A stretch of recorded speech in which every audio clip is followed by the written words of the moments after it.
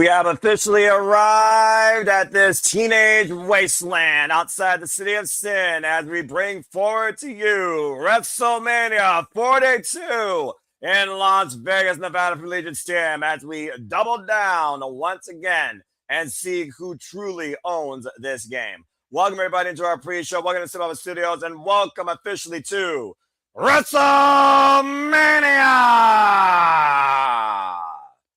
Hello, everybody, and welcome back in here once again to the Simply Reliable Studios. You know what this is, for I am the man, the Simple Brand, the voice of the forever grateful for all things professional wrestling, damn it, and my name is Noah Foster, and thank you all for tuning in, whether live or on demand. Please like, subscribe, comment, and tell a friend. And if you want to dictate the conversation, super chat, or PayPal the passions, it is truly as simple as that. Of course, right now, we're preparing for WrestleMania Saturday, the first WrestleMania exclusively on the ESPN app for ESPN Unlimited subscribers, with the exception of ESPN2 giving you these first two matches on their platform as well. Here's the card that we will be discussing here on the pre-show and we'll be covering tonight. We, of course, have six-man tag, The Vapor, ISO Speed, Logan Paul, Sifri, taking on LA Knight, and the Usos, down since day one-ish. And we also have Drew McIntyre taking on Fatu in an unsanctioned match. Before we get into the actual festivities that will kick off, of course, with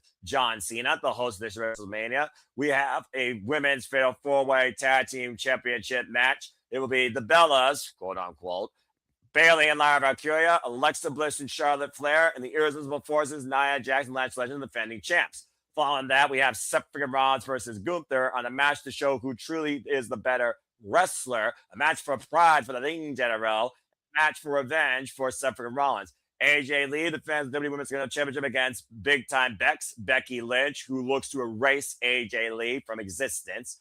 And the American Nightmare Cody Rhodes will defend the Undisputed WWE Championship against the Viper Randy Orton, while Valkyria Premier will defend the WWE Women's World Championship against Liv Morgan, this year's Royal Rumble winner. And of course, I am never alone in these watch-alongs. You never know who I'm with. Well, guess what? I'm sure you'll approve this kind of analyst. Bringing the stats for the first time to WrestleMania. Please welcome into the commentary booth, Stat Boy Mike. Stat Boy, how are you? It has finally arrived. We are on the precipice. That is WrestleMania live Saturday evening and night. And clearly he's ready. It's going to be a long night. I made a promise. For those of you following me on social media at LBStatKid1977, I tagged Cody Rhodes. I said, Cody, I am not going to open this until WrestleMania. I might just wait until your match because this is it. This is the King of Kings. This is the day that all wrestling fans await. And I am very happy and I am very proud and I am very grateful to be with my brother here again in his world. He comes into my world in January for football. Now I'm in his world for WrestleMania, friends. He's in charge now. I'm just the backup. I'm backup QB2. He's QB1 in this case. And I am ready, baby. The stats are ready. The win-loss records are ready to go. We've got 7 great matches, a color commentary team, a play-by-play team that is going to rival Michael Cole and everyone else. So strap in, sit down, shut up, enjoy the show, and drink responsibly. Thank you for that last note. I was about to say, let's add a little bit of a public service announcement. Please enjoy your entertainment safely without causing ill will or harm to your own body. But to your point, Stat Boy Mike, indeed, we have a 7-match card here, a very dynamic 7-match card, as you see here by this little single bulletin. And of course, that's headlined by Cody Rhodes versus the Viper Randy Orton, a legacy that goes all the way back to 2007 with the additional outside factor for the first time ever, Pat McAfee. What does Pat McAfee's influence bring to this match and to Cody Rhodes, who at first was looking towards facing somebody he looked at one point as his teacher, his mentor, his guide, a role model. And this Randy Orton, of course, is not the same Randy Orton that we're used to dealing with even during his return. I don't even know this is 2009 Randy Orton, but I do know he hears those voices once again that make him as dangerous than ever. So again, is Pat McAfee insurance? Is he a negative or positive influence? And how can that affect the American Nightmare going in here, where we have seen now since he's returned,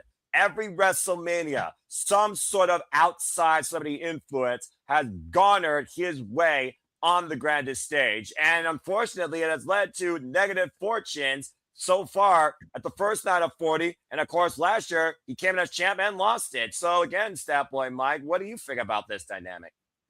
I have said this about Pat McAfee. I will say this again.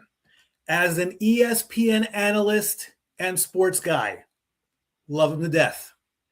As a WWE talent overall, he is good. He needs some work. As a wrestler, he needs some work. When he's behind the table on the headset, he's in his element. He is a journalist. He is a sports analyst. Therefore, he can do what we do. He knows his things.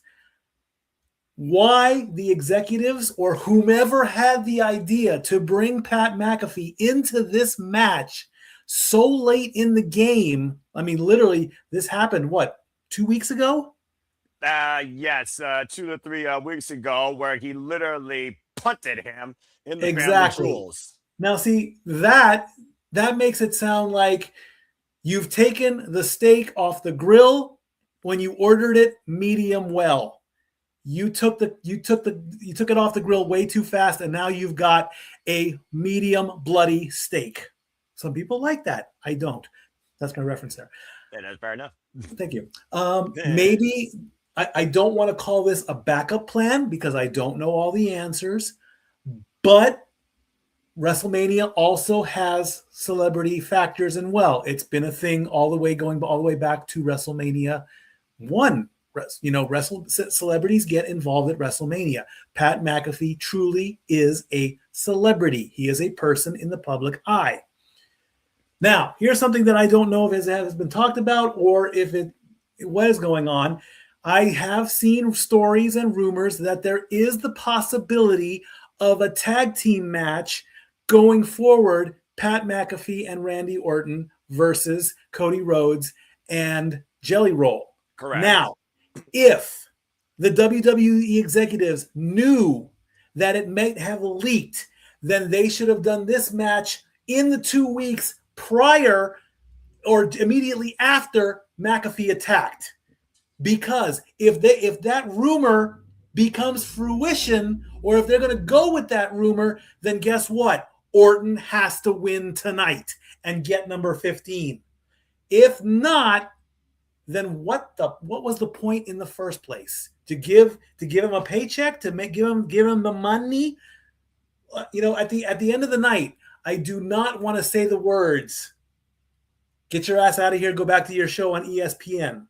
And let me say this, the story feels like it's just being thrown together. It's like, you have your recipe, you have your ingredients, but then somebody wants to come along and add a little too much pepper to the sauce. Why did Cody Rhodes go to the ESPN studios to where Pat McAfee does a show? Why did he take a baseball bat and ruin some limited edition stuff? And why did Pat McAfee fire one of his workers who just happened to be mopping the floor? That's like drawing straws. You don't do that stuff. That felt like it was a last minute. We have got to reel it back in. And now you're aiming at the target with a 9mm when you should be firing with a cannon. And they're just doing it totally in reverse. They are nowhere near the target on this storyline. If they would have just gone with Randy, voices in his head, fine. But to bring in Pat McAfee, and don't get me wrong, I like Jelly Roll too. I do like Jelly Roll. He's a great singer. I'm still iffy on him too. It might be a disaster as we take a look at Allegiant Stadium there. Oh wow, look at that! Look at all the people there getting in there ready to go. We got the DJ and everything. I don't know where they're going with this. If all is right and they maintain course, Cody retains. If they keep the story going, Then we move on to Backlash and a potential tag team match. Well, it's one of those things also you consider, again, the ties between them. I mean, the last time they faced off in singles action, Cody Rhodes did get the better of Randy Orton at the end of the King of the Ring last year. And, of course, at one point, Randy Orton took Cody Rhodes' career from him in a career-threatening match back in the Authority era. It's also one of those things, though, where tonight, the key word here is business. And it feels like to me what Cody Rhodes and CM Punk had in that summary on SmackDown just last night is a summary of what it means towards both of them to be headlining in this business. And everything could literally change between tonight and tomorrow, whether it's course correct or it's course altered forever, an even worse way, where it looks like TKO might be trying to usurp Triple H's creative authority. There still is that speculation of that civil war between Triple H and the higher-ups above him when it comes to who dictates and influences creative direction. Even Triple H with Joe Tessitore has said, yeah, I understand the fans are a bit aggravated. I am too, and there's not much I can do but try and make things right. But again, he only has so much influence when it comes to, at the end of the day, who holds the richest prize. Pen and paper aside, end all be all with the creative control, you're still working for TKO. And at the end of the day, this is TKO versus Cody Rhodes, who literally told whoever brought Pat McAfee to go F yourself. Put in that perspective, I want to give a shout out to the 63 of you that put in your predictions for WrestleMania, whether you're continuing part of the league or whether you're doing this because it's WrestleMania, damn it. And again, more people right now are looking at that factor, the outside factor, Pat McAfee, especially with that influencing statement where if Orton loses, you will never see me in this business again. Now, whether that's a Hail Mary or a red herring, that remains to be seen. But 93% are going with the Viper of Randy Orton, while, of course, the other remaining 8%, 7.9% went with Cody Rhodes. I also feel like, again, as much as you call me a QB here, Mr. QB1, Mr. Face of WWE, Mr. Polarizing, I do think there's a sense that people are tired of it and want to see a change, maybe not necessarily with this dictation of direction. But again, the pressure is on Cody Rhodes to win at WrestleMania after trying to win last year to stop Mr. 17, who achieved, while Orton is trying to achieve number 15. So again, the very landscape of WWE could change as we know it based on the result of this match. But at the end of the day, I got to look at what you look at for the chase and who's being chased or who's the chaser. And I think that Cody Rhodes is a better chaser than being chased when you think about all the baby faces he faced during his last run before Drew McIntyre and him dictated the championship for 4 straight months. I think that the fact of the matter is that Cody Rhodes is once again going into this alone, and TKO might be back in the Viper more than just Pat McAfee. I think there's more than meets the eye when it comes to this graphic. And I think that Cody is going to be catch off guard. I think Randy Orton is going to surprise and get number 15. It is a possibility, but also if you remember the offbeat stipulation where the extreme situation where you're putting your potential career on the line, this goes all the way back to the Camp Cornette days. If you remember, a long time ago, Camp Cornette guaranteed victory to the point where he said, if my team loses, I am going to refund everybody. Back then, we didn't know about kayfabe. We didn't know about the business. We didn't know about behind the doors stories and all that. That was an extreme stipulation, which has been used many times over. It evolved into the loser leaves WWF scenario. Of course, that happened Ric Flair versus Mr. Perfect back in 1993. Or it evolved into other people saying, well, you know what? If I lose, you'll never see me again.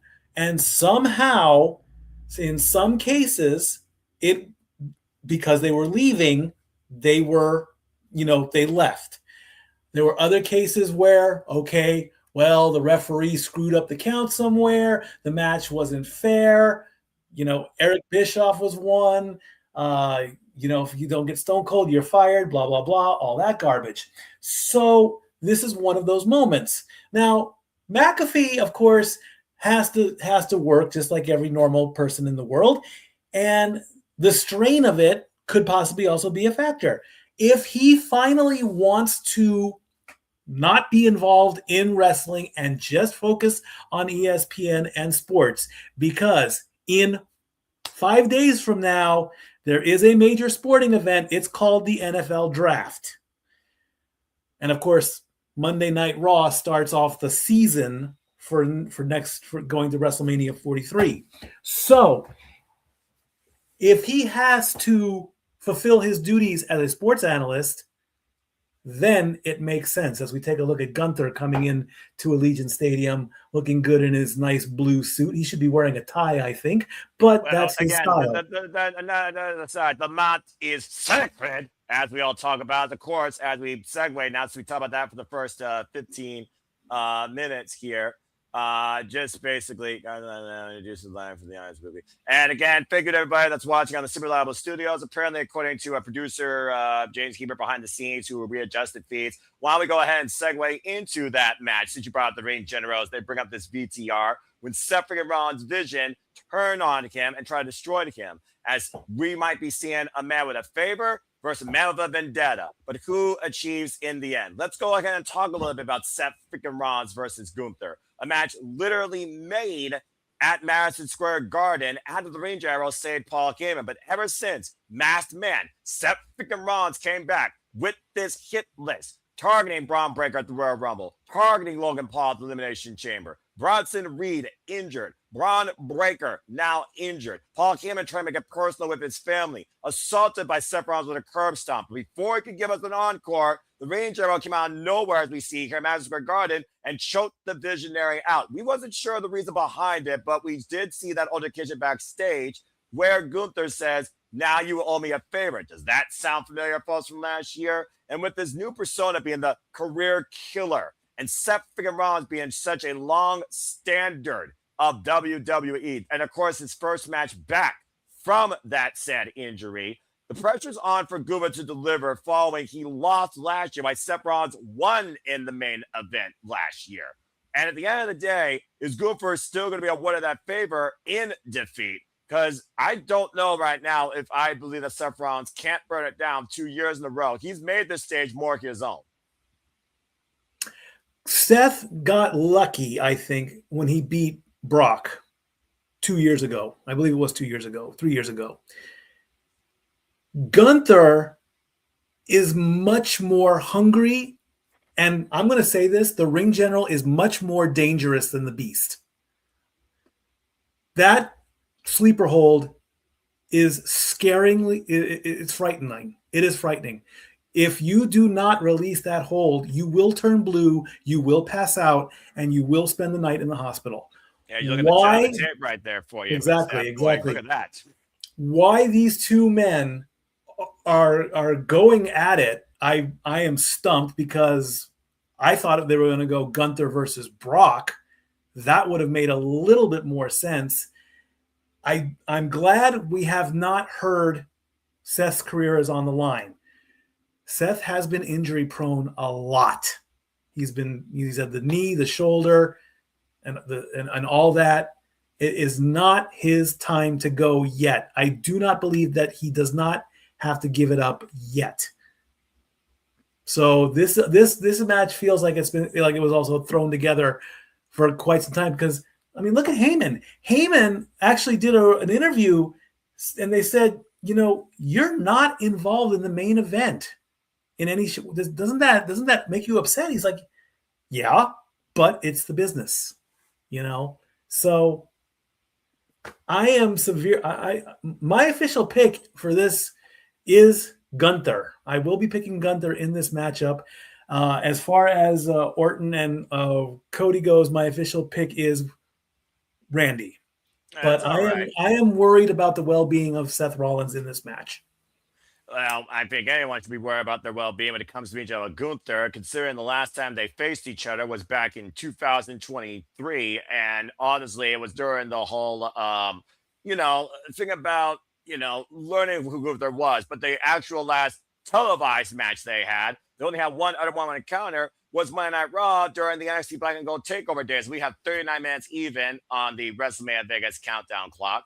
It's also one of those things that Seth Rollins is driven for revenge, and this has changed the agenda. Gunther, who has now lost last year's WrestleMania. He lost at 40. He has not won a WrestleMania since 39. And of course, Seth Rollins went into WrestleMania 40 as the World Heavyweight Champion in the opener and lost against Drew McIntyre. But it's also one of those things that I just feel like with Gunther, knowing that he has this favorite Paul Heyman and Rollins putting this target on himself against the Vision, I do think Seth Rollins needs to watch his back. And I think Gunther could surprise us here. Let's not forget, Gunther has retired Goldberg. Gunther has retired a phenomenal AJ Styles. Gunther has retired Mr. 17, John Cena. And Seth Rollins, who's just coming back from injury, could really be at danger here. But more often than not, I think Gunther is a win back from last year after the Yeet experience. And I think Gunther is somehow going to incapacitate Seth Rollins. So I do have the lean general as well as 87.3% of my poll does. 55 of the 63 people, while the rest went with Seth Rollins. We are 37 minutes and 45 seconds. You're at 50, or what are you at? I'm at 37:45, so I'm 5 seconds behind you. 3, 2, 1. Okay, now we're 40. perfect.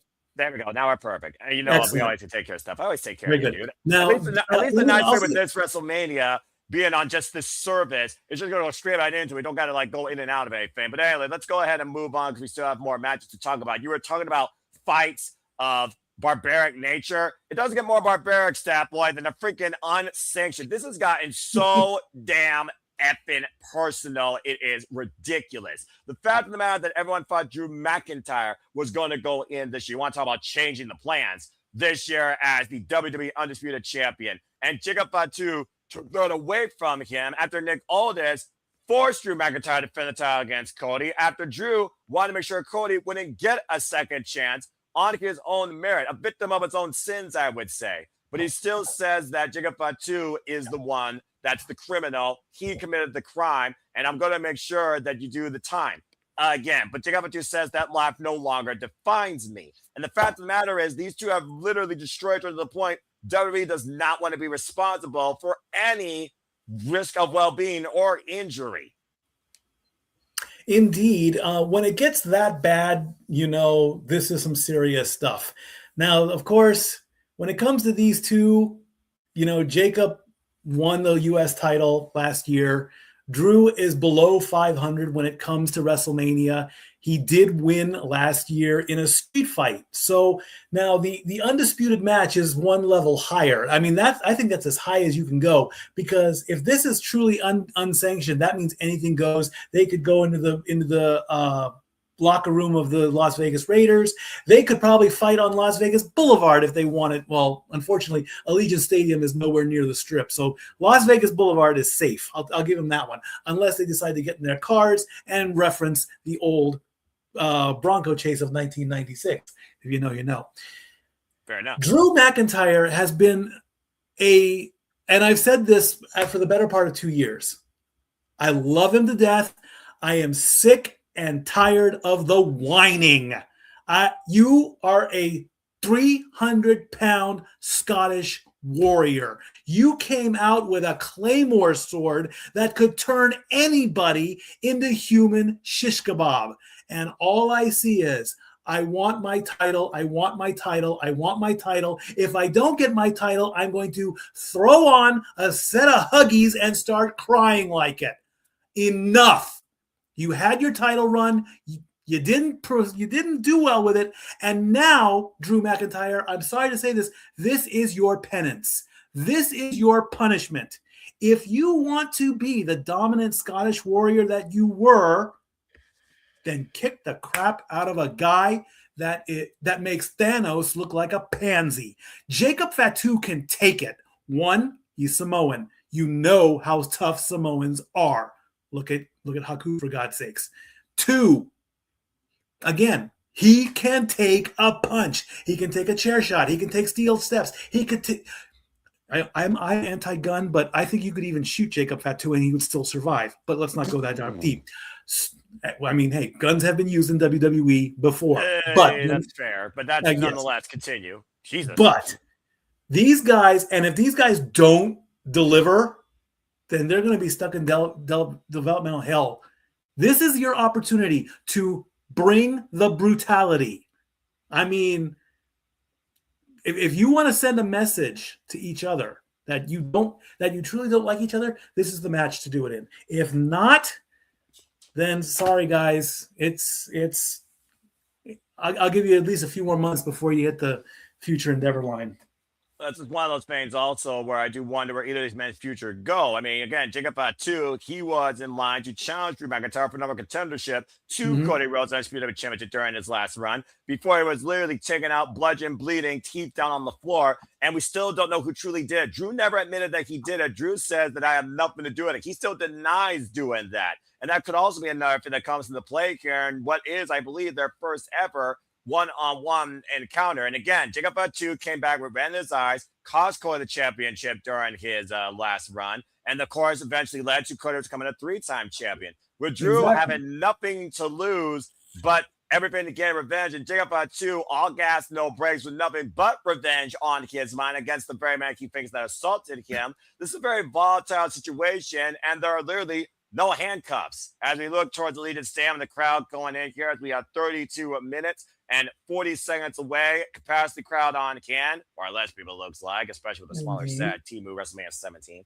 But nonetheless, of course, we continue forward here, previewing WrestleMania Saturday that kicks off at the top of the hour as we look now towards another very personal situation when it comes to work ethic, value, and proving yourself, or watch me live in the moment. Let's go ahead and look at the WWE Women's Heavyweight Championship. La Primera Stephanie Vaquer, who won this when it was vacated, of course, against Io Sky at WrestleMania, has been a very commendable fighting champion, even if the fights have only been with literally Judgment Day participants and Nikki Bella. In fact, she's faced Raquel now 4 times in some capacity with the title on the line. And Liv Morgan, who's been in WWE, has had everything pretty much earned, some would say handed, because she always had somebody to back her up, whether it was Wyatt Squad, whether it was Judgment Day, whether it was How You Doing, Enzo Amore and Big Cass in her Genesis. But the thing here is Liv Morgan, she has to find herself strictly in WWE. La Primera, world renowned, to find herself from Chile, through Mexico, through Japan, through AEW,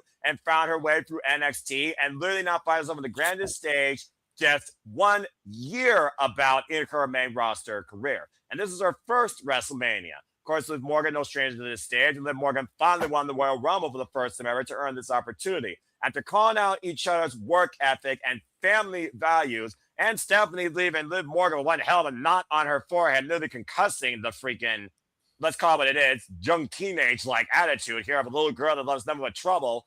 There's a very realistic chance here that Liv might finally get her crowning moment on the grand stage of them all, and some would say that she earned it. But again, Stephanie, it's her first WrestleMania, and the pressure's on the champion to see if she truly can prove why she's worthy of it.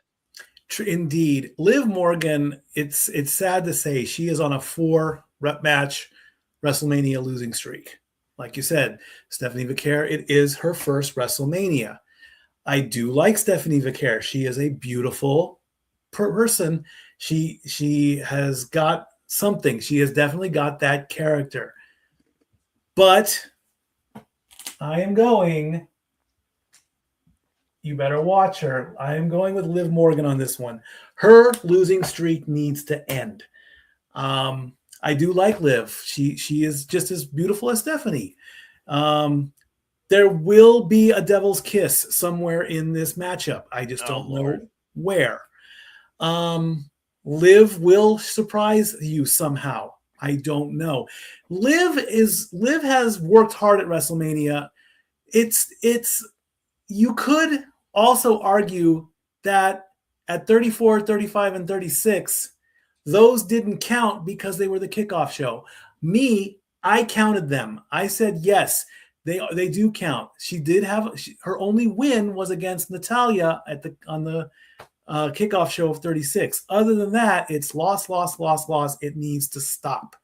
Liv needs to break through and reestablish herself big time and get that woman's title. Stephanie has done a great job. She just needs maybe just a little bit more time. That's all it is. All it is time. I mean, she's got the look, she's got the gimmick, she's got the charisma, she's got the talent. but it's just not. It's so close.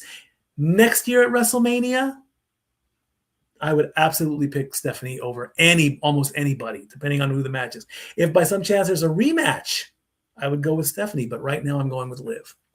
Yeah, well, either way, I just feel like Stephanie, though, has also definitely earned the opportunity here after beating Io Sky with the Valkyria Inferno, the corkscrew splash, also known as a spinal tap. And it's just one of those things right now with the Battle of Pride where Stephanie has done everything on her own. She made herself. Liv Morgan was created with the WWE with every tool possibly handed to her in that creation. Again, she literally was born in WWE, folks, practically as a wrestler, as a superstar, as you know her today. And I'm not going to argue anybody that works in WWE under any sort of like role, especially if it means they're on the WrestleMania stage. But Liv Morgan, to me, she still feels insecure. She still feels immature. And I think that she has this back up because she feels more comfortable with that. Donna Mysterio, Raquel Rodriguez, Roxanne Perez, can she actually do something on her own? Tonight, I think, may be her only and last and most valuable chance to prove it.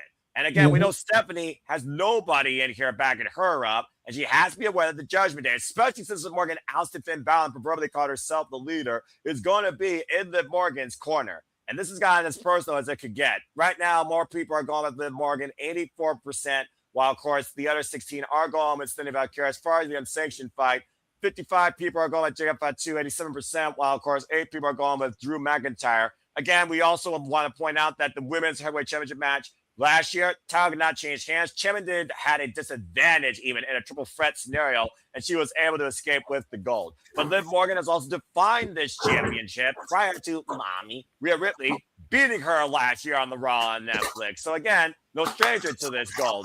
But it's the first time ever a one-on-one encounter. So we'll see what happens here soon enough. As we continue to go through this card, speaking on the women, let's go ahead and talk about another very personal situation where the statistics have been pretty much one-sided, I would say, Stat Boy, as AJ Lee has tapped out Becky Lynch every opportunity. Your wrestler's favorite wrestler, her first WrestleMania, though, literally in fragging 12 years almost, 11 years actually, because it was at 31 and 42, but you get the idea. And of course, Becky Lynch, she is big-time Bex. She's graced this stage through all the way WrestleMania 32, being the best of the best in and out of this business. But ever since AJ Lee came back, she has been unable to outlast the Black Widow, quite particularly. Of course, we know AJ Lee won this title at Becky the Elimination Chamber, and we thought that this was going to be the match that she would have that crowning moment. Now going in here as champion, though, where Becky Lynch is at her wit's end, has the man hit the ceiling when it comes to the big time, and is AJ Lee here to take over. And what has been your thoughts of AJ Lee's return? Shout out to Bonnie Man in the chat. In the WWE and the momentum that she has pretty much walked through. I mean, you think about it. She's only had, 3 singles matches, if that? And, of course, one of those matches is where she won the championship. Indeed. Thanks, Pop, for watching. I'm glad you're watching. I love you, Pop. I got to call you later. I got a story to tell. The only thing I don't like about this whole story is that Becky Lynch is on this tear of, you know, the referee is corrupt. I want Jessica Carr fired. She's trying to hire Danhausen to curse people.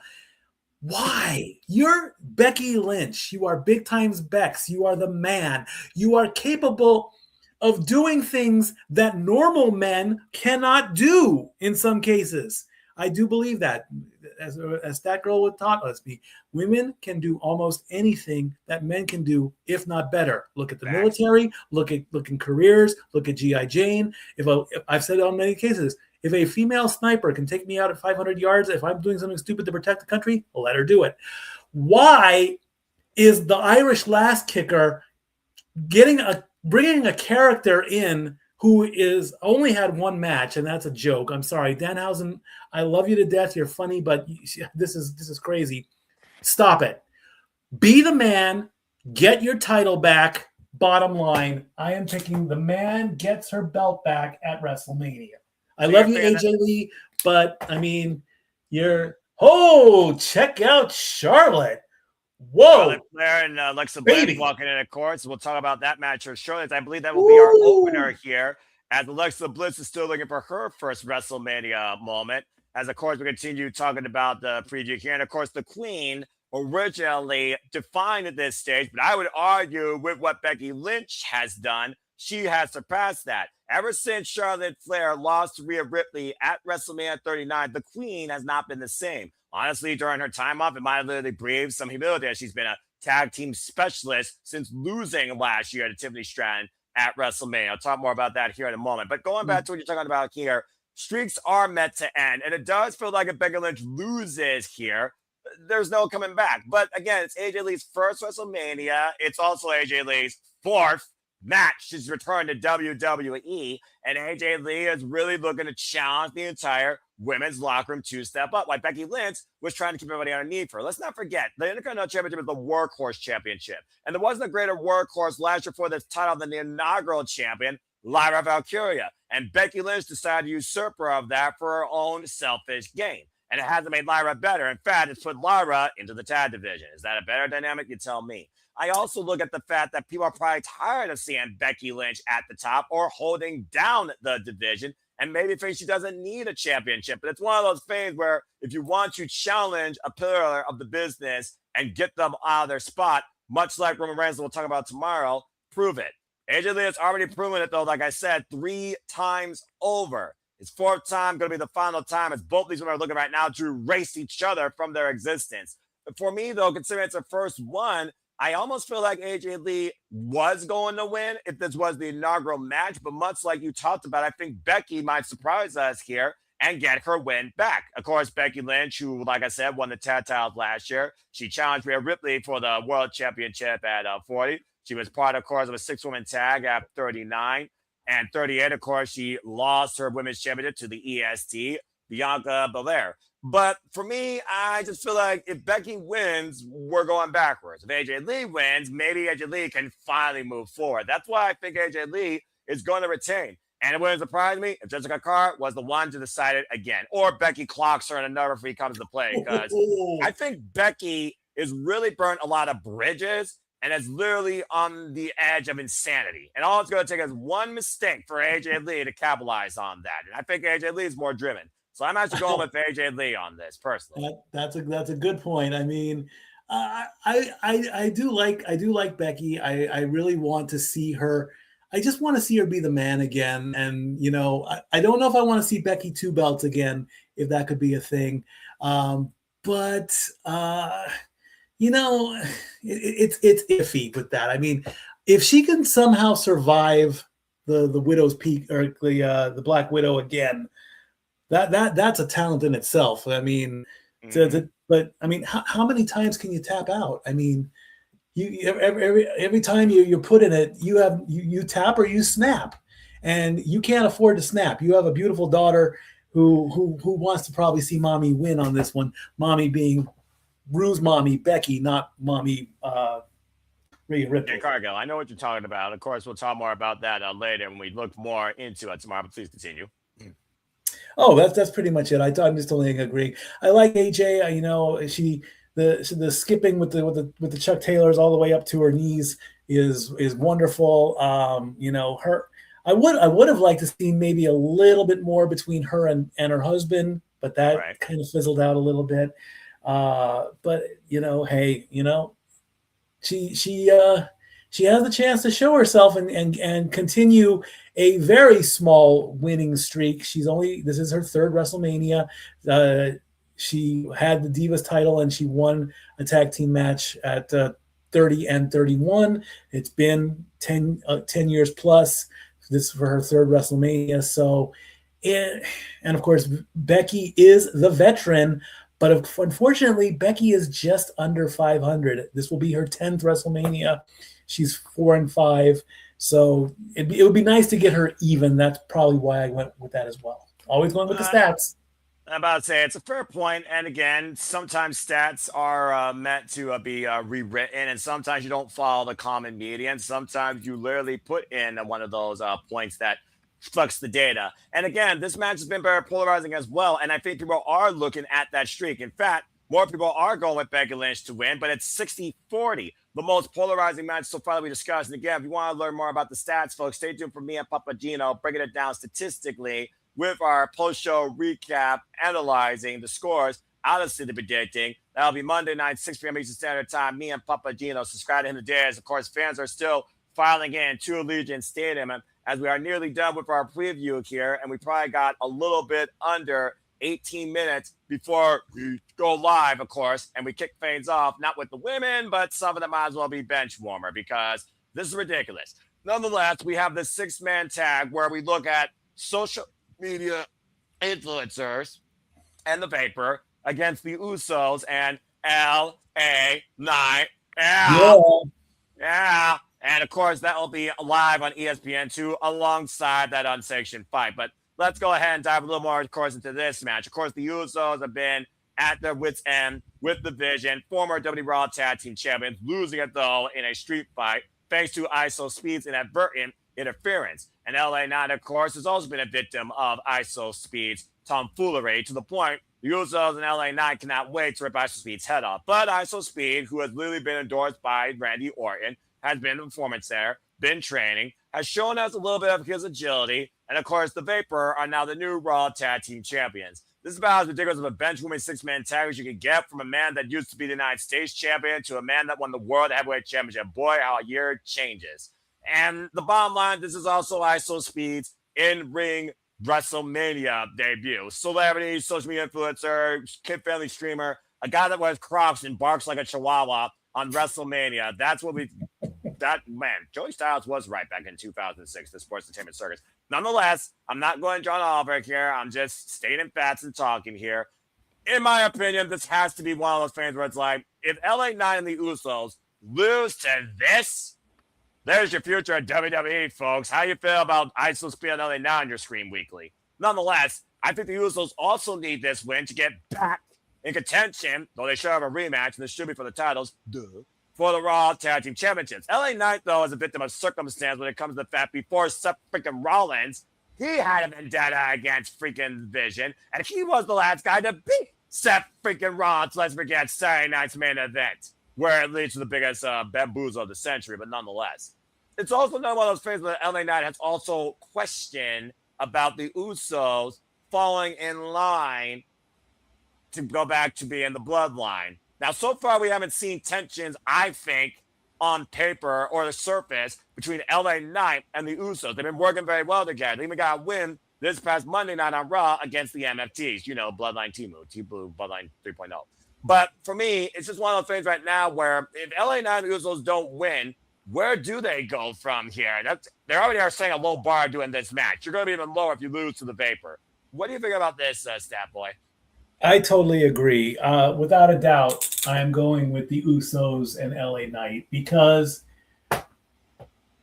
if ISO Speed who is an influencer and can train and can be impressed by Randy Orton, and he gets a WrestleMania match, then there's hope for this ageist wonder right here, who's about to be 50 years old in 2027. There's still hope for me to make it to the biggest stage of them all. Adam Pearce, are you watching? Okay, I mean, he came, of course, he came into the Rumble 2 years ago. I get it as a joke or whatever. And, Randy took him under his wing, and they actually released the footage out there. Logan Paul, I was skeptical. He impressed me. He peaked. I'm sorry, Logan Paul has peaked. He's on that. He's starting to fade down because, one, he has Austin Theory as his partner, who hasn't been relevant for quite some time. Austin, I'm sorry, but you were better with Grayson Waller. With the Vision, I have no idea.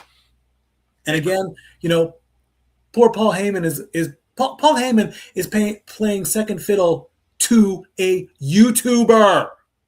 He jokes with YouTubers on a daily basis. I've seen him do it. And again, I totally agree. Where would the Usos go with this? Jimmy, I'm pretty certain he's about to be a father soon. I don't know how far along Trinity is. God bless you for that. Go be a father. LA Knight, you've peaked as well. I don't know where to go with you on this one. That leaves main event Jey Uso. I love when you get the crowd together. I love when you grab the children and you yeet with them, and yeeting is a thing. Yeet. But, I mean, come on. We can only do this for so much. His father, Rikishi did he defended his son when Jey lost the heavyweight title. It didn't go anywhere. You're tagging with your brother. That's a beautiful thing. You lose to these guys at WrestleMania. I don't want to say you're done, but I don't know. I don't know what more you can do. Would you go crawling back to Roman and rekindle the bloodline? I mean, Jimmy won't, because he's a father. He's going to be a father now. Yeah. Roman and Jey could do something, but please, wrestling gods, keep the momentum on the Usos side. Yeah, and hopefully that was just a blemish, because, again, it was also a street fight, so maybe there's the asterisk there. And we don't need to see Tom Brady or Gronk or other football players getting involved. You get triggered. Black, I Brady Bash for 3. I am going to steal a line from Triple H. I've taken that rose as far as it can go with Tom Brady. I can't go any farther, okay? Please. And okay. And we lived through. Gronk is as exciting as Mike Adamle was back in wrestling, okay? Gronk can stay on the football field and lower the ratings on Fox. He will bury WWE faster than TKO will. And I said that. Damn. Hey, all right. I have no filter. What can I say? You know what? Hey, you know what? Whatever. It's WrestleMania, man. Go wild. Again, we got 11 minutes and freaking 50 seconds now until we actually go to the top. As Alicia Taylor's making her entrance. Of course, we know the commentary is also going to make their entrance as well. And again, as far as this match goes, yeah, it's got to be LA the Usos. 84% went with LA the Usos, Logan Paul influencers, ISP followers, and Paul Fury selfie takers. 10 of them, the other 60%, they went with the Vapor. So again, we'll see what happens soon enough. And yes, I said what I said. That just leaves one match. You were talking about Charlotte Flair earlier. Let's go ahead and look towards this fatal four-way dance, where for the 9th umpteenth time of imaginary number existence, we have reinvented the WWE Women's Tag Team Division. And is now being defined by the newly called up Last Legend and longtime running Tag Team Champion Specialist, Nia Jax, known as the Irresistible Forces. After they beat Rio, again, another thing that literally flipped the script on WrestleMania, where people thought that Io Sky and Rhea Ripley were going to come in here and defend the championships, and Io Sky's name on the card. Boy, the mighty have fallen.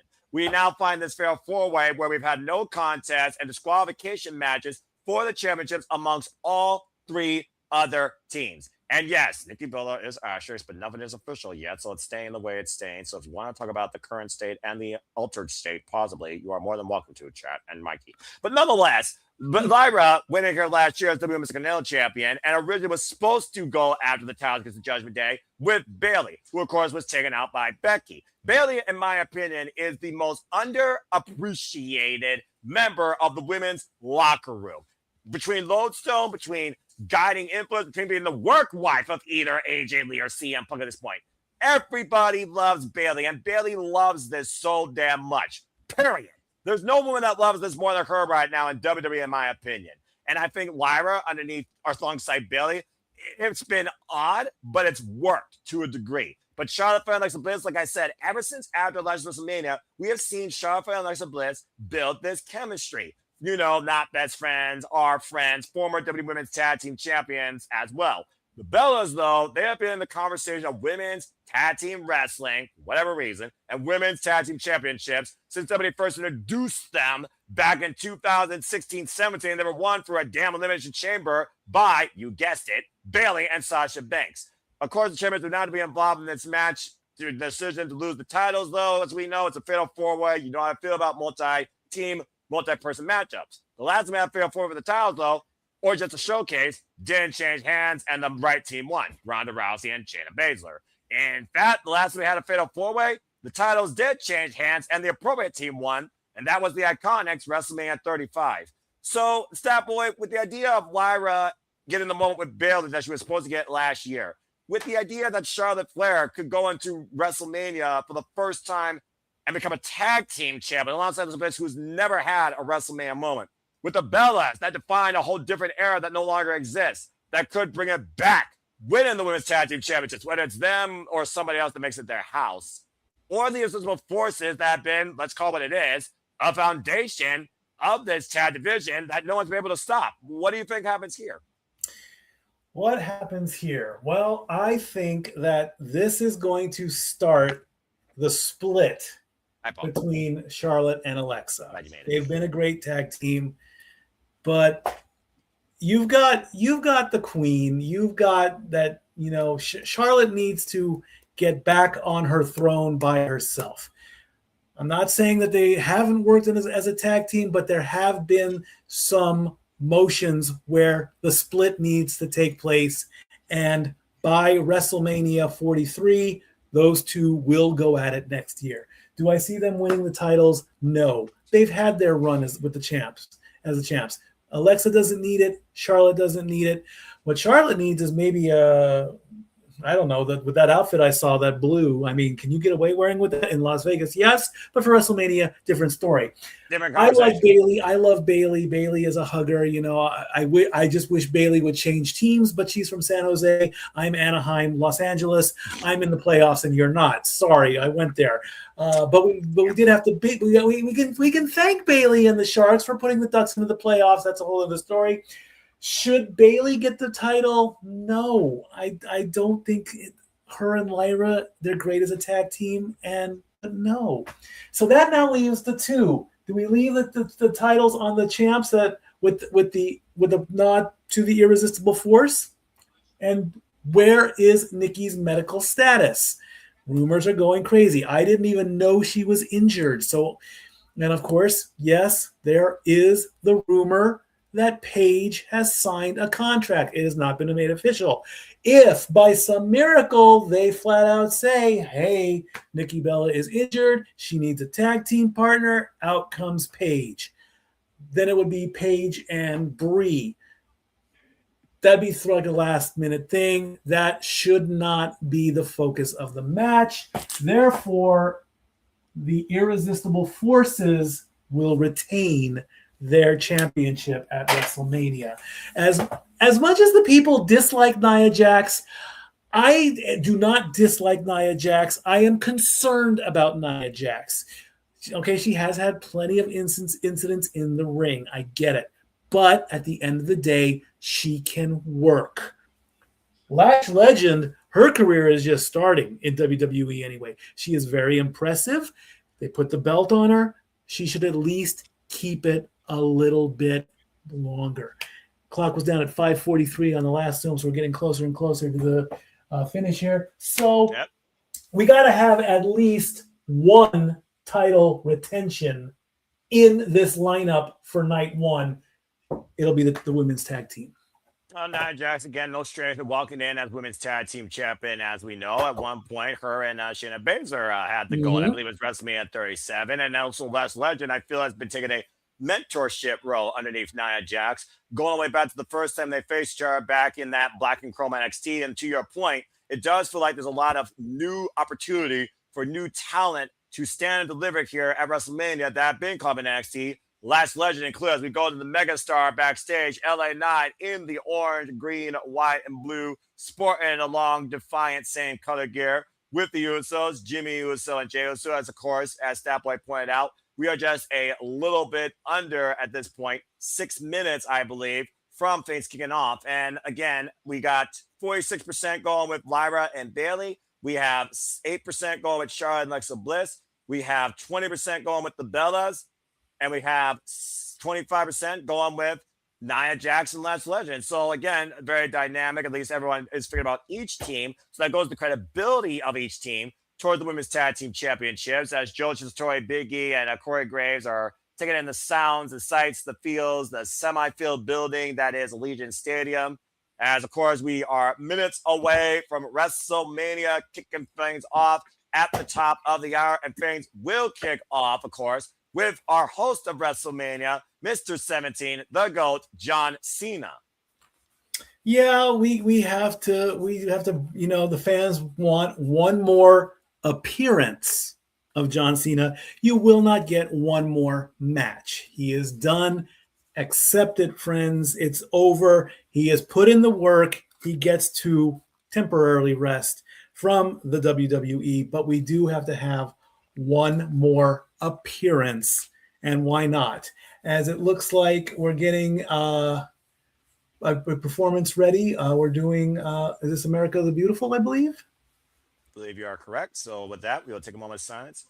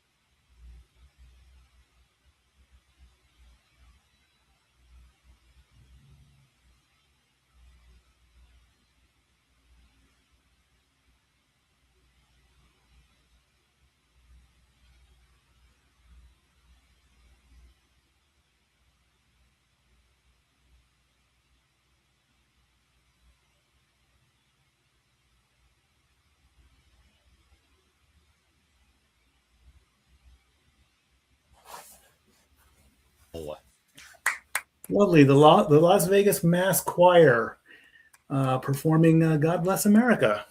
A very nice rendition here. As, of course, now we officially get ready to go into WrestleMania. So that being said, folks, as, of course, we'll get our long, substanding cold opening. It is officially time to kick things off here from the Stadium in Las Vegas for WrestleMania Saturday. So without further ado, let's get right into it. I did not hear about this. When did this take place? I'm pretty sure he probably answered it as a question at some point during an interview. Wouldn't surprise me. I do like the podcast as we get a great look out of the Las Vegas skyline. That truly is Las Vegas Boulevard. That is the Strip. That is everywhere where people go with $5 in their pocket, hoping to catch a jackpot. And right there along the 5 freeway, that beautiful black stadium that Stat Girl despises because it's a big black stadium, is Allegiant Stadium, the home of WrestleMania 42. And over 40,000 WWE fans are expected tonight to file in for the Showcase of the Immortals, the standard of all sports and entertainment. Of course, that is WrestleMania, as we see QB1, the undisputed WWE champion, Cody Rhodes, preparing to defend his kingdom against the Viper, Randy Orton, and define his legacy and hopefully sending Pat home permanently. Indeed. As you see on the stage, plenty of Las Vegas memorabilia, the Las Vegas Neon Cowboy, which was a staple in Las Vegas in the 70s and 60s, a throwback to the yesteryear of Las Vegas. But now the ultimate stage is upon us as we get... Who is this? I don't know. It's your official... Oh, Lin-Manuel Miranda. Okay, he's officially welcoming us to WrestleMania. 3-time Tony, 3-time Emmy, and a 5-time Grammy award-winning, I'm guessing, a writer, a narrator, or actor? I believe so, yes. I believe he... that was Rami Malek. He is very talented in the world of music. That's okay. Fair enough. I'll take your word on that then. So I'm not going to disparage somebody on their credibility. As we're just getting a good old montage of WrestleMania moments of the past, people flying, The grandeur, the spectacle, the matches, the moments, the encounters, the once-in-a-lifetime memories created, and career-defining expectations. ESPN did do a top 5, and the streak breaking actually has surpassed the slam heard around the world, which is a shock. The breaking the streak at 30 is now, according to ESPN anyway, again, that topic will always be debated, but I say the slam heard around the world is the greatest WrestleMania moment. And then you get the heist of the century. You get the return of Cody Rhodes. You get finish the story. There are so many moments that just, and tonight, more moments are going to be added to that list. Will it be the top 5? You don't know until it happens. One thing for sure, according to what we've seen, everything could change because it is truly anybody's game. Indeed. It's not blackjack. It's not poker. It's not craps. It's not a slot machine. This is win or go home. And then come back the next night, because the players of WrestleMania Night 2, the bar is going to be set high. Can Night 2 surpass Night 1? The good old-fashioned follow that Bleep. Come into play. Yeah, about to say, follow that bleep, which is definitely going to be the tale of the tape tonight. Indeed. I mean, Obafemi versus Brock Lesnar. Why not put these two in a slab of meat like you did back in 1983 and start punching? I'm going to be honest, Step Boy. When Paul Heyman calls that the real main event, it really feels like that. It feels like the biggest match with the biggest fight feel, and that's friggin' tomorrow. But nonetheless, as of course we look towards what brought us here tonight, insanity, a drive to be better than the other, defining a legacy, proving your work ethic, and of course, proving that you are the better wrestler, bell to bell in the ring. All of these taglines are literally the stories to be told tonight, and then some, at WrestleMania Saturday. Indeed, indeed. 42 years in the making, back-to-back years in Las Vegas. Of course, that happened way back in the day, a long time ago.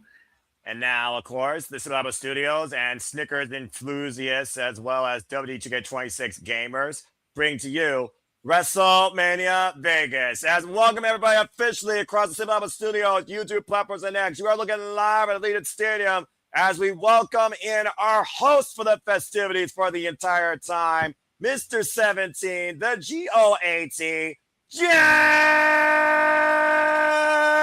Cena, in a suit nonetheless. A nice blue pinstripe suit with a nice yellow tie.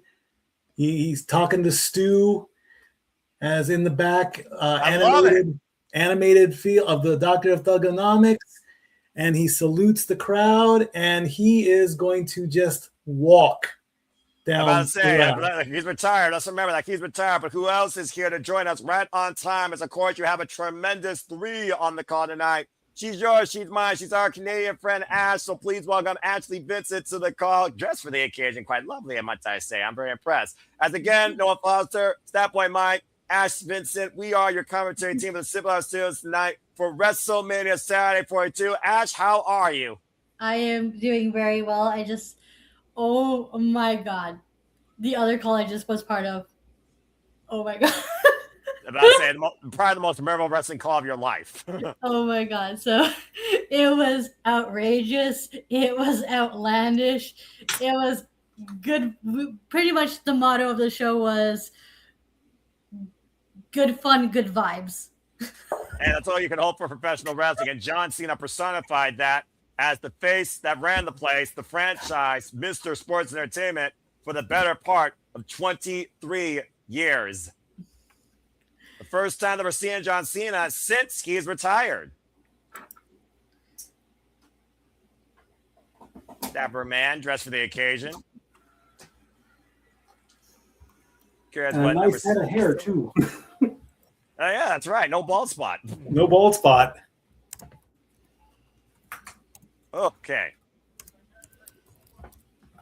His voice is cracking soft up. as the heart. No boos tonight for John Cena.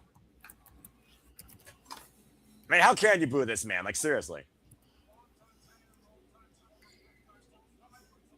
He is nervous. I mean, it's the first time he's hosting the stage that he's graced the better part of his career since WrestleMania 20. Accurate. Chaos and unpredictability. True. Road to WrestleMania. Accurate. Mm-hmm.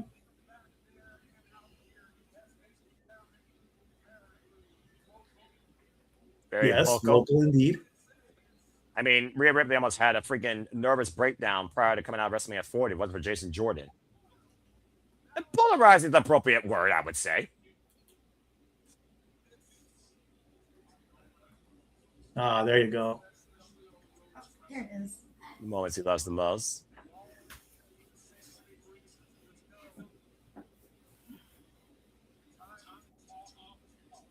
Damn right, time to talk is up. Yeah, I knew he was going to bring that back. I agree.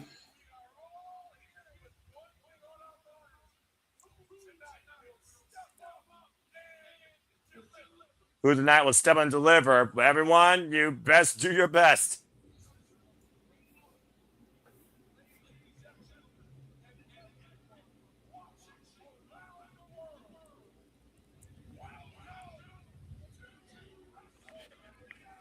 The iconic words have been spoken, and the pyro goes off. Well, that's about the best way to bring things forward. As, of course, we get right into the action and get ready to yeet and say yeah as we get ready for six-man tag team action with not main event, but curtain opener, Jey Uso. Again, what a year, what a difference a year makes, right? Although, to be fair, wasn't he also in the opening last year as well? I believe so, yes. Ash, let's figure about this. That opening last year was for the damn WWE World Heavyweight Championship. He's facing a YouTuber and a vapor because he and his brother lost the tag titles at Madison Square Garden. Yeah, fair point. Let's just call it what it is, folks. This is literally your spectacle of viral sensations. Absolutely. Like I said in the pre-show, if IShow Speed, who I believe is in his 20s, can put in the work and get a debut match at WrestleMania, then friends, there is hope for me, who's turning 50 in 2027. As Jimmy has now joined his brother, and they're both going to yeet together in the crowd. Well, at least it's a shorter walk versus last year, considering they had to make sure that more of the building was open and rearranging the seats due to the amount of tickets sold. But nonetheless, again, folks, as John Cena welcomes us in again, welcome officially everybody you're tuning in just now to WrestleMania. And hello, everyone. Noah Foster, Step Boy Mike, and our lovely Canadian friend Ash. We are proud to bring you coverage tonight for WrestleMania 42, as we have, of course, Michael Cole and Wade Barrett. Wade Barrett's second ever WrestleMania, and Ash, your first ever WrestleMania. Yeah, calling with you guys. This is fun. This is a great moment. I mean, we've put in the work, and now we get to deliver in a way that we think is the right way to do it. This is all us, folks. If you can do it, prove it. Now is our chance to do so. Well, at the end of the day, Mikey, at the end of the day, I always just tell people that gesture of professional wrestling is as simple as that. But the fact that I get to live out the dreams of my favorite voice of wrestling, good old JR, to call wrestling with my friends on a weekly basis, and we're calling the biggest wrestling show known under the principle of professional wrestling sports entertainment. It's definitely a special, humble moment for me, and I hope everyone else enjoys and appreciates it as well. Shout out to everyone in the chat: Kate Rare, Matthew, Zach, Ivan Frame Pro Wrestling, New York State of Mind, the London Cheesehead. That's a great name. Volley Man and Safed, as I say, yeah! As we welcome in L.A. Knight, who rides up in style. In a brand new looking LA Knight wrap Dodge Ram. Well, I mean, last year he came with a damn Maserati. How many vehicles does the megastar own? But boy, does he know how to make an entrance, Ash. Yeah, he does. That's a really nice-ass truck. The megastar who's taking the world by storm with everybody saying L.A. Knight. Yeah. Yeah. Ash, remind me again where in Canada you're from, or where you currently live? I'm from Winnipeg. Okay. She's a lovely winner pig and we wouldn't want her any other way. And of course, LA Knight came into WrestleMania last year as W United States champion, lost to Fatu, but he beat the phenomenal AJ Styles, now retired WWE Hall of Famer, in his WrestleMania debut back at WrestleMania 40. Indeed. Let me quickly bring out the stats here on Jay, Jimmy, and LA Knight. This is Jay's 13th WrestleMania. He is even at 6-6. Jimmy has had 14 matches. He's below 500 at 5-9. And this is LA Knight's third WrestleMania. He is 1-1. The megastar getting a pop and ovation and a yeah everywhere that he goes. And of course, LA Knight and the Usos have recently formed this trio, Ash. Indeed. And now as we await the entrance of Los Ruidos, the heels. And that's why he came out in the Dodge Ram, because Ram is the official sponsor of WrestleMania. Freaking product placement, of course. Cheap plug. Cheap plug. Here's the cheap plug. Don't be a dickhead. Subscribe to Bag for Wrestling Day for all your Shinny on Pro Wrestling content. Think about the way the dogs have tuned into every watch along across the channel and all channels here at the Super Labo Studios, as well as our coverage of Stardom. I missed you there, Ash. And stay tuned as me and Ash will be bringing you more Shinny on Pro Wrestling analysis and coverage in the near future. Oh, give me a break. Oh, what is a giant white fabric with the Vision logo on it. With the most unhumble individual on the internet with a black heart. I'm just saying. Damn. As we have the fabric comes down, and there are your tag team champions with super ISHO speed wearing a red cape.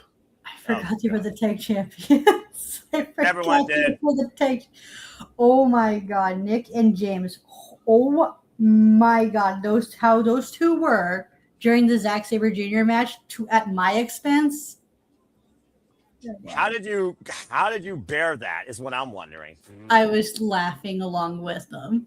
Okay, so you're cheeky. You said again, she's cheeky. She's a cheeky young punk. Yes. And apparently Ash broke everybody. I'm curious if either of these people will break me tonight or if WWE breaks me. But nonetheless, we're looking at 9 squares, far less valuable than Hollywood squares. The Maverick LA Knight, of course, coming off a win last year against phenomenal AJ Styles in his last WrestleMania match. And Austin Fury, with less pressure than a slow cooker on your lowest setting, currently holding the Pepperoni Tag Team Championship Monday Night Raw. Sorry, did I say that out loud? And ISO Speed, Park wearing, Chihuahua barking, streaming extraordinaire with maybe a little bit of potential in his athletic capability, is joining these two men tonight in his WrestleMania debut. This is Logan Paul's 5th WrestleMania. He has about got the best record, you could say. He is 3-1. He's on a 2-match WrestleMania streak. He is wearing all blue this time. He is not in his traditional yellow. It's kind of like a blue-green. Austin Theory, this is his 6th WrestleMania. And, of course, this is ISHO Speed's first. And I'm actually surprised. ISHO Speed has got some muscle. He's not as scrawny as I thought he would be. He's got a little bit of definition. So maybe he can hold his own in this. We're about to find out. Ring jacket's being taken off. The chain is coming off. And we're going to find out who starts this match. We got a little bit of jaw jacking going on right here. Well, it's just one of those things, though, where, again, what sort of dynamic do you start with and what sort of pressure is on ISO Speed to actually not look like a clown, as he already does on the internet, inside a WWE ring against these well-established names of WWE. As the bell rings and we will see soon enough who gets in. Oh! Double super kick. Well, that in is my stereo. question. Okay. And that's going to leave LA Knight and ISHO Speed, and he's coming to work now. Well, considering LA Knight literally interrupted this man during his live stream in his own house, we know how personal this has gotten, especially when ISO Speed, Denhausen curse or not, inadvertently knocked LA Knight out with brass knuckles at MSG. He's got him in a nice headlock, so he's wow.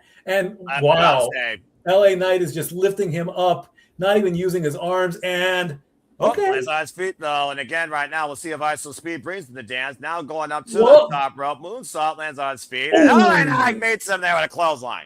Nice. Good bump, too. Well done. Well taken. Well, I mean, again, Ash, we look at LA Knight and we look at, again, the last year that he had. Before Seth Rollins, of course, came back with his own hit list towards the Vision, LA Knight's been trying to take the Vision at every chance he could get. It was literally Logan Paul that cost LA Knight a chance at the Elimination Chamber to be in the main event at WrestleMania. Nice body slam, but LA Knight is no selling it, so he actually slammed LA Knight. Now he's getting pumped up, but... Mike, I was speaking to Ash. You interrupted. Oh, no worries. It's okay. You can pull the match because I think I'm a little bit ahead of you guys. All right, fair enough. It's one of those things also where you can tell the energy is very high here, as well as the animosity of all 60s men, as Logan Paul's pulled inside by LA Knight. And so far, Iso Speed right now, they're early going, not torn apart yet. I don't think that's going to last long enough, though. And again, how mad are the Usos internally, knowing that they lost the Raw Tag Team Championships in the fashion that they did?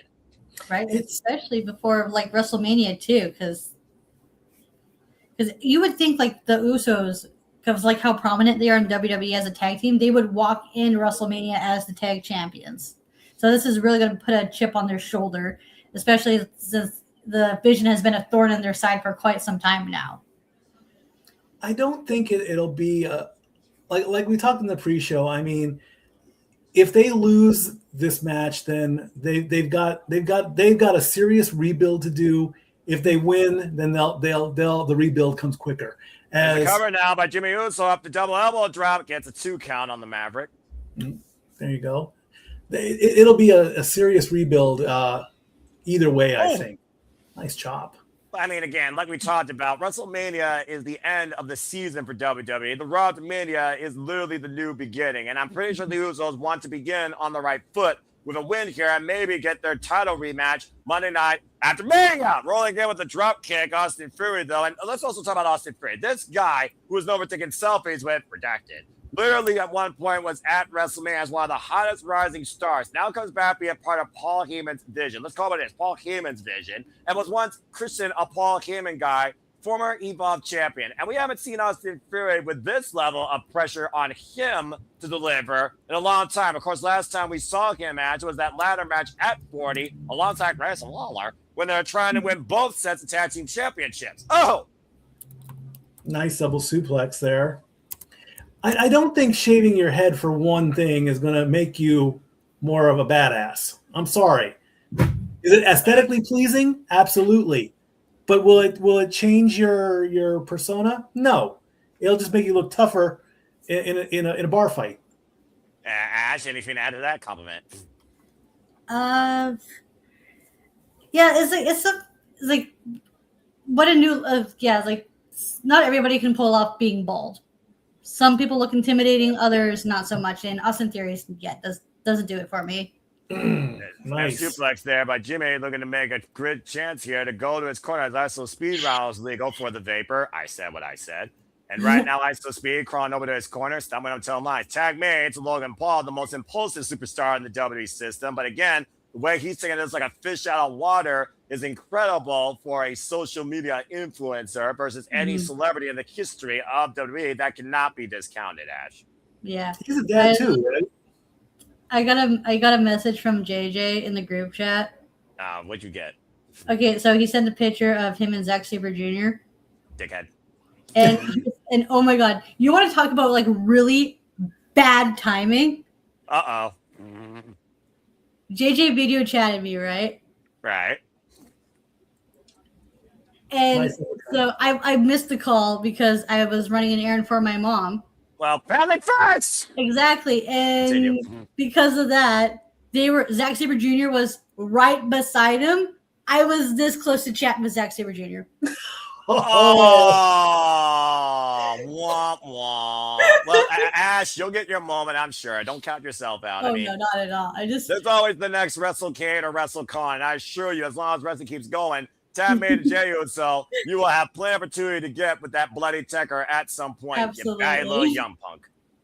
Now Jey Uso teeing up against Austin Fury here in the middle of the ring as the Yeets rain out. A little bit of flash and style. Whoa, and Austin Fury catching him on the fireman's carry, able to escape. That's with the clothesline, and now Uso at the Rollins spear. Nice. That's rib. Covered by Prince and Logan Paul with the save. Not necessary, but why not? I mean, get your work in when you can. Yeah. About to say, you were saying, Ash. Oh, I was saying, was that Jimmy or Jay who did the spear? That was Jay, I assure you. Okay, because that was like the best looking spear he's hit in quite some time. Because his spear is not that good. Well, when you give the man distance, or you give a man enough reason to be pissed off, you're surprised how effective his spear is, considering who you're trying to deliver it against. Super kick by Jimmy, rocks Austin Theory. You don't want to do this. Go back to YouTube, kid. And right now, trying to get in the ring, up and around. Whoa! Impressive. Look at that. Take over T. Harris on Jimmy. Nicely done. Good night. LA Knight on the fray. At the mid side, look for the BFT, and Logan Paul inadvertently collided to LA Knight. Smart reversal about the megastar. Why is Austin Theory ticked off? Because at the end of the day, they just may have literally inadvertently cost themselves there. And you know that Austin Theory and Logan Paul are egomaniacs when it comes to themselves.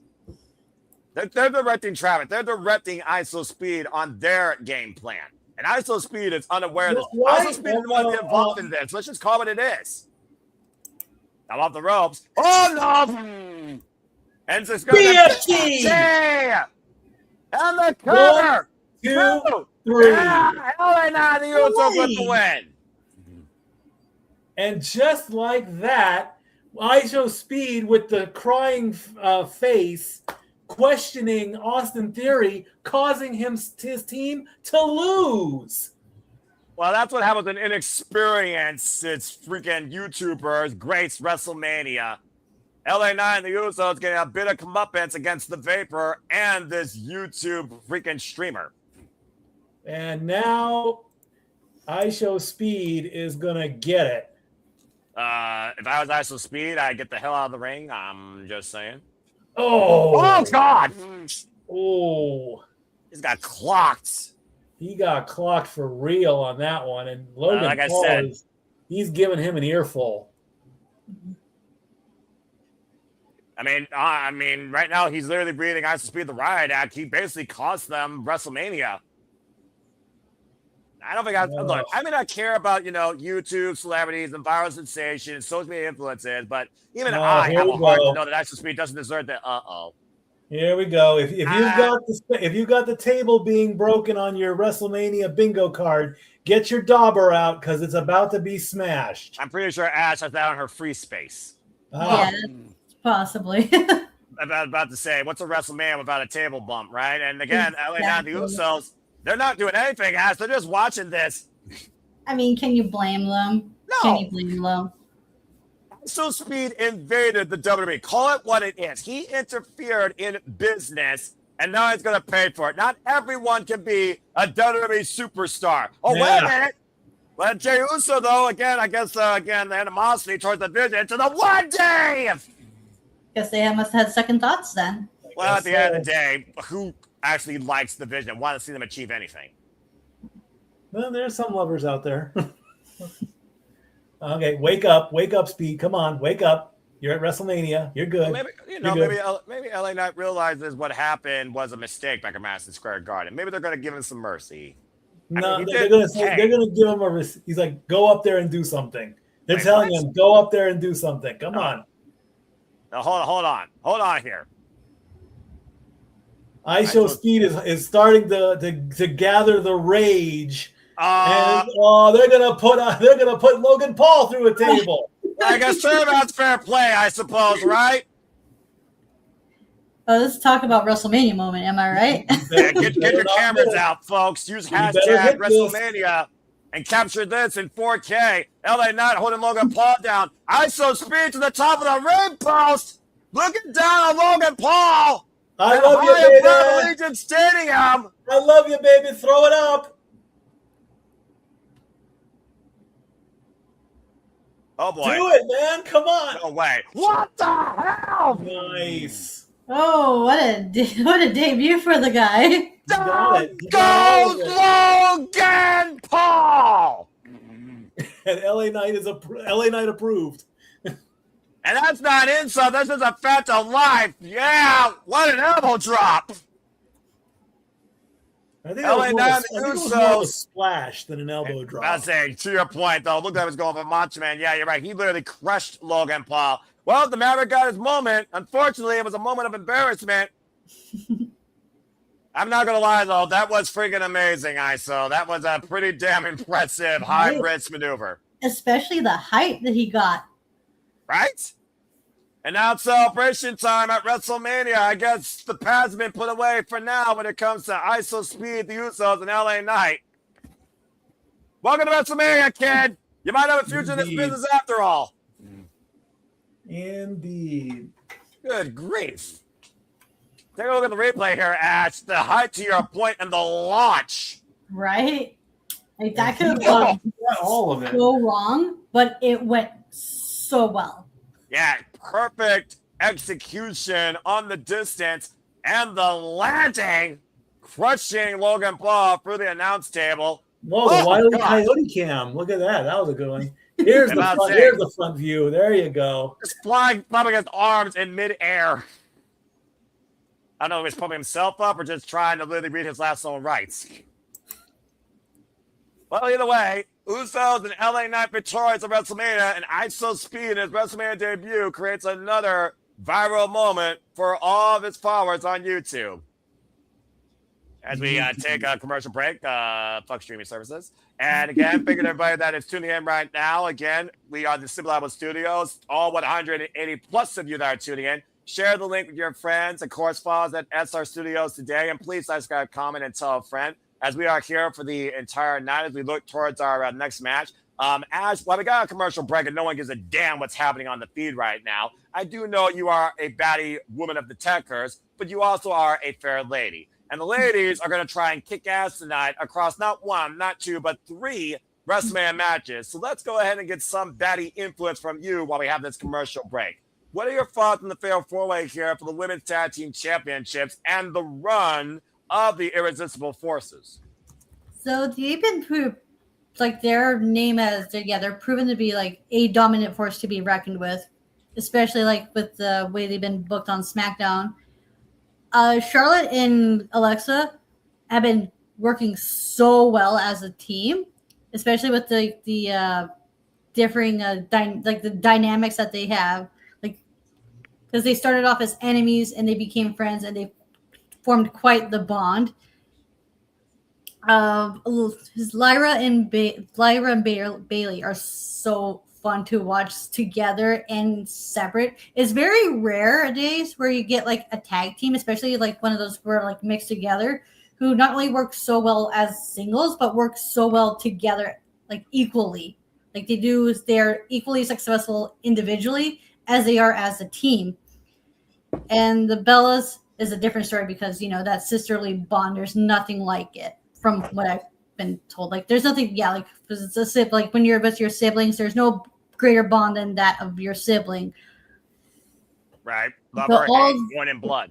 Exactly, right? Because I can't imagine what life without my brother would be like. That's just too scary. Is it really a big what if sometimes you want? Never mind. Yeah, because I'm the older sibling, so. Well, enough said. You know what? I can agree with that. My little brother, me and him, I never see eye to eye. He's street clothes. He's full on hands. I'm a technician. I'm a suit man. So, there is that. But again, that's what binds you. But the thing that binds these teams, of course, is unique alliances. And to your point, the only team that literally is a team are the Bellas because they're friggin' twin sisters. Well, not so much twins anymore since someone got a... But the other one also went more natural. But nonetheless, Lyra did get the moment last year, and she won the titles. Bayley was supposed to win it for her, but taken out by Becky. And Charlotte and Alexa Bliss, they became a team shortly after WrestleMania last year after Charlotte lost to Tiffany. So do you think that the growth in cohesion and chemistry for the two opposing challengers on the left side of the champions could play in either of those teams' favor? It's really hard to say because like there's so many different dynamics. Like you can make the case for any team to win. Yes. And that's what you love, and that's what you want in the tag division. You want to like go in there thinking any team can win and not be like, oh yeah, it's super obvious this team is winning. So with that being said, Ash, what's your pick? So I went with the Bellas because I think that's like the like going back to what I said. I think that's like the obvious and that's the safe choice. However, I wouldn't be I would be okay with like Lyra and Bayley winning, or even Alexa and Charlotte winning. I think you just picked 3 teams out of one pick. I know, but I'm just saying, like, she's hedging bets is what she's doing. She's hedging bets. How fitting. We're in Las Vegas. The point I'm trying to make is I'm expecting a title change, and I'm fine with either team winning it, even though it's more likely the Bellas are going to walk out as champion. Again, do we reset the division for the 10th nonagon time, or do we set it backwards back to its genesis? A whole different conversation. It's also one of those things, though, that, again, the champions do owe a win. Whether it's no contest or disqualification, they have beaten each of the other teams. So, again, just some food for thought for y'all here. Of course, we still have a commercial break. I also just want to point out, again, congrats to LA Knight and the Usos on winning WrestleMania. Again, if you want more Batty outtakes, don't be a dickhead. Subscribe today to Batty for Wrestling. Follow her on the X and Shadow Bad Ash. Follow her on YouTube. Stay tuned for further outlooks on Best of Super Junior, Thuntaku, and of course, upcoming events and previous events, including Sakura Genesis. Again, join Batty's Army today, Batty for Wrestling. As we look down the strip here, of course, in the City of Sin, entertainment capital of the world, neon lights out bright, at least not right now because it's broad daylight. Of course, the host of WrestleMania for 2 years in a row, Las Vegas, Nevada, as there is Allegiant Stadium, the biggest dome in the desert. And speaking of football players, there's George Kittle, 7-time Pro Bowl tight end for the San Francisco 49ers. Yeah, that's how you drink a beer, George. Who else we got? We got Detroit Lion running back Jahmyr Gibbs. He's in Sin City. And also Tyrese Halliburton for, of course, the Indiana Pacers. Oh, Kittle just stole his beer. He's like, nope, you're too clean cut. Hold my beer. Take my beer. Why the frick not? You know how much that beer cost at Allegiant Stadium? $25. There you go. I'm just guessing. Boo! He got cursed. Danhausen cursed him. Stephen A. Smith being booed out of the building, including by you, of course, ESPN representative. He is my rival. As we get ready now for our unsanctioned match, get ready to see shit hit the fan. Oh boy.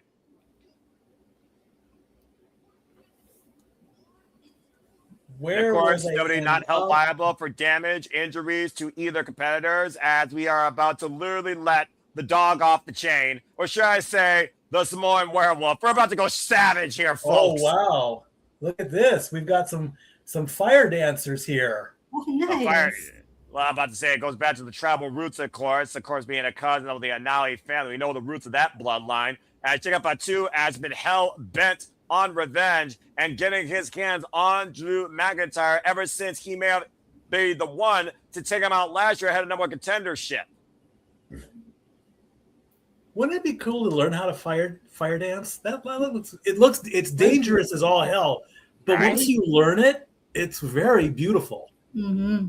Yeah, but I know it's not going to be beautiful. The fact that these two men are now going to be able to beat the living shit out of each other without any consequences or repercussions. Yeah, this is going to get bowling shoe ugly, as JR likes to put it. This is going to be monkey butt ugly. And, of course, this really boiled over when Jacob Fatu came back across the pond and cost Cody Rhodes the USPW Championship in 3 stages of hell and has been hell-bent on getting his hands on McIntyre ever since, to the point he cost Drew McIntyre the USPW Championship that allowed QB1 to get back to the main event tonight. Jacob Fatu. I mean, how much further do you go when you T-bone collision a man in a car and you freaking throw a man off at you off 20 foot of scaffolding? I don't think you can get any worse than that. No, I was about to say, because all those emotions, they make a person do some wild, crazy things. Jacob Fatu wearing camouflage right now, camouflage vest. This is his second WrestleMania. But can we even count this? I mean, if it is unsanctioned, will it go in the books? I don't think it matters what goes in the books. I think what matters is one person wants to go into a coffin at the other person's expense, and we very well might get that. Jacob Fatu and Drew McIntyre are here to end one another. Records be damned. This is one word that defines this fight, and this is a fight, and that is revenge. I was about to say that this is just a match built on revenge, especially for Jacob Fatu, because he wants to get his hands on McIntyre and put an end to this. And let's keep in mind, Ash, last year at WrestleMania, Drew McIntyre won a Sin City Street fight against Damian Priest, so he knows how to win here. Do you think a win for like either person will put him in possible title contention going forward after WrestleMania? Well, that's got to be each person's end goal after this. After Jacob Fatu could have been the one to challenge Cody Rhodes at one point for the title. And we've got a pyro entrance for Drew as the brick wall falls. I don't think that was Brit, dude. I think that was metal. That was literally a Scottish psychopath using a sword stronger than Excalibur to pierce his way onto the WrestleMania stage. It's a whole different mindset tonight for Drew McIntyre. Is that the true Claymore sword? What was that name again? He named it after his mother. Yeah, Angela. Yeah, Angela. Angela, I think. Of course, given to him literally after he re-signed with WWE. And in fact, this man at one point, he said, I quit.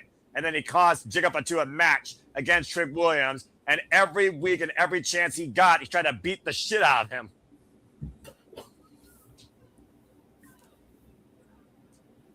Eyes locked.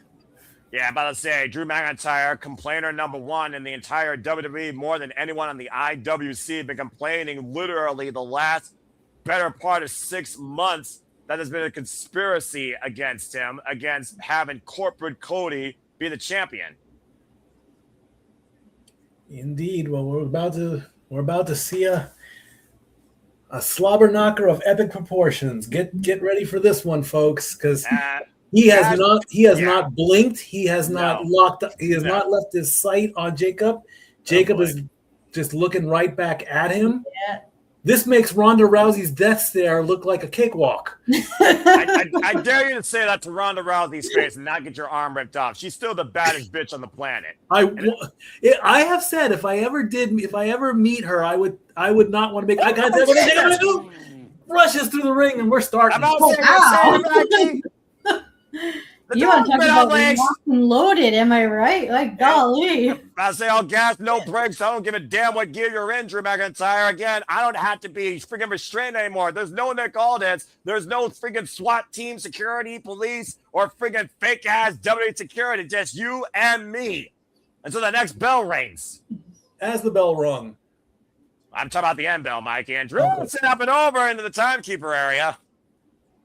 Las Vegas SWAT couldn't stop these two. Right? I'm about to say, we're might need a tranquilizer gun. Oh, boy, here we go. Oh, crap. There's a plunder. Well, it would have been an unsanctioned fight without a table, right? Exactly. Not just one table, but 2 tables. Someone tells me that's not the only tables we're going to see tonight. Now bringing out the chairs. All I'm waiting for is the L. 4 chairs. About to say, we're going Terry Funk here. We're going ECW here. Good grief. Referee wearing black gloves, all black gear. Again, this is not a sanctioned bout. This is an unsanctioned fight. Oh, man, just driving his knee to Drew McIntyre. Not the toolbox. Well, he was looking for the toolbox, and then he saw Drew getting up, so instead he used his own tool, his damn knee. Now, what the hell's in there? Tools. Case in point. Pipes and wrenches. Whoa! He fell down. I mean, the toolbox itself could also be a very effective weapon. I'm just saying, you can literally brain a man with that. Mm-hmm.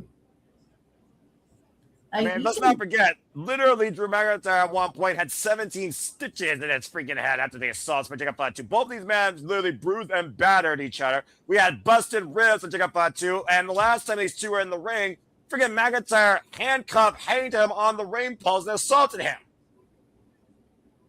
Oh, no, not from there. Now, McIntyre with Fatu up and that's it for the catapult underneath the steel beam on the apron. Ouch. Throat first. Yeesh. I'll say, let's not forget he crushed Damian Priest's larynx last year at WrestleMania at the end of that Sin City Street fight with a Claymore with his head braced in a steel chair.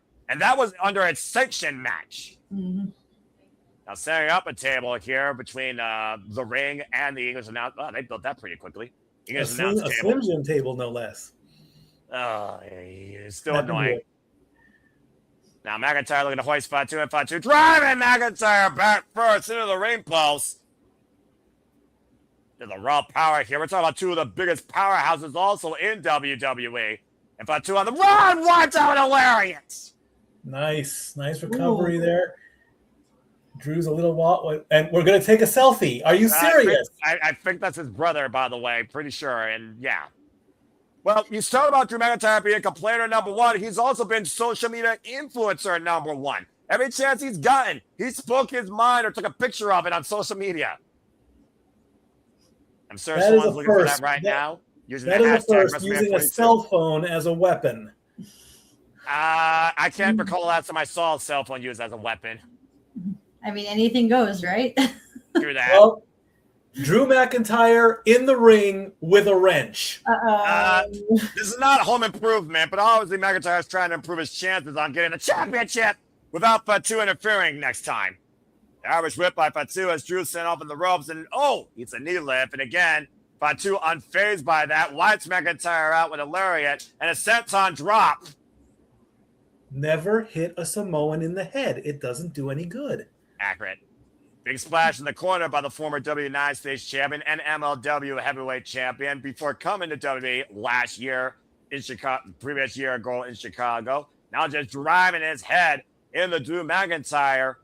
Of course, the man that he once was, he no longer is that, but might go to those roots to destroy McIntyre tonight. A man that literally served a prison sentence. And homage to, of course, Umaga and Rikishi. Does need the clothesline. And pop-up Samoa drop. Nice. Cover now. Look at the far leg. Side press. Kick out at 2 by McIntyre. First actual pin attempt there. He wanted to get it done, but just not good enough yet. You're going to have to hit him more with that than just a good old pop-up Samoan drop. This might do it as he got the chair. We go to replay. Yeah, okay. Look at the replay here, Ash. And to your point, Mikey, that's a 280-pound, 6'5" Scotsman he popped up Samoan drop. Ooh, that was nicely executed. Oh! I think McIntyre just hit Fatu with a launching Glasgow Kiss headbutt to take the chair out of his hands. It worked. Yeah, but for how long is the question? Mm-hmm. Not too long, because as he sets the chair up in the corner, this might end up bad for both of them, because I don't think it'll phase Jacob very much, especially if he goes for the head. I just got done watching the Conduit of Karma, freaking Kaya McKenna in a couple of wrestling matches, and Karma could really be a bitch here. To your point, whoa, Irish whip, back elbow strike, and Drew preventing the collision with his own weapon of future destruction. I say future because it hasn't been used yet. Sidestep and Fatu goes face first, lunging into the ring post. Now McIntyre taking advantage of a German suplex, taking up and over on his face. Oh. Nicely well done. And now Drew gets a breath, a much-needed breath. And the malice of that angry Scotsman, former Undisputed WWE champion, former NXT champion, former TNA World champion, and Drew McIntyre. Well, I did say how big this man is, right? And also how much this Scottish psychopath is capable of in the ring. Now looking out the Legion Stadium as Drew McIntyre might be looking to fly back on Kilo on the outside. Ooh. He got all of that. He got him good. Right. Can he capitalize? You don't expect men that size to do that. No, Nope. not at all. Especially like that fluid. Calling for it. Uh-oh. 3, Countdown to 2, Claymore, country, 1. and missed. Missed. And Fatu able to get out of the way. Now Fatu grabbing McIntyre and sending McIntyre face first into that steel chair. Looking for that pop-up over the moonsault. Then McIntyre with the cover. Wow. Fatu check out 2.5. How many people have actually survived the moonsault, Ash? Not that many that I can think of. Did you see the height of that? Like, holy crap, man! And look at the replay here, Mikey. To Ash's point, look at this. Right, like look at how much hang time and flight he got off it. It was so beautifully done too. Deep hook on the far leg, and somehow McIntyre got the shoulder up, and I'm pretty sure he's one of only maybe 3 men, to my recollection, to kick out of that moonsault here in WWE. Over 50,000 versus how many last year? 70,000? Anyway, over 50,000 here at Legion Stadium. McIntyre Oh, man, just wrenched the knee of Jacob Fatu. Literally. Didn't use the pointy end, he used the blunt end. Now he's using the blunt end of the wrench. Now he's using the pointy end. Uh-oh. He's really trying to take the man's eye out at this point. We've done that once already. We don't need to do it again. And he's laughing about it. He's smiling about it. Of these two men to each other and the absolute joy of punishing one another on full display here. And again, this unsanctioned match. And Fatu right now in a world of trouble, and Drew McIntyre setting up another chair in the ring, and maybe setting up a bed of disaster. Have a seat, bed of bedlam. Yeah, this is not going to go well for either man. I'm about to say, well, at least the chairs aren't, face to face with their tits. But you're like, fuck you for the chair behind Fatu. Now McIntyre hook up the near leg, back press, kick out 2.5. The only saving grace I could see there, Ash, Fatu, to your point, he only hit one of the chairs. He did not hit both. True. And it wasn't like the top part of it either, because that would have been yikes. Yeah, the flat bed, to your point. Mm-hmm. And right now, Drew McIntyre arguing with the official, and again, the official right here. Oh, he's actually looking. He wants the belt. He wants his belt. He wants to whip him like a government mule or a disobedient dog. You decide. A good old leather belt can't stop you. I mean, hey, it makes a good weapon in a pinch. Well, if you can't tame an animal, you punish them, right? Exactly. You never hit a dog with a belt because they'll come back and bite you. And super kick caught McIntyre before he can even whip that lash. Now Jacob with the chair. And Jacob on 2 pounds first, and Welling McIntyre with the steel chair. Trying to crawl away, and again, Fatu not letting Drew McIntyre crawl anywhere, now using everything he could grab to literally punish McIntyre's upper body. And now Fatu with the belt in hand. Jacob taking the high from the Scotsman. Oof. Oh! That's going to leave a mark. Oh, yeah. Or 2 or 3 or 7, he cracks that whip. Right. Every sort of punishment McIntyre's put him through, physically and verbally. 6 belt shots across the back. And it's no secret. A belt will do that to you. I still feel like both these men are nowhere near done punishing each other. Yeah, that's a scary, scary mindset. And with that toolbox in hand with no tools in it, what is Fatu figuring here?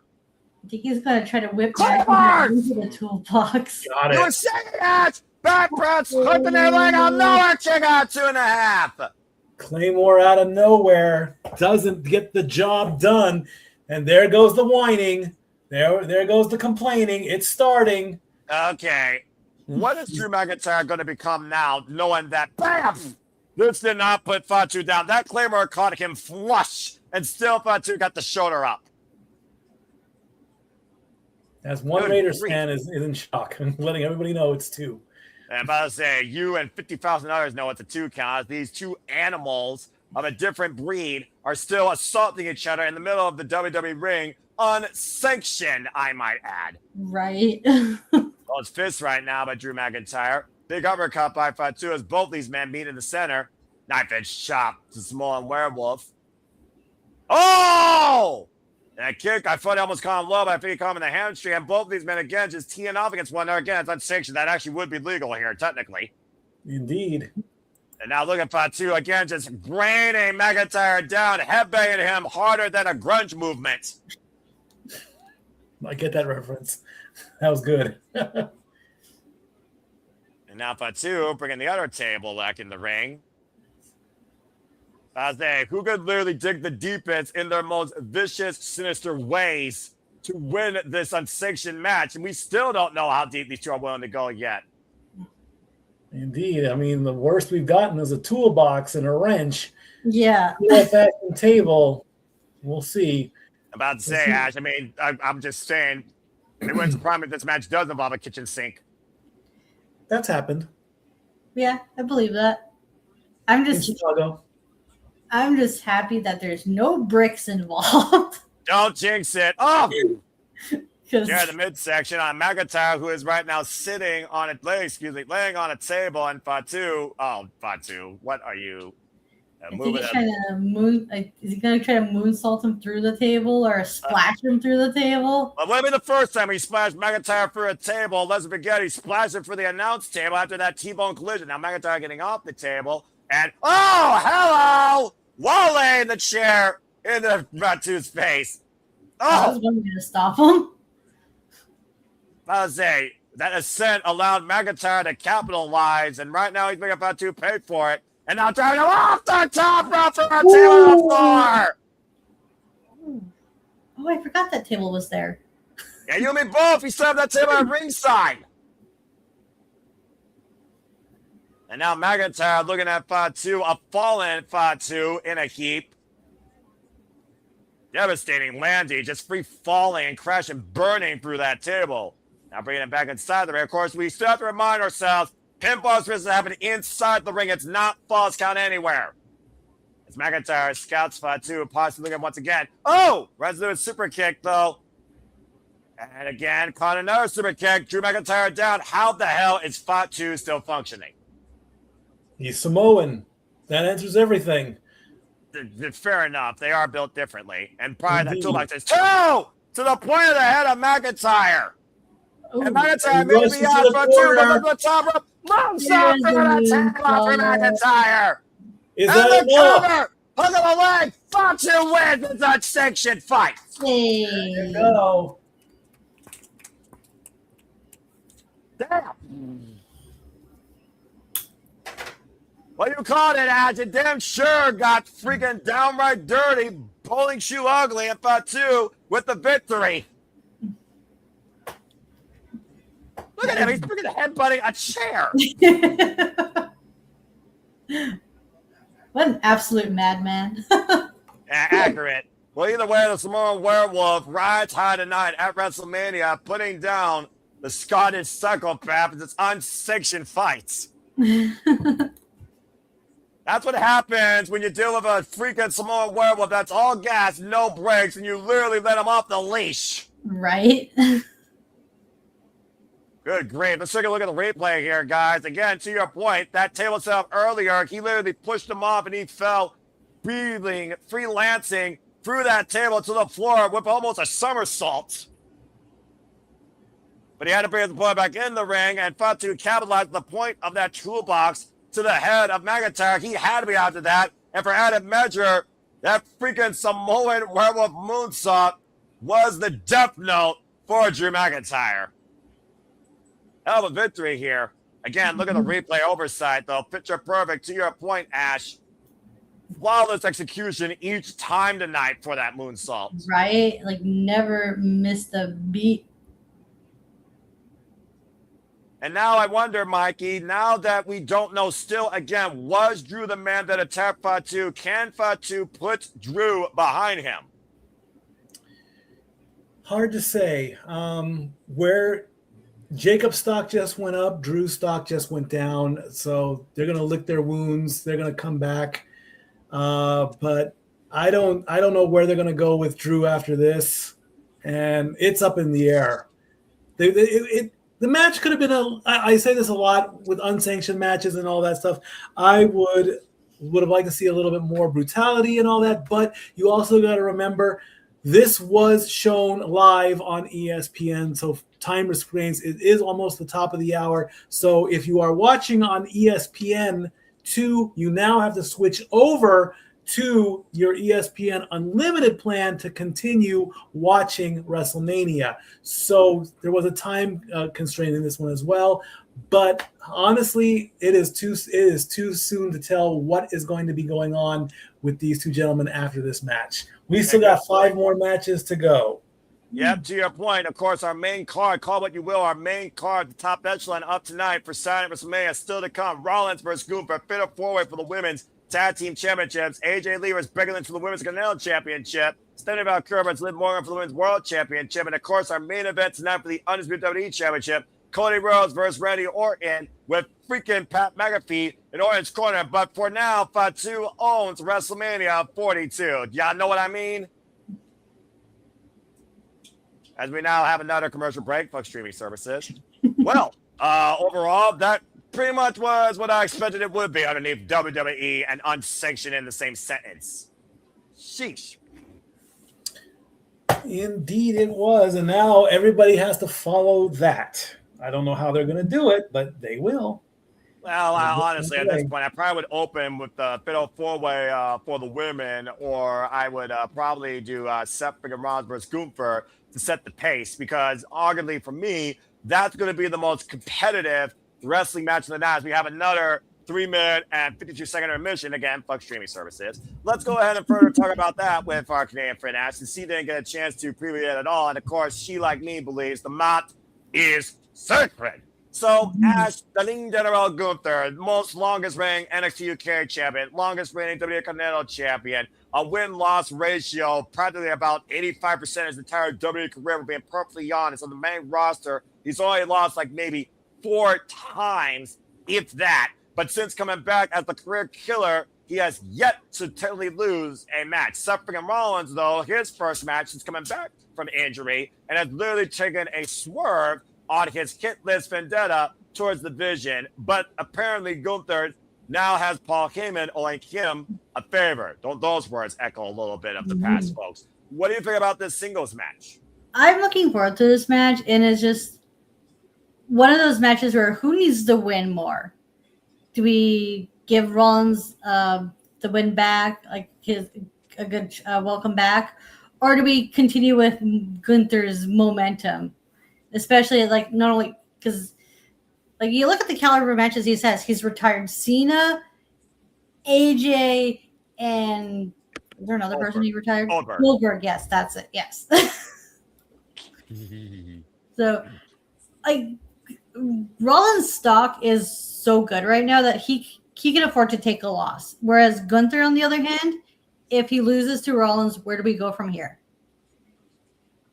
I mean, the last time he lost was SummerSlam last year, and he literally went back to his roots in ring cop, bringing back the Corbeck's New World Symphony to a degree, NXT incarnated. And to your point, Seth freaking Rollins, who came in as a white vision, bringing a dark omen of the future with this newer vision, now trying to literally kill what he created. And of course, if Gunther beats Rollins now, I don't think it kills his career, but I think it kills the momentum that Rollins has towards filling out that mission of destroying the vision that he once made. And again, he's hit Braun Breaker, he's hit Logan Paul, he's even hit Austin Fury where it hurts. But of course, Bronson Reed and Braun Breaker, they're also out injured, and we just saw the Vapor lose during the proverbial 1-hour kickoff show. So again, Gunther, though, his WrestleMania fortunes, though, have not been that great, as we know. He lost last year coming as champion. He lost at 40 coming in as champion. He hasn't had a WrestleMania win since 39. Oh, wow. And that was when he was the Intercontinental champion, right? Correct. And it was a triple threat match against freaking Drew McIntyre and Sheamus. Though, of course, Sheamus, the only title he hasn't won. Seth Rollins, though, he's been a standard of the WrestleMania stage since freaking WrestleMania 30 when he came out with the damn Shield, and 31 when he pulled the heights of the century. Of course, injuries have prevented Seth freaking Rollins being involved in a couple of WrestleManias, including 32. But ever since then, he's pretty much been involved in all of them. Yeah, Rollins has been having a very good showing at WrestleMania as of late, hasn't he? Because what's his win-loss record for WrestleMania? That point. Who are we talking about? Seth Rollins. Rollins. Seth Freeling. Let's try that again. He has a over 500 record. He is 8-6. This will be his 15th WrestleMania match. Wow! All right, 15 already. That's right. 15. Wow. Where's the time gone? 29, he came out during the pre-show, of course, as part of the Shield, as well, much to Stat Boy Mikey's point. And Gunther, again, he's only been part of WrestleManias since WrestleMania 39. He's still very much young in the WrestleMania record books. Indeed, this will be Gunther's 4th WrestleMania. He is on a 2-match WrestleMania losing streak, of course, losing both the IC title and the heavyweight title. But in this match, there is no title. This is a good old-fashioned one-on-one match. on paper. Does that make a difference? I mean, if you're not really fighting for a title at WrestleMania or a title at all, because let's face it, Gunther, like you said, has held a belt for the better part of 80% of his career. Is this a throwaway match, perhaps, or will it set something in the future? Well, of course, they're inside Legion Stadium as we look towards the future, of course, of the WrestleMania cards to come tonight and the WrestleMania outlook of the weekend that leads into the Raw demand. That is the reset. Shout out by the way to over 300 of you that are watching our feed right now, whether on X or on YouTube, as you all continue to make this possible for the passion to persist and pursue and progress for all the watch-ons we do here at Simple Studios. Hope you all enjoy our coverage tonight of WrestleMania 42 Saturday. We'll be back, of course, tomorrow with Sunday, as we just saw a human car wreck with Jacob Fatu and Drew McIntyre, with somehow Fatu able to escape the Savage Wasteland in victory, if you want to call it that. And, of course, we did see the Usos and LA Knight put down the Vapor, as, of course, we introduced our Spanish commentary team, Jerry Soto and Marcelo Rodriguez. I can't imagine how many WrestleManias Marcelo Rodriguez has called. Good grief. That guy's been there for who knows how freaking long. But let's go ahead and get into it for the rest of the night and see what's ahead here at WrestleMania. We have a Women's Intercontinental Championship match to the come, of course, and the Women's World Heavyweight Championship match as Liv Morgan, who finally looks to seize her WrestleMania moment and make sure it's for everyone else to cry about at the expense of La Primera, Stephanie Vaquer, who's held this Women's Heavyweight Championship since last year at WrestleShalooza, as, of course, they run down what is still to come. And as we just talked about, Ash, the reigning general Gunther looks to show Sophia Rollins that he can't even lace his boots as they go one-on-one for the first time since 2019, last time aired live. And that ended in no contest. And, of course, here in Las Vegas, AJ Lee and Becky Lynch look to extinguish each other from their proverbial existences, with the Women's Intercontinental Championship in the middle as their assurance. AJ Lee's first WrestleMania in 11 years. And it all culminates with seeing how we reshape the story as the American Nightmare Cody Rhodes defends his kingdom and legacy against the Viper Randy Orton, with Paul McAfee in the Viper's corner. Paul McAfee? Paul McAfee might as well be the skinny Paul. Can you imagine Paul Heyman looking like Pat McAfee? That'd be kind of funny, honestly. I mean, you know, he could lose some weight, honestly. Poor guy. All right, let's go ahead and get ready for women's fatal four-way action for the WWE Women's Tag Team Championships. Holla, holla, playa. Terry Long probably would have booked it better. But again, I think at least three of these teams are due to be on this stage for this. Again, this is non-elimination, folks. The first team to score pinfall or submission will leave with the WWE Women's Tag Team Championships. And, of course, there are no countouts and no disqualifications because it's fatal four-way action. As we welcome in Little Miss Bliss to WrestleMania for the first time to in-ring action, if you can believe it. Since I believe WrestleMania 34. And she is dressed like a moth. Well, no, that's not a moth, Mike. Look at the background symbol. That's a firefly. Let's not forget one of her closest friends that gave her a new resurgence in her career, the late, great Wyndham Rotunda, Bray Wyatt. We'll see the Fireflies are out tonight for Little Miss Bliss to achieve a moment alongside the Queen, Charlotte Flair. This is Alexa's 4th WrestleMania. This is Charlotte's 9th WrestleMania. And, of course, as Charlotte Flair, Alexa Bliss are former WWE Women's Tag Team Champions. They beat the Judgment Day for those titles, of course, back at SummerSlam last year. Charlotte wearing a multicolored butterfly costume. I think you might be right, Mike. Alexa Bliss might be like dressed as a moth because the juxtaposition between the moth and the butterfly. It's a fair point as well. The darkness and the light. Alexa is all in black and white, and Charlotte's all in color. So it's kind of almost like oil and vinegar with these two. Yeah. Well, to be fair, they never said that they were friends. We're not friends, but they have been tag team partners since after last year's WrestleMania when Alexa Bliss fought Charlotte Flair, you need a friend. And we've seen their chemistry develop over time since that point. After last year, Charlotte Flair came to WrestleMania and lost her chance to win the SmackDown Women's Championship against Tiffany Stratton.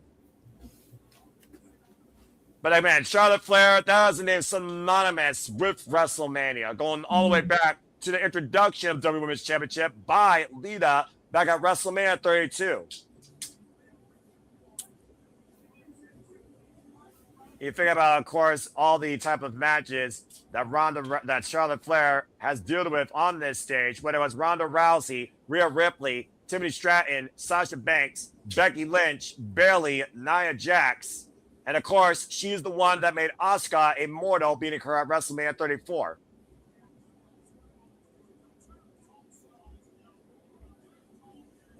Alrighty. Oh, boy. Yeah, shout out to everyone in the chat, by the way. Nathan Banks, Matthew Hollister, Sean Garner, and Charles Stultz.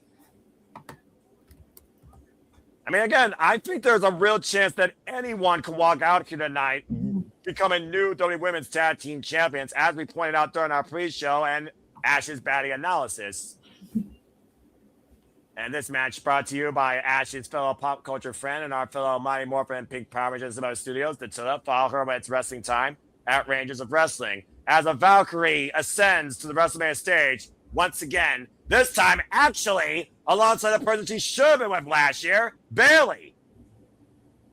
Matching costumes or matching ring attire, blue and black. That goes that unison, of course, for the role model and the former inaugural WWE Women's Intercontinental Champion that left WrestleMania last year as Lyra Two Belts, who won the Women's Tag Team Championships last year with an impromptu Becky Lynch at the expense of the Judgment Day's Liv Morgan, Raquel Rodriguez.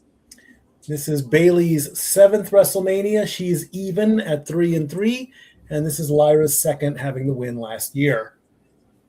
And of course, as the key word here is chemistry, the synergy, the bond, and the history with Lyra and Bayley even going one-on-one over the WWE Intercontinental Championship. Much like Charlotte Flair and Alexa Bliss, we've seen this bond form with Bayley and Lyra, although for more of a screaming argument, but nonetheless. And of course, Bayley, who's pretty much done every accolade possible in WWE, role model, locker room leader, and of course the pioneer with the Lone Stone seminars. Yeah, Bayley's done like almost everything she has to offer at this point, or the company has to offer.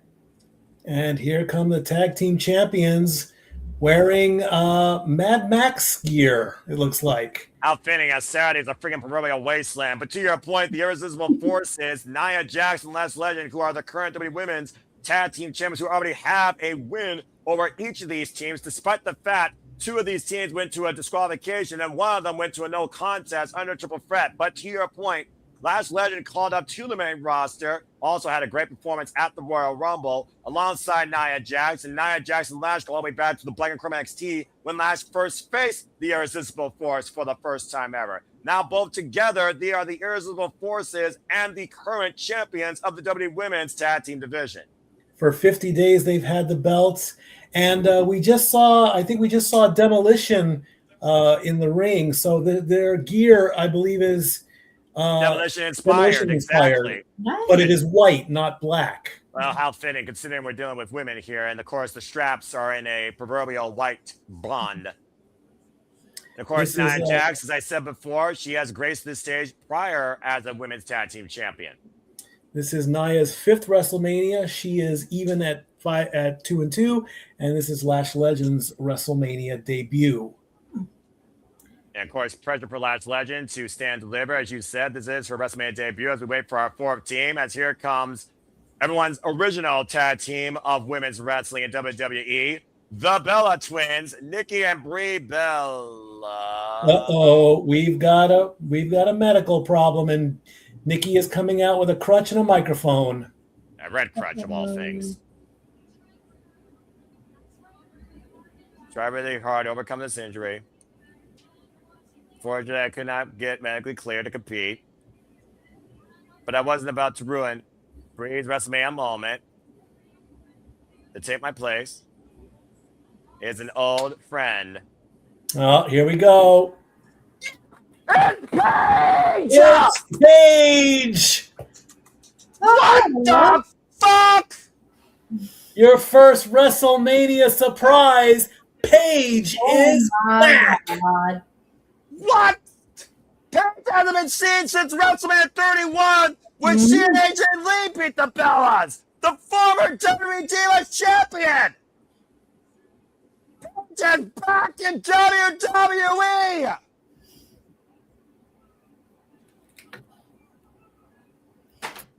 I'll be damned, they were right. I don't think anyone expected this unless you've been on the internet, currency and no DQ. As I don't believe shit until I see it, but the Soraya, the rule breaker, Paige, the anti-diva, is back here tonight at WrestleMania 42. Well, that definitely changes things up now, doesn't it? Exactly. So what do we do with simply predicting? I mean, if you pick the Bella Twins, do you now automatically get Paige and Brie? I would say yes at this point, because let's not forget, for a long time, the Bellas shaped Paige's career as well as adversaries. And like I said, Paige and AJ Lee beat the Bellas the last time they were here at WrestleMania. Scream for me if you wish. Paige is back in WWE. What a shock. You know how I said AJ Lee is like me for real? Yes. That also applies to Paige as well. Well, then I think I know who Ash's favorite is now, and you didn't even speak her name until she appeared. But yes, folks, it is now Paige and Brie that are your fourth team against the Irresistible Forces, Charlotte Flair and Alexa Bliss, and Bayley and Lyra Valkyria as the WWE Women's Tag Team Champions are on the line. Again, when these were first minted back in late 2016 or 17, they were won in Elimination Chamber by Bayley and Sasha Banks. Other legacies that followed include, but not limited to, Kabuki Warriors, as I said before, Lyra and Becky, of course, Charlotte Flair, Alexa Bliss, Judgment Day on numerous occasions, and others. But the first time we're seeing Paige in a WWE ring since freaking 2015. Bell rings are underway.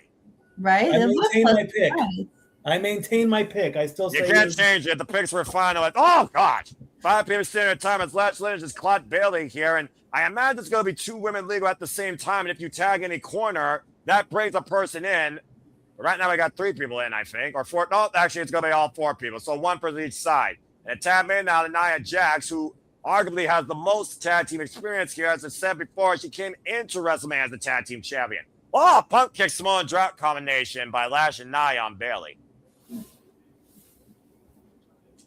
And I gotta say, Lash Legend has really been an incredible ally with Nia Jax since only being a tag team specialist in WWE. They really have formed a great chemistry together, Ash. They have.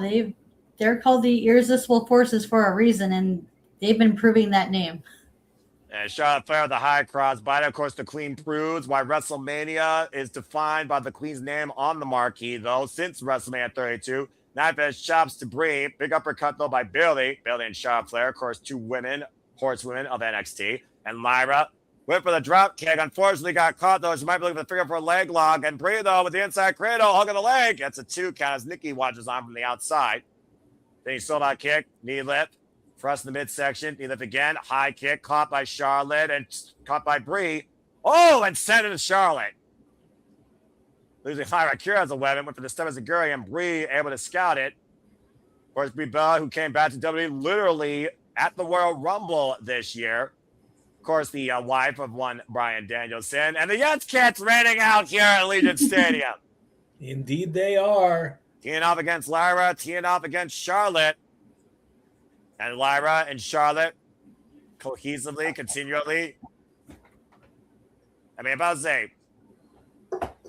And now, looks like we're finally going to see. Oh, wait a minute. Looks like Lyra. Oh! Coming as a Guri as Brie was looking for the tag page. And Charlotte Flair, though, schoolgirl roll through. And Brie just trying to find some way to her point in her corner. Gets the boot up, though. Now, Nia dragging Brie to the outside of the ring, sending her into the barricade. The fact of the matter is, this referee's letting 4 people legal at once, though, is the confusing bit here. And I believe Lash was just tagged.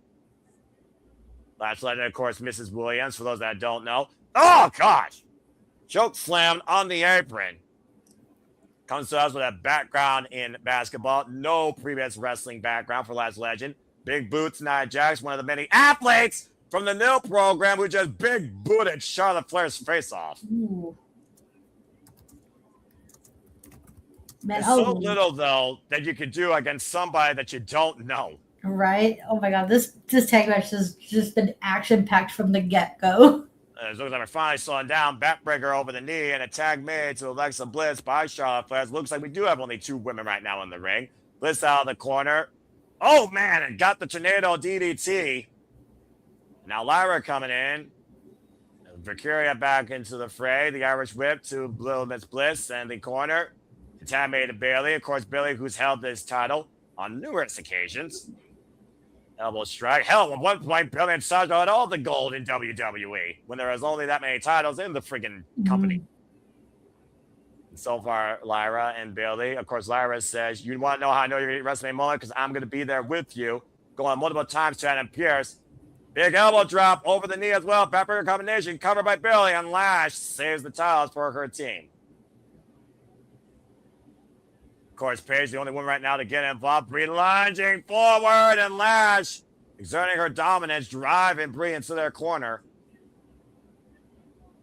How important would it be for Last Legend to win her first WrestleMania, walking in and out as champion? Oh, that'd be ideal for her, and that would be quite the statement. And right now, Nikki trying to will Brie on, but in a world of trouble as Lyra and Alexa Bliss might be forming an impromptu alliance to take the Diva out of the equation. Looking to hoist Brie Bella out of the corner with superplex and Lash. I sense disaster. Uh-oh, Tower of Doom spot, perhaps? Oh, wait a minute. No, the double choke bomb instead to Bliss and Lyra as Brie escaped the Tower of Doom situation, it seems. Off to the top rope, the mental drought kid takes Last Legend down. And all 4 women down for the time being as all other partners are willing their cans to make the tag. Can anyone reach out a hand? Can anyone make the tag? Charlotte Flair, Nia Jax, Paige, you heard me right, Paige, and Bayley stand ready. Tab made to Nia Jax, tab made to Bayley, tab made to Charlotte Flair, and right now for the fireman's carry, able to escape. Oh, big boot by Charlotte Flair to Bayley. Stumbled over Bayley's head though there. Big headbutt by Nia Jax, former WWE Raw Women's Champion. And tab made to Paige! Paige is in! This is the moment everyone's been waiting for since she screamed her way to the WrestleMania stage. Oh, man, wiping out Bayley. Former NXT Women's Champion, might I add. I think she was the inaugural NXT Women's Champion. That she was, yeah. Her Look and at the leg of the Fisherman Buster.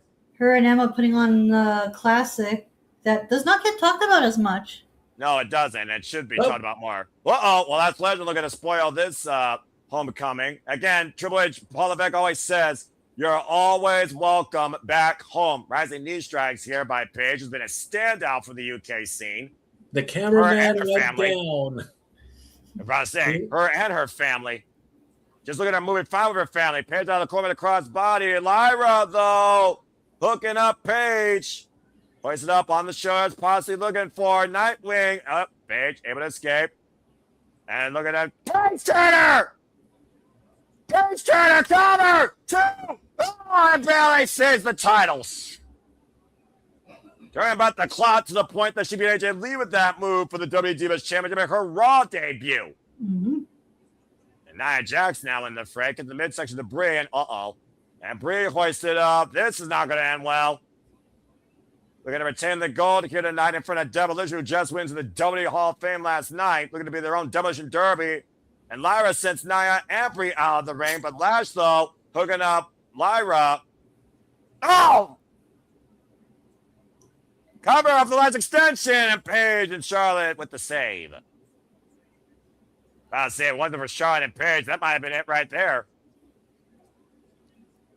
And of course, those two were once teammates many moons ago. For those that don't know, Charlotte Flair, Paige, Bayley, all part of the first class of NXT. And look at this face-to-face. Here's your moment. Classic black and gold Genesis rivalry restored between the queen and the one who screams. I never thought I'd see Charlotte and Paige share a ring again. I'm just going to put that out there. Elbows exchange right now between Paige and Charlotte Flair. Charlotte Flair, of course. SmackDown, Raw, Tag Team, Royal Rumble winner, WrestleMania statement maker. Knife edge chop here. Pick of the ankle. Pies looking to step over for the figure four leg lock. Captures the head though. Inside cradle by Paige. Inside cradle. And Charlotte gets out at 2. Oh, natural selection. And that could be it right there. She drives into her corner though. Tag made to Alexa Bliss as Nikki Bella watches on from the outside. Now Alexa Bliss to the top rope. And that cheerleading background might come into play. Elbow picked up by Nikki Bella. What the hell is she doing? She's getting involved. It's a fatal four-way. That's a good point. And we all know Nikki Bella knows how to play dirty. That fearless little. And Alexa Bliss is strategy. Trips up Bliss, but hits the knees up. And now Paige in the follow through, hooking up Alexa Bliss. Oh no. Rampage! Cover 2, and Paige and Brie are the new women's tag team champions. What a welcome back for Paige, huh? What a comeback! Paige returns home to WWE to win tag team gold with Brie. The Divas are back on top in WWE. Talk about turning the page back in time. Shock and all galore tonight at WrestleMania 42 with Paige returning home. Again, though, to your point, though, Mike and Ash, Nikki Bella got involved as we knew she was going to, using that crutch across the back and the midsection of Charlotte Flair, distracting Alexa Bliss, allowing the opportunity for her to get the knees up just in time off the Twisted Bliss, and then literally turn back the clock and the page of this division with the freaking Rampage crowning Bliss in the ring and crowning her as a tag team champion. I'm sure it's going to be a very polarizing bit of conversation here. I should have seen this one coming, but I guess I just didn't see it. So, I mean, the 50-day reign is over. We've got new women's tag team champions. Where is this now going to start the split between Charlotte? Because Alexa didn't know which way to go. Was she going to win the match or was she going to help her friend? We don't know. If you saw that tiny little moment there where she's like, do I finish the match or do I avenge my friend? She chose to finish the match. And unfortunately, thanks to Paige's knees, Twisted Bliss got reversed. And again, as Paige returns home to WWE and restores former glory with former rivals, foes, and allies of the Divas era, now the new one-half WWE Women's Tag Team Champions. I don't know whether or not we evolved or went backwards in time, but definitely turned the page tonight. Mm-hmm. I think Nia Jax and Lash Legends, I don't think they're done yet because they have a case to be made because they weren't in part of the pinfall. And also, to your point, Bayley and Lyra wasn't either. But Charlotte Flair and Alexa Bliss, they might as well have been taken out of the championship equation. And the fact, the last time that Paige and Alexa Bliss shared the ring together was over the NXT Women's Championship back in 2014 in the black and gold. Again, we're tying all the black and gold roots together. Paige pinned Bliss. As we got another commercial break, fuck streaming services. Now we have a Star Wars commercial because they showed the Mandalorian and Grogu in the crowd at WrestleMania. This is one of the Star Wars moments that I know nothing about. I am movie trained. I am not TV show trained when it comes to the current Star Wars product. So I have no idea what this is all about. You got to remember. If I take a line from my favorite women's tag team right now in Wrestling the Brawling Birds, I don't give a flying fuck. That being said, thank you. I do give a fuck about the 600 plus of you that are tuning into us right now, covering WrestleMania. As you continue to make this possible, hopefully you're all enjoying. Again, use the hats of WrestleMania for to be part of the conversation and share as we are known as the SR Studios 2024 here. Follow us on the X. Subscribe to all the outlets here on YouTube. Want to give a shout out to our brothers that are on site, not necessarily on, the freaking Allegiant Stadium. As, again, these breaks really allow people to go take a liaki, take a break, grab a drink, order DoorDash, or do something more worthwhile than watch these streaming commercials and infomercials that might be more time combined than the in-ring action for WWE, if I'm being perfectly honest here.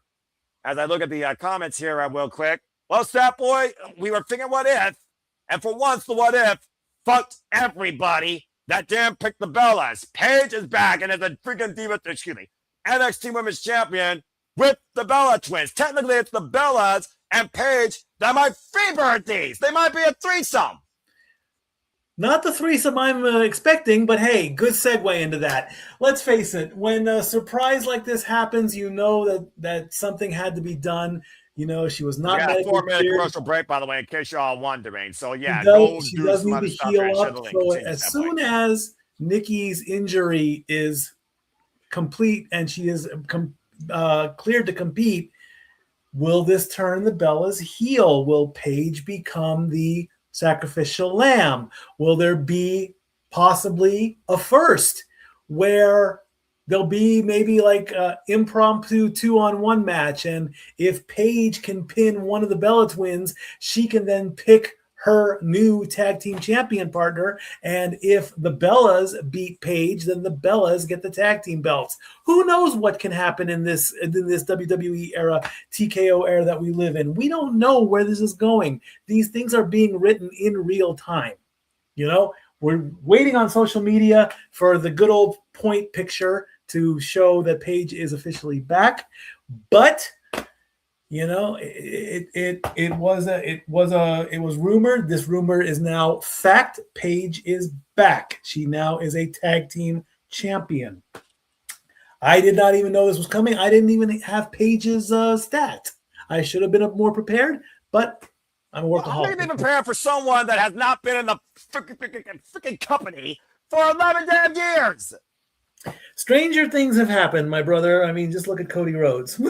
Fair enough, WrestleMania 38, but everyone pretty much saw him coming home. But Paige, one of those names that literally has been a rule breaker, a reckless outlaw, but being perfectly honest here, Saraya rediscovered, was one person I did not think would be on my radar tonight. But hey, how circumstances happen with familiar allies, foes, and ties. Nonetheless, Paige is back in WWE, and she's back as a champion. My friend Noah Garber probably is up right now, literally jumping out of his chair, considering that as one of his favorites overall ever. And again, congratulations to Paige. At one point, wasn't sure if her career was going to continue due to the debilitating injury.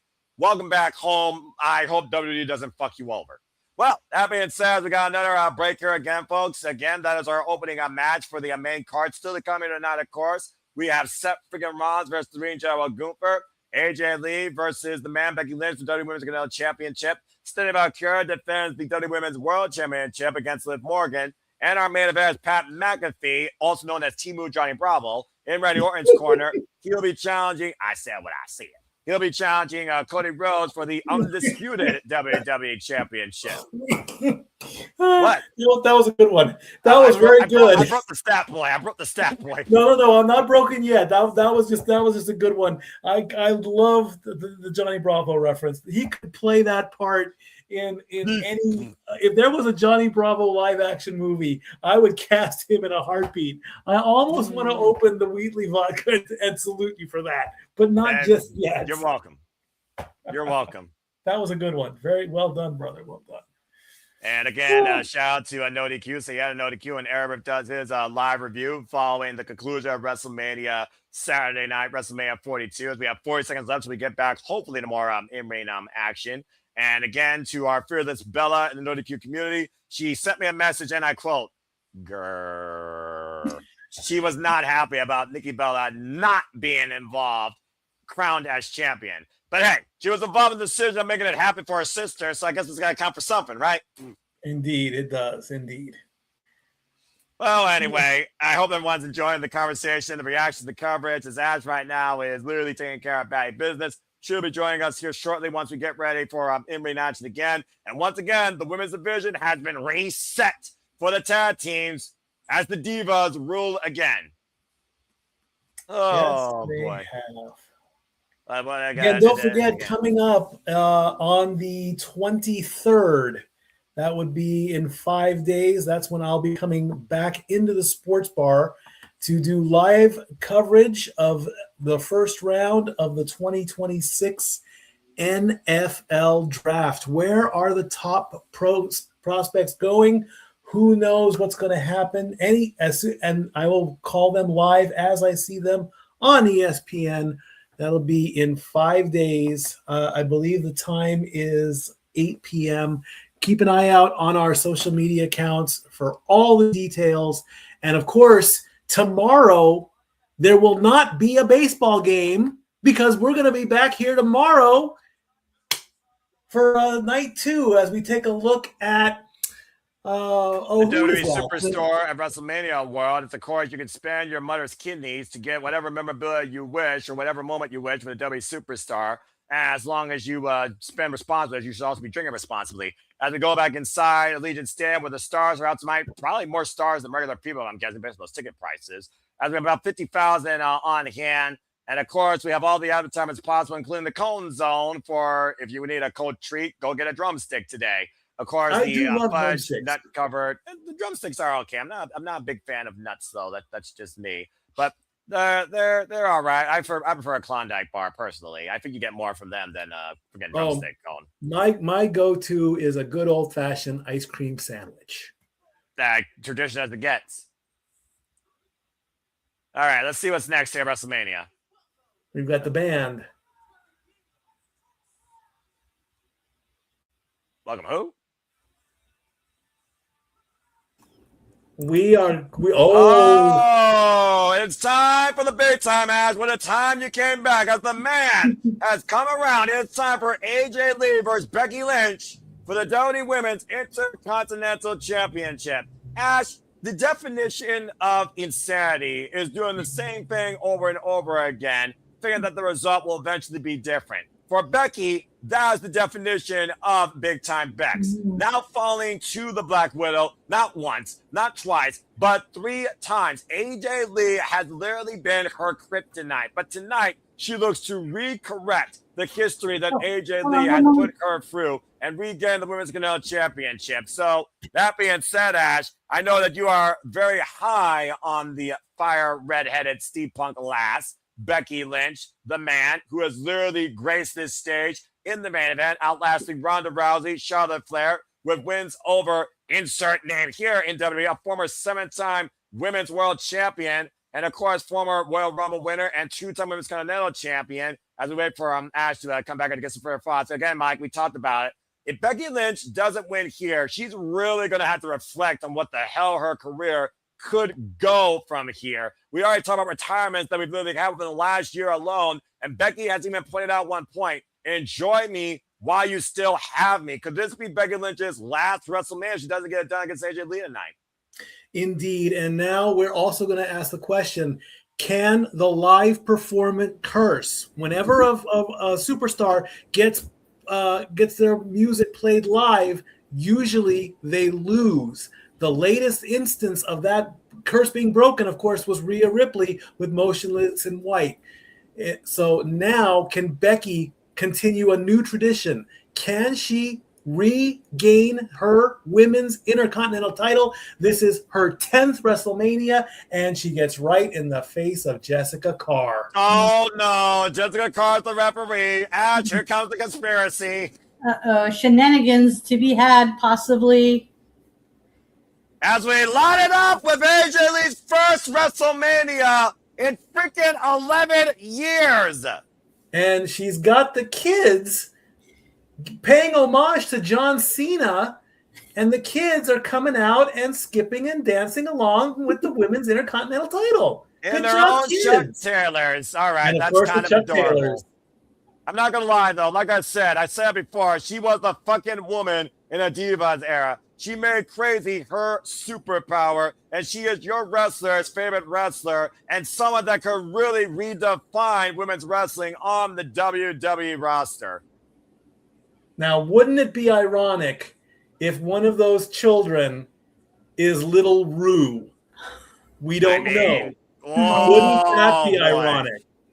That would be very ironic there, as those little ladies are definitely going to have a WrestleMania moment to remember for the rest of their lives. Everyone's favorite lover of anime, AJ Lee, graces WrestleMania 42 And as Mikey pointed out, she is the current WWE Women's Intercontinental Champion, has held this title now for 50 days, and this will mark her second defense after beating Bayley, who was a longtime friend of AJ Lee. Remember, when AJ Lee was previously the Divas champion, she went down to NXT and told Bayley, just be yourself. At one point, kayfabing, literally facing the hugger one-on-one to where Bayley is right now. But as I said, Ash, AJ Lee has been everyone's favorite gift, except Becky. For Becky, it's been nothing but a curse and a nightmare. I would also be surprised if Bree's daughter, Bertie Joe Danielson, was maybe one of the kids too. That'd be pretty cool too. Well, WWE is for the kids, and AJ Lee has definitely inspired a younger generation, and that is nothing to deny. And of course, if you also remember, Bianca Belair did the same thing with the children. And her sister, that's right. Her sister was part of her entrance. You're right. Yeah. She needs to come back too, big time, because Raw's coming to Knoxville on Mother's Day, and we need the EST back in WWE. That's also one of those things, though, Ash. Like I said, Becky Lynch, she lost, of course, her chance for the WWE Women's World Heavyweight Championship against Rhea Ripley at WrestleMania 40. She lost her title at WrestleMania 38. When it comes to singles championships at WrestleMania, it has not been the good fortunes of the man as of late. No, it has not. To answer your question earlier, I forgot what I was going with because I lost my train of thought and it's unable to come back to me. Sadly. Yeah, it's okay. Everyone needs a pause once in a while to gather themselves. And it looks like we're not going to pause here as Becky immediately on the attack. Wow, that really shows how important this is.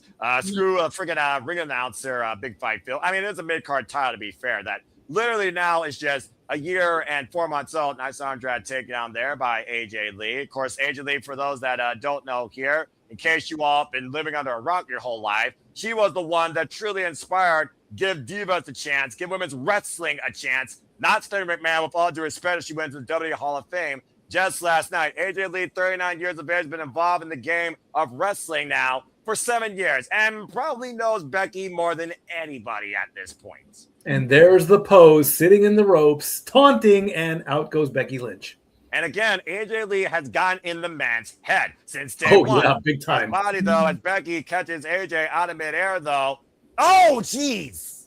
The fallaway slam into the barricade. The front row just got introduced to AJ Lee. I'm sure in front of green shirt guy. How much did he pay for that damn ticket? You freaking Who knows? It's one of the mysteries that WWE will never give us the answer to. I mean, Randy Orton shirt guy might say at some point on his YouTube streams, as I guess he became a video game streamer, but who knows? That for all we know, it's the market. They probably adjusted. Big top rope leg drop by Becky Lynch. Hook of the far leg to get the title. Card counts 2. Of course, just a card was part of AJ Lee and Becky Lynch's last match, which is ironic because at the Elimination Chamber in Chicago, that was where AJ Lee won the WWE Women's Intercontinental Championship at the expense of the man. And once again, tapping her out to the Widow's Peak submission. Indeed. And here comes Becky into the corner. And nice little shot there. And look at there. Backsploder. Bringing AJ Lee back towards center. Now the cover, hook of the far leg, and gets a 2 count here. Forward aggressive motion by the man after AJ Lee said, after WrestleMania, your little girl Rue would not be seeing her favorite wrestler is Becky Lynch. You'll be seeing her favorite wrestler is AJ Lee. And that has to strike a nerve when it comes to a mother. Mm-hmm. Now Becky going to the turnbuckle. We saw how this worked out at Elimination Chamber. Oh, come on. The title. Exactly. Now Carr, though, trying to cover it up. Just a Carr trying to do her job here as Becky is literally jaw-jacking her. But this also gives AJ Lee great reproof to recover. And Jessica Carr saying, I think you are absolutely insane. I think there's a poll that would agree. That's the first time I've seen an official actually be able to. It's a cradle by AJ Lee. 2 count. That's the first time I've seen an official actually be able to tie back on the turnbuckle pad. Good for Jessica Carr, by the way. That was a technique I never learned in Ring Crew. Now AJ Lee just teeing off against Becky Lynch here. The Irish whip reversal. Becky sends AJ Lee to the corner. AJ able to get the knee up, though. And now going up to the second rope, hooking the head of the man, looking for the nail DDT. Becky able to fend her off. And Becky, Oh, man, just both of them collide. Kind of awkwardly there. Elbow strike, though. Of course, AJ Lee. Ring rust still has to very much be a thing, as she's only been involved now in 4 matches, and only 2 of them have been a singles. Her third one here being a singles match as Becky crashes into AJ. And AJ follows up, looking for the ankle pick. Drops Becky face first. About to say, though, despite Becky Lynch's short-range record of championship losses, I would still say the man has made WrestleMania her own stage, Ash. Oh, missile drop kick. Yeah, she's been like putting on quite the performances for WrestleMania, win or lose. Because when it's Mania time, she comes to play. She shows out. Becky Lynch, 39 years of age, involved in this game for 23 years, trained by Paul Tracy, Fergal Devitt, of course, coming to us from Dublin, Ireland, and of course, created by W Performance Center and Sarah Amato. Up and around, partially looking for the Mystica, but Becky Lynch hooking up AJ Lee. AJ able to get the knee, though, to the point that of Becky. Now reversing, hoisted up, sliced bread! She hasn't hit 40? No. Oh, wow. Now AJ Lee back in the driver's seat, going up on Becky, and Becky, flying with a power bomb. That starts her up the cover, hooking the near leg, gets a 2.5. AJ Lee bent sideways off that power bomb. Still the shortest competitor, probably next to Alexa Bliss at 5'2", 114 pounds. 50,000 on hand. Keyword 50,000, not 70. 50,000 on hand at Allegiant Stadium here tonight for WrestleMania Saturday, WrestleMania 42 Vegas. AJ Lee, Becky Lynch 2 over the WWE Women's Intercontinental Championship. A title first held by Lyra Valkyria, taken by Becky, won by Maxine, taken back by Becky, and then taken by AJ Lee. Cazadora, Andra takeover by AJ Lee. Big high kick, runks Becky. Now AJ right now looking to follow through, up and around again, looking to hook the man, possibly for the Black Widow, and swung back first and head first in the second turnbuckle. Hell of a counter by Becky Lynch there. And you think how many times with Becky being trapped in that hold, she would know how to counter it. Manhandle slam! There you go. Back press, flip the front leg, kick out 2.5 by AJ Lee. Now, is that shock, is that frustration, or is that desperation on Becky Lynch's face right now, Ash? Could be a combination of the two, because she thought she had it well scouted, and now it's having her kick out. She's like, "What now? What do I have to do now? Like, what else can I do in my arsenal to put you away and finally recapture what is rightfully mine in her mind?" Becky Lynch, of course, saying that again, AJ Lee is nothing more but a nuisance in my career, and Jessica Carr is part of the conspiracy. And again, been blaming Jessica Carr for all of her losses. She's going to snap at some point. Oh, there it is. Finally going Hebner on Becky, and I don't blame her. And Becky's shoving Carr, and Carr shoving Becky. Oh, boy. Here's your moment. Here's your turnaround. She's been waiting for a long time to have a reason to clock Jessica Carr here. But again, she needs to put her opponent. What's going for a shot? Man, slam AJ Lee! Match bump counter, hop off legs, kick out 2.5 by Becky.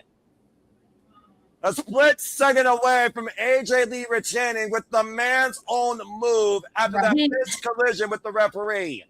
That's going to be the start right there. That's where the story starts. You're saying, Ash? I didn't know what that move was. Like, holy crap, did you just do a Uranagi? Because I've never seen her do that before. Yep, the manhandle slam. Becky Lynch's finisher. Turnabout's fair play. Right, and she actually hit it pretty well. I'm very shocked and surprised by that, about how well executed that was. Well, despite the fact she's been on hiatus for a freaking 10 years on her own mental health journey, God bless her. It's not like she doesn't know what the professional wrestling game is as much as her husband, if not more. Now Becky Lynch teeing off against AJ Lee, looking to hook up again for the manhandle slam. AJ able to escape. Looking to hook Becky now, possibly into the Black Widow. There it is. It's locked in. Center of the ring, and AJ Lee all her body weight being carried by Becky. Nowhere to go. Looking for the ropes to force the break. Bottom rope there just in time, and pulling AJ Lee by her hair to actually force the break. Again, desperate, aggressive nature by the man as Becky removes the turnbuckle pad again outside Jessica Carr's vision. Oh, wait a minute now. Oh, no! Not the ref bump, not the dreaded ref bump. AJ Lee driven first for the top turnbuckle. It was a small bump, though. Car still legal in the match. Manhandle slam. The counter. But the follow by press. Becky Lynch wins. Oh, Becky well Lynch is then. once again the WWE Women's Intercontinental Champion. Well then. Stole it. She stole it. Of course she did. She's still the man. And to be the man, you got to beat the man. And the man just beat AJ Lee. 4 times was indeed finally the charm as Becky Lynch embarrasses AJ Lee in her own mental state and wins both the WWE Women's Intercontinental Championship. The man rises again to the top. And shining with the gold. Cry about it, folks. Again, though, this shoving contest, though. I mean, look, an official is supposed to be emotionless, integral. But there's only so much you can take being jaw-jacked and physically interrupted. And Becky was trying to exploit that, and it nearly cost her hair. To your point, Ash, Manuel slammed her on both legs. AJ Lee nearly retained. As she went for the Black Widow submission, the move that has tapped out Becky on every other occasion, she grabbed her by her hair and forced the break.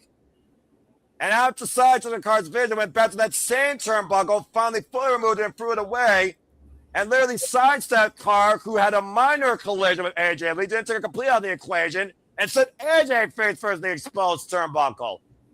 And again, the referee didn't see it. Followed up by a manhandle slam, center of the ring, and Becky Lynch regains the championship, and AJ Lee loses her WrestleMania return.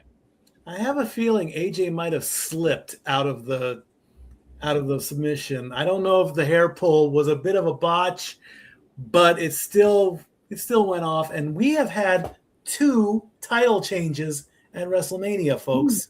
And that might be a formula of things to come as the man is once again WWE Women's Intercontinental Champion. AJ Lee left embarrassed and beltless. So where do both Becky and AJ go? So who's next for Becky Lynch? Because she finally thwarted AJ, and what's next for AJ? We don't Well, know. the way I see it, it's like the proverbial saying, you got the monkey off your back. As far as I'm concerned, Becky Lynch probably thinks she doesn't have to deal with AJ Lee again. As far as AJ, though, she's going to have to really look at herself in the mirror and figure about, can I still do this for the long haul? She just had her WrestleMania return performance, and she lost. A lot of people don't recover from that, especially in a short period of time. So we'll have to see soon enough what's next for AJ Lee and Becky Lynch. We go to another streaming service commercial break. Fuck streaming services. Also, my heart hurts for AJ because it's one of my favorites. But again, trends have to change. It's as old statistically as data itself. Nothing follows the same trend forever, even Undertaker's streak. You had to think that Becky was going to find some way to usurp AJ Lee, and she used the greatest stage to do it for the first time. I was supposed to say, what's the record for most title changes out of Mania? Ooh, good question. WrestleMania where every title changed hands because to your point, so far each time has the title change hands, and let's not forget what our main event is. Yeah. As we got another 3-minute, 10-second break, because again, fuck streaming services. If you all agree with me, please put in the chat.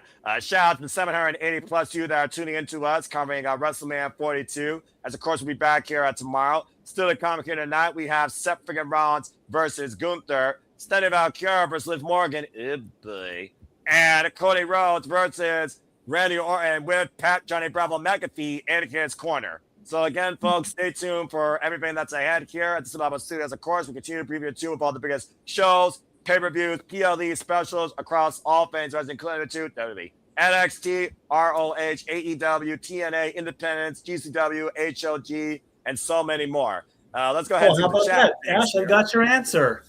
It happened all the way. It happened all the way back at WrestleMania 13. There were 4 title changes. Oh, okay. And of course, back then, there were 4 titles available, I believe. That's fair point. Yeah. How many titles are available now in WWE? Should we do the rundown? Let's not do that, folks. Okay. No, let's not. I think we have the time. We have 2 minutes? Fair enough. Okay, so let's see. Men's World, Men's Heavyweight, Women's World, Women's Heavyweight, Women's Intercontinental, Men's Continental, Women's United States, Men's United States, SmackDown and Raw Tag Team Championships, Women's Tag Team Championships. That's 10 on the main roster alone. Now, are we counting NXT and AAA as well? NXT, I would say so. AAA is yet to be defended in WWE, to my knowledge, outside the tag titles, which are even more relevant. So I'll just say NXT. So yeah. So let's see here. World, Women, North, Speed, absolutely irrelevant speedometer stickers. Tag Team, North American.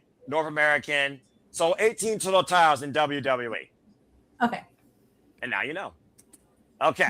That being said, we got another commercial break on again. We already talked about this match. I imagine it's got to be next, right? You're not going to do both the women's championship matches back to back, considering this is semi-main worthy, considering Liv Morgan wants to live in the moment and earn this moment at the Royal Rumble.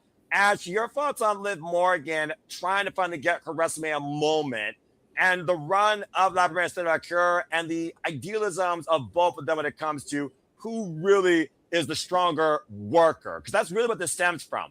Yeah. Defined outside WWE, built in WWE. That's the tale of the tape. Yeah, the two different what am I saying? That was the way we came up to pro wrestling. Journeys. Yes, that's the word, journeys. I got you, bro. Thank you. Sorry, I hate my ADD brain sometimes. I can't word proper. Again, I was born developmentally delayed. I will always preach the gospel, protect your mentality, and mental health matters. There's a reason why hashtag mental health is on my X. Continue, my friend. Yeah, that's true. Yeah, it just my brain works in weird ways sometimes. So does everybody. Brain no work is what I like to say. Continue. Yeah. The Liv Morgan, as much people crap on her, she's put in the work. She's earned her keep. Because the way she started off because from how she started off in NXT to what she is now is quite the character progression that we have not seen in quite some time. She's starting to she's found herself. Now the question is, because she's so attached to Dom, I want to know what it'd be like if she has her on her own without Dominic Mysterio. That's what I want to see. And if she does beat Vaquer, it's because she's earned it and she's proved that she's the better performer this night. But will you still justify that if she actually doesn't do it on her own, knowing that Judgment Day is at her beckoning call? Remember, she gets out Finn. Mm-hmm. She's really the leader of Judgment Day. She's got Roxanne Perez, who was clocked by her own forehead, by the way, thanks to Stephanie's interference in their clubhouse. She's got Raquel Rodriguez that's not even on this card, but might as well be Big Daddy Cool to Shawn Michaels based on their cohesion. And to your point, Dominic Mysterio might also get involved. Tomorrow now he has to face the Demon. That's true, because that's another thing Stephanie Vaquer brought up is that Liv Morgan has a team, whereas Vaquer, she's on her own. She's doing this by herself. So that's going to definitely play a factor into this match as well. How can she fight off the Judgment Day? Because you end up bringing up a really good point, because even though Liv Morgan's gone on the character progression, she's always been with a team and not as a solo. That's fair. Mikey, you got something to say real quick before we find out why the man is sacred? Go ahead, brother. I'm seeing that there have been 4 WrestleManias with 5 title changes, but I'm having a lot of trouble confirming all this stuff. And so we're gonna I'm gonna do some work on this tonight, and I will get that back to you tomorrow, because there were not 4 title changes at WrestleMania 13. There was only 1, and that was The Undertaker, as the ring general is making his way down to the ring. So I've got some work to do tonight. Moving on. Fair enough. And of course, Gunther has work to do to prove he is the best wrestler bell to bell in the ring, and that Seth Rollins can't lace his boots. Again, Ash, you and I have argued ad nauseum sometimes who are the best wrestlers ever. The simple foundation of what a wrestler is. When you look at Katsura Shibata, Zack Sabre Jr., Kenny Omega, AJ Styles, John Cena, although he might be the best sports entertainer, Gunther has always been a traditionalist. He's a throwback. He's a minimalistic style. but he holds himself to such a high regard of what professional wrestling is supposed to be. It's hard to argue that he may not be the best wrestler here if he beats Seth freaking Rollins here at WrestleMania tonight. Yeah, that's the one thing I love about Gunther is just he's the embodiment of it's not how many moves, it's how you do the moves. And of course, getting into the short-range story, Seth freaking Rollins literally asked Gunther why you want to face me at WrestleMania. Straight up, folks, it is a battle of pride. The pride that the Lean General holds himself up to. Mm-hmm. When he was World Heavyweight Champion, Seth freaking Rollins did not go after him. He was a useful idiot for Paul Heyman in Gunther's mind, in Gunther's wording, and honestly, Gunther may have been right. As Seth Rollins is about to burn it down here tonight at WrestleMania 42. So we are going to see bell to bell, according to Gunther, who the better wrestler is. Also, and that's hard to argue with Seth freaking Rollins' track record. Look at this freaking outfit Seth has. Oh my god. I think his outfit is literally smoking. Yeah, it's like I was about to say, it's like, did he make a hoodie out of his shower curtains? I think Becky Lynch has something to do with that, but we just saw the man win back to the Intercontinental Championship, so it could be a good night in the Rollins household. Seth freaking Rollins has his first match back here in WWE, and good grief, look at that vision. That vision is nothing but pure black in Seth freaking Rollins' eyes, Right? Ash. Oh my god. This is Former six-time world champion, former Crown Jewel winner who beat Cody Rhodes for that, which of course led to Seth freaking Rollins' injury last year, lest we forget. Mm-hmm. It is live and loud by the 50,000 plus the Legion Stadium for the architect, the visionary, and in Gunther's eyes, proverbial second fiddle in WWE, Seth freaking Rollins. To think last year he came out in angelic white to be a change. Now he looks like nothing more but a dark omen who's soulless on a vision to destroy what he created last year. But he has to go through Gunther to do it. Mm-hmm. And of course, Gunther, as I talked about before, longest reigning NXT UK champion, longest reigning WWE Intercontinental champion, two-time World Heavyweight champion. The accolades of the Ring General go all the way back to 2009 through Ring Comp, WXW, Progress, GSW, Over the Top, before he became a WWE superstar and dethroned the Bruiserweight Pete Dunne. Mm. And Yes. arguably the best score ever. That's quite the resume Gunther's built up for himself, hasn't he? Just like how Seth Rollins has quite the resume too, because Rollins has like almost done everything in the WWE as well, just like Bayley. Cashing of the century, Money in the Bank winner, Royal Rumble winner, Ruse of the century, and oh gosh! Right off the bat, holy cow! Okay, well, I guess I'm not going to waste time. Just get right on it. Big No, Saino's not at two all. plugs. Gunther's here to make Gunther's us pissed. All right, Gunther's pissed. Hoisting upset power bomb, and that might immediately be it. That's the thing. Also, that's another thing about Gunther. He has so many different finishers. You don't know what he's going to hit you with. Well, Seth Rollins learned the hard way how hard Gunther hits, considering they haven't met each other since 2019, if you want to believe it. Yeah. Good grief. Firing all cylinders with that shotgun blast to start off the match. Like, damn. And let's not forget, Seth Rollins was just medically cleared. He was just medically cleared a few weeks ago. And Seth Rollins immediately teamed up against Gunther on the outside. And of course, Rollins came in here to fight, considering what his personal vendetta is towards the vision. Oh! And the regard he holds himself to as a professional wrestler. And now both these men remain in the furniture in this marriage announce table. And Seth Rollins is literally unhinged. Jeez. About to say, Rollins did not forget that Gunther literally assaulted him not once, but twice since he returned. And they were outside matches, let's forget, as he literally saved Paul Heyman inadvertently from Rollins' wrath. Oh!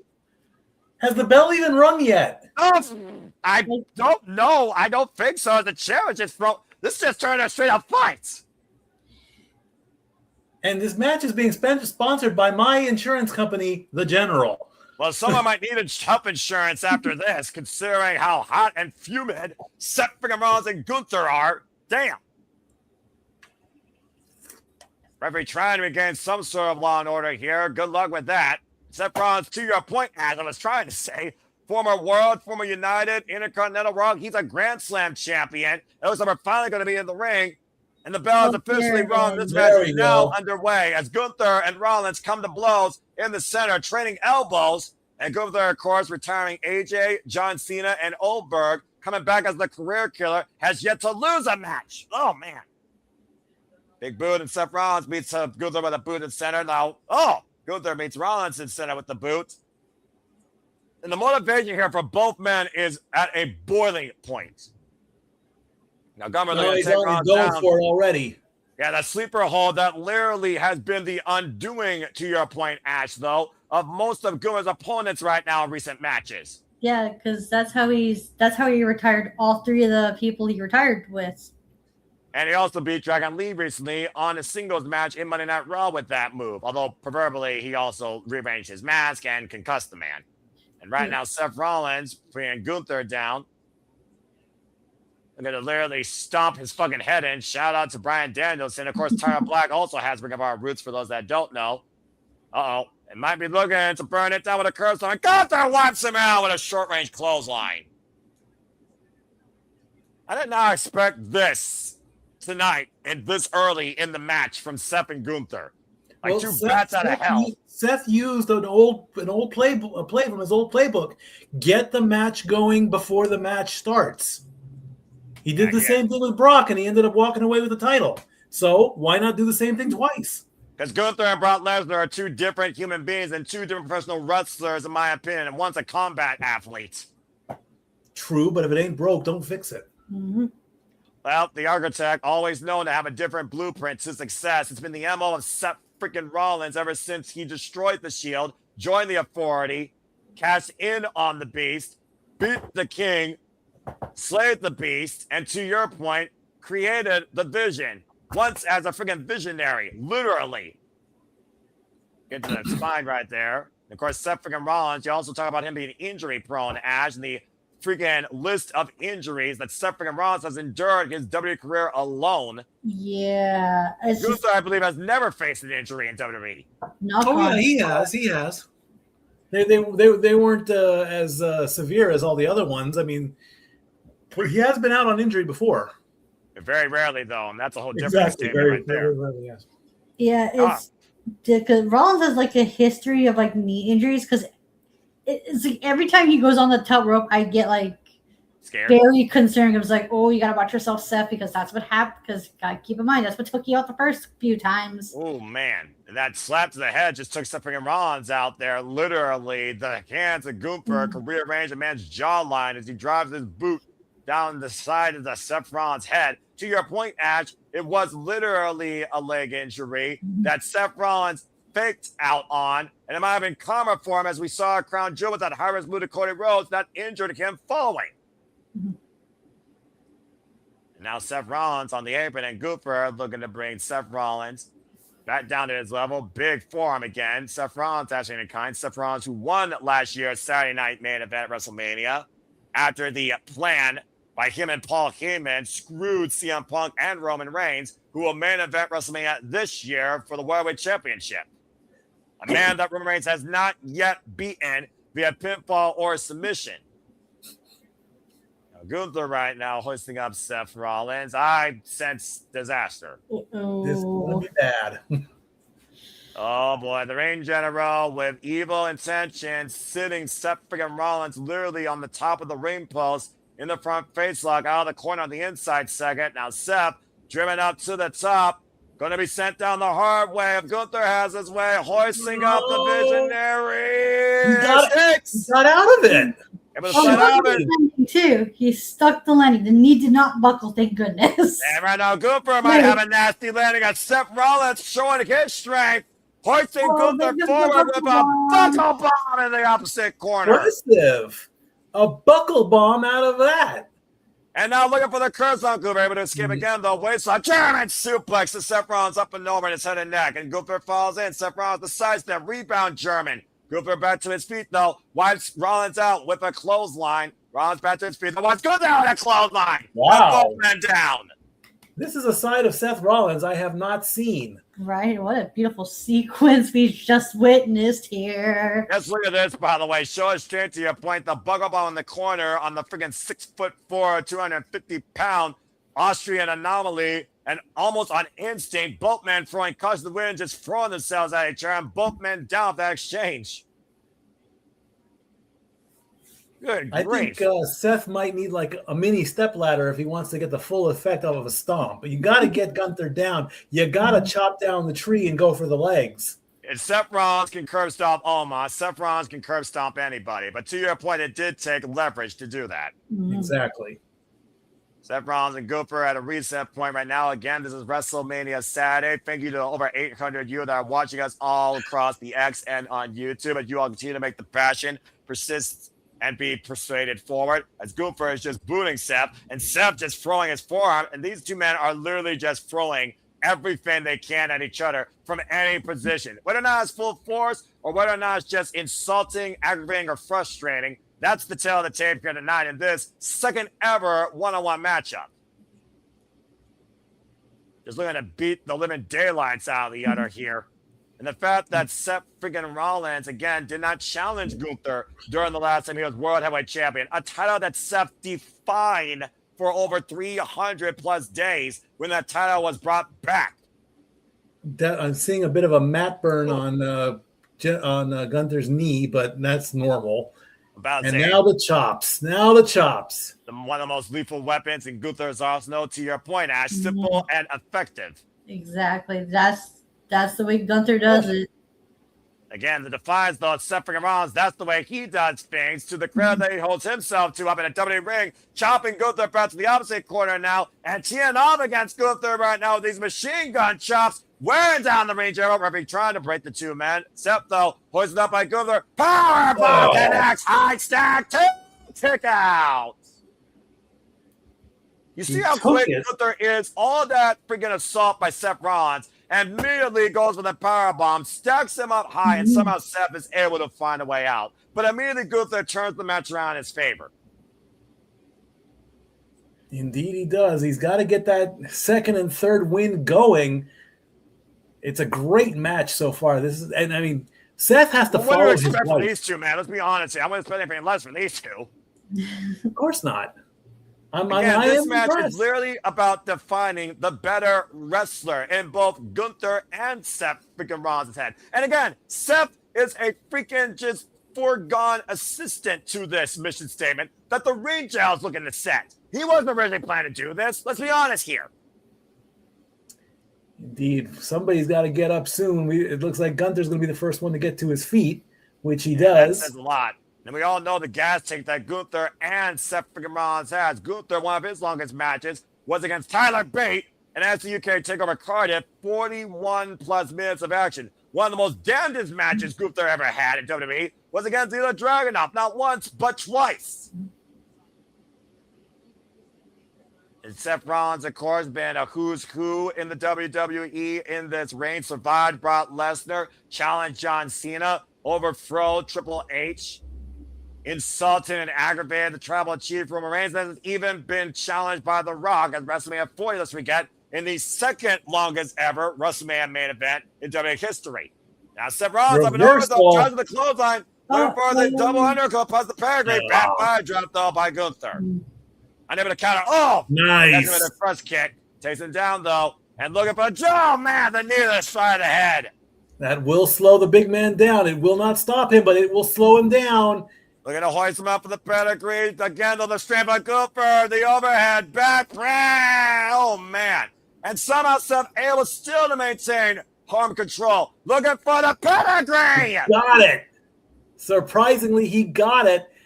Oh, he's Gunther is down and in position. Guard stomp.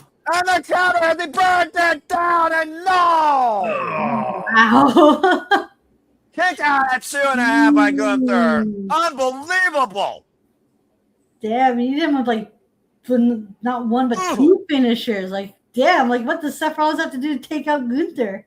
Well, this goes back to what Gunther was saying, the fact that Seth freaking Rollins may have been scared to face him while he was the World Heavyweight Champion. And he says very personally to expose that Seth freaking Rollins can't lace my boots. I wonder how long it takes to actually lace a pair of boots properly. I'll have to find out sometime. And again, the Architect making his in-ring comeback tonight on the grandest stage of them all, WrestleMania, and his doubts starting to seep in Seth freaking Rollins' mind. To your point, Ash, it looks like he might be going to the top rope for something high risk here. Here we go. Watch it, Seth. Watch it. Yeah. Now Gunther back to his feet, looking for an avalanche curve stop. Gunther able to escape. Arm wringer, standing switch, looking for the O'Connor roll, and Seth Rollins cover to Gunther though. Can't do a sleeper. Oh. And Gunther right now has that lethal sleeper, as Ash pointed out, in the middle of the ring, but the body is not grapevine. That might be only Seth freaking Rollins' saving grace. He has got that locked in tight, better than any UFC fighter ever did. I'm about to say, Gunther Lee trying to squeeze the life out of Seth freaking Rollins' return. May not kill a career, but might kill a comeback, as Seth somehow is trying to find a way back up to the vertical base to try and force the break or escape. And once again, going after the right arm and binding the left forearm of Gunther. Desperate measures by a desperate man. A discus punch. I haven't seen a discus punch in years. Discus again, clubbing Gunther in the side of the head. Someone's going to drop here soon enough. Oh, God. Here's the answer. You called it. You called it. What a fucking clothesline. Now Gunther going up to the top rope. We don't normally see this a lot. But Seth, though, following in kind, springing up like a pimple on prom night. Looking to hoist up the ring general, possibly looking for superplex. Nice. And the ring is in control, floats over. Oh, and the cover to win, and a kick out too by Gunther. And now Rhodes with the sleeper hold. Put him in the sleeper. Remember, Jey Uso tapped out Gunther last year with this very maneuver. I was about to just say that. No, you and I are thinking the same thing. And then Dragon out tapped out the ring jump with this maneuver. Will Gunther tap?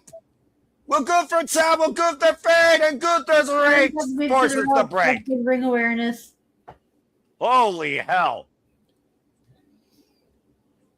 Again, the huge frame of Gunther, like I said, 6'4", his saving grace. Out of that submission hold. I don't think no one's going to question the pedigree of the great wrestling for these wrestlers here, as far as I'm concerned, when it comes to Gunther and Seth freaking Rollins and what probably could be our match of the night. Oh, absolutely, yes. This is a match stealer right here. There is no denying that. These two are putting on a clinic. Mm-hmm. Again, though, Gunther rolling to the outside of the ring as trying to reset Seth freaking Rollins' momentum. Calling for the crowd to get that adrenaline rush. Looking to burn it down. Looking to get fired up. Looking to fly off the rails. Looking for positive. The top axe to see it on the outside. And Seth Rollins looking to follow in kind again. Picking up speed from 0 to 100 off the opposite side. A second top axe to see it to the ring general. Standing him against the Spanish announce table.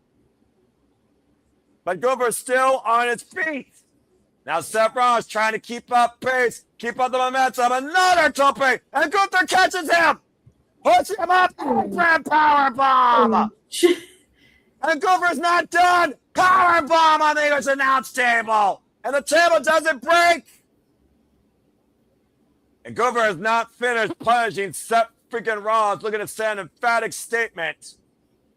Oh no, this is not good.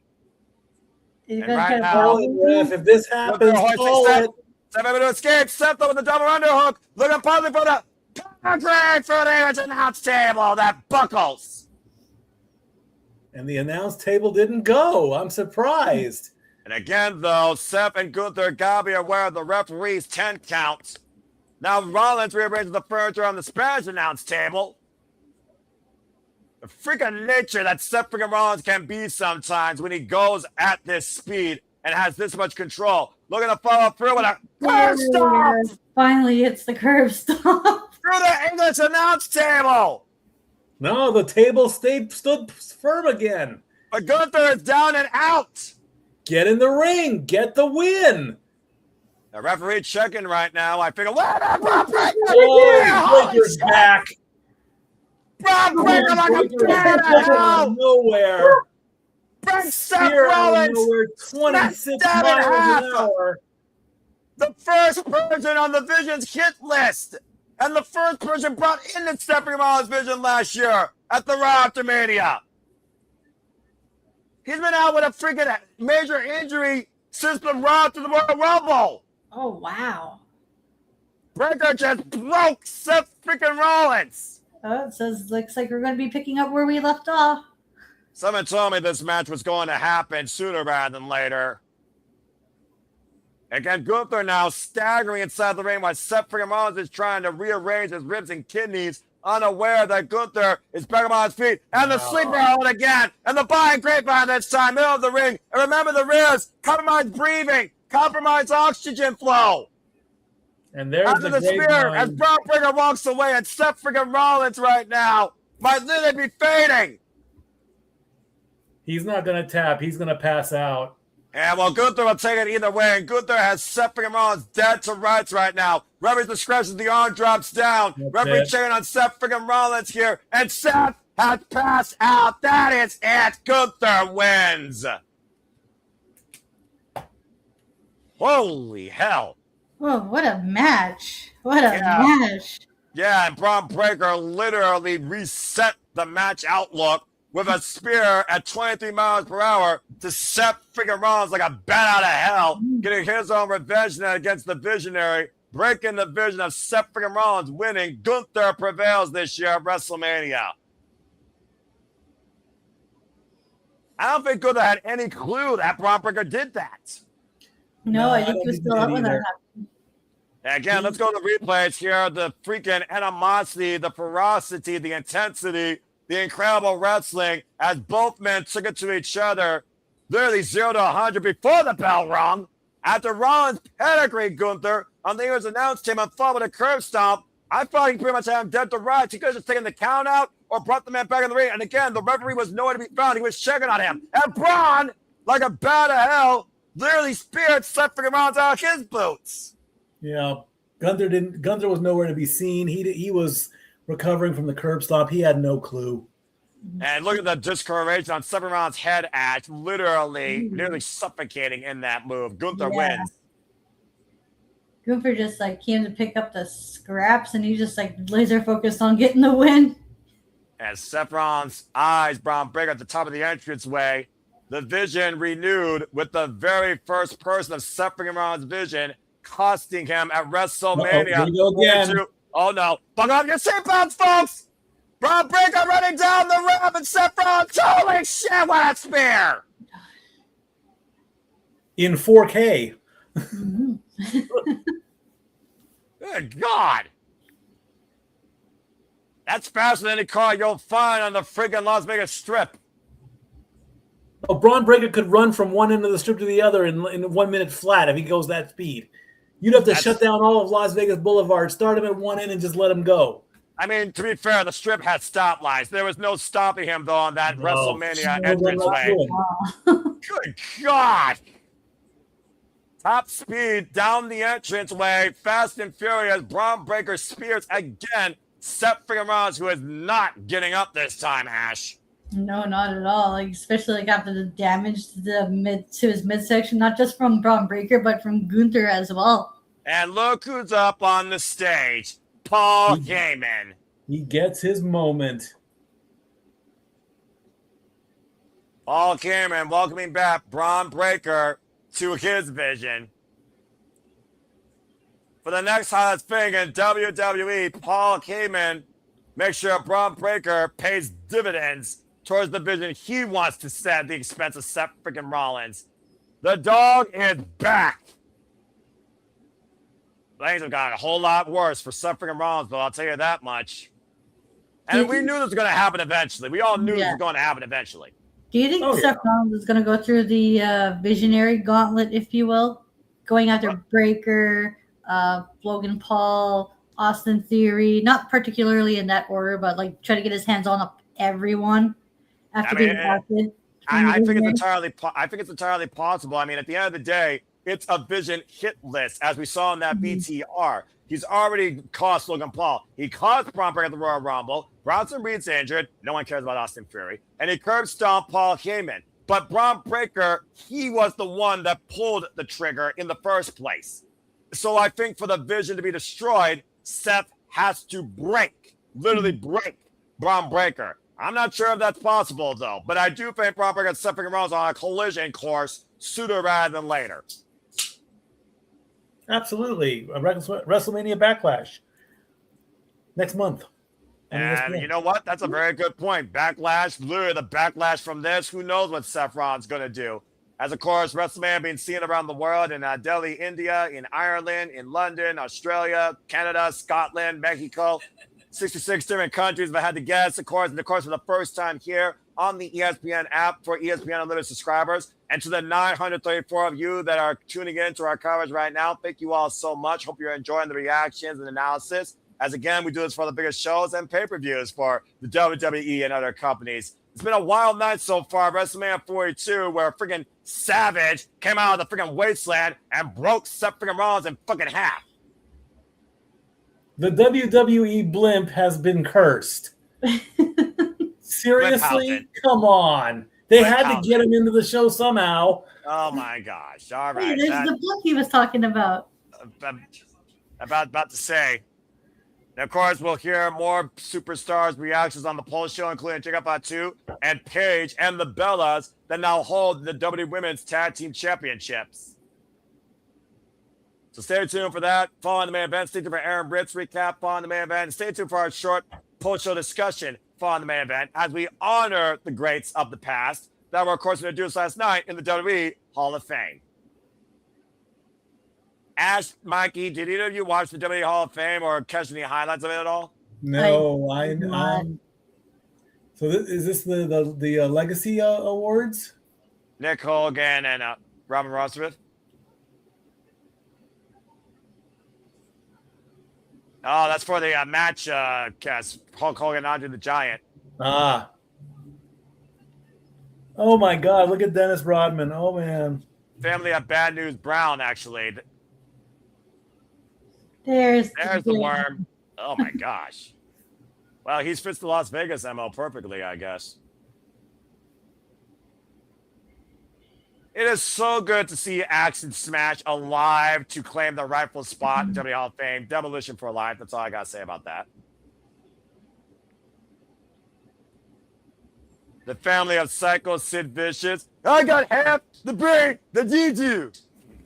And here's Stat Girl's boyfriend, the phenomenal AJ Styles, as he makes his official Hall of Fame appearance. I'm not surprised in the slightest.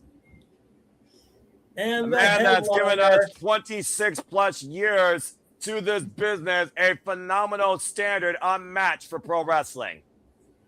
And as here comes a woman unmatched in professional wrestling, Stephanie McMahon. Look at that beautiful blue dress. Look at that. That's amazing.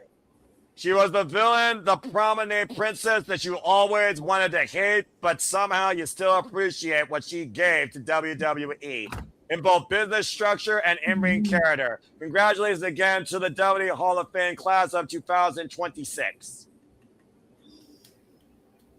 Definitely a worthwhile class to some degree, I would say, as we have another streaming service commercial break. Fuck streaming services. I did meet Andre's daughter. I did meet her. It was the last convention I went to in Los Angeles. She was there and she was right with Mark Henry. And of course, the program was that you could meet her and you could try on Andre's jacket. Oh, nice. The one he wore at WrestleMania 3 press conference, the same jacket. I didn't even want to touch it. I looked at it. I said, "Is this your dad's coat?" She says, "Yeah, go ahead, try it on." I'm like, I can't. This is your dad's coat. This is so. Then Mark Henry grabs it and he's like, "I'll put it on." Man, why he not? He was swimming in it because Mark Henry's a big guy. Mm-hmm. Yeah, of course he is. It looked like a blanket on him. That's how big the coat was. like a giant robe, just like walking like that, with the arms like that, just like walking like that. Nobody in wrestling was bigger than Andre, literally, and the coat I mean, if I put it on, I could have wrapped myself in it. I couldn't touch his coat because it was too it was too important. I mean, you know what? That's absolutely fair. And again, thank you to all 950 plus you that are tuning in right now as our studios here, whether on the X or on our YouTube feeds. Again, subscribe to that Bad for Wrestling, follow Shabbat Ass, follow Statboy Mike and Stacker Adoy Lou, and Statboy Sports Bar and other escapades outside of Pigeon Forge. As of course, we'll be covering the draft. And again, follow us here for all the things we do across all professional wrestling. First and foremost, that match was freaking amazing. But that Braun Breaker, damn, I still argue with the result being different. Braun Breaker didn't get involved. I think Seth had good the rights. It's evolved now into a new chapter. Gunther is now he's gonna focus on the next career killer. So this is Seth is gonna go off the deep end, and he's gonna rekindle that feud with the Vision. I would love to know who is going to come to Seth's aid if need be, because we've got Breaker, so therefore maybe Bronson Reed is back on the mend. We don't know. You could bring in Austin and Logan, but who would back up Seth? Seth has literally burned down, pun intended, bridges. I don't know if there's anybody on the roster that wants to bail out the Visionary. So he's going to need a lot of help and a lot of quick. But I'm stumped. So you guys all 957 of you, if you've got any thoughts and ideas, and push us to 1,000 before the main event, I would love to see that. Who will Seth Rollins recruit to battle the Vision if need be? I mean, you literally were figuring about the Vision. And again, I've been saying the weekend. The story of the weekend is going to be cause and effect. Who just beat the Vapor in the very first match of the show? Yeah. I think the Usos and LA Knight, because at the end of the day, they all have the same freaking vendetta against the Vapor. They want to make sure they're wiped out. And let's not forget the Vapor has the Usos tag team championships. I was thinking that too. Yeah, I was about to say maybe the LA Knight and the Usos about to form if it's an unlikely alliance with the Seth Rollins because they have like the common enemy. And the enemy of the enemy is my friend, a proverb as old as time itself. And that doesn't just apply in wrestling, although we see it more often than not in wrestling. And to your point about Gunther, let's not forget, he said to Paul Heyman, now you owe me a favor. Gee, I wonder what that favor could possibly involve down the line in the near future. Just saying. But anyway, Gunther with a WrestleMania win, his first singles win at WrestleMania ever. Because again, his last win at WrestleMania was a triple threat. His only other win at WrestleMania. That is very, very true. And as you've pointed out so far, all titles have changed hands tonight, and we only have 2 matches left, and they're both for world championships. Obviously, coming up next has to be Valkyria versus Liv Morgan for the Women's World Championship. And why the Vision, the Vapor, has its fair share of enemies, the Judgment Day has not been in a lot of many people's saving graces as well, especially for the women's division. 1 match to go, Cody. 1 match to go, and then I will open this and try it live. Well, as long as you don't smash the ball on the ground and Pat McAfee and freaking Randy Orton seize the gold here tonight. As again, we're waiting for the show to get back here because, again, fuck streaming services. But it's one of those things, though, we talk about, again, cause and effect. If Liv Morgan wins, and some would say she deserves to win, what does that mean for Stephanie, who has been here on the main roster now just a little bit under a year, to lose in her first WrestleMania, despite the fact, like AJ Lee, same statistic possibly, but she's been a mainstay here in WWE and a shot to the top quicker than Morgan ever has. SummerSlam 2026 2-day combo will take place in Minneapolis. Gee, I know the home of that for a certain person or beast. And of course, US Bank Stadium, the home of the Minnesota Vikings. Hashtag non-sports. But hey, my mom used to be a fan of them, so there you go. And she likes the color purple. And so does JJ. Speaking of which, shout out to JJ That's Williams. why I'm wearing purple today. There you go. See? Yeah. Of course, Ash, she's batting for Orange. And of course, she's a Blade Checker. As of course, the sky is still nice and bright over Allegiant Stadium this fine evening for Las Vegas. Of course, the host of WrestleMania 42. Stat Point Mike, red hot. Action Summit has been red hot. And let's go ahead and remind people again, the card for tomorrow. We will be back here 5 p.m. Standard Time once again for our 1 hour pre-show. Again, folks, live on ESPN, first and foremost, Oba Femi and Brock Lesnar kick things off for the entire night. That is our opener. Proclaim the real main event. That is the starting match, followed by the Intercontinental Championship ladder match live on ESPN. And of course, it will be concluded with World Heavyweight Championship, CM Punk, who wanted this his whole life since he became a wrestler in 1997, taking on the guy, the measuring stick, the franchise, your tribal chief, and arguably the biggest sports entertainer in modern history with a record-setting 11 main events now, Roman Reigns, one-on-one in the main event. All this and more coming tomorrow night, WrestleMania Sunday. And boy, what a freaking timeline CM Punk has had.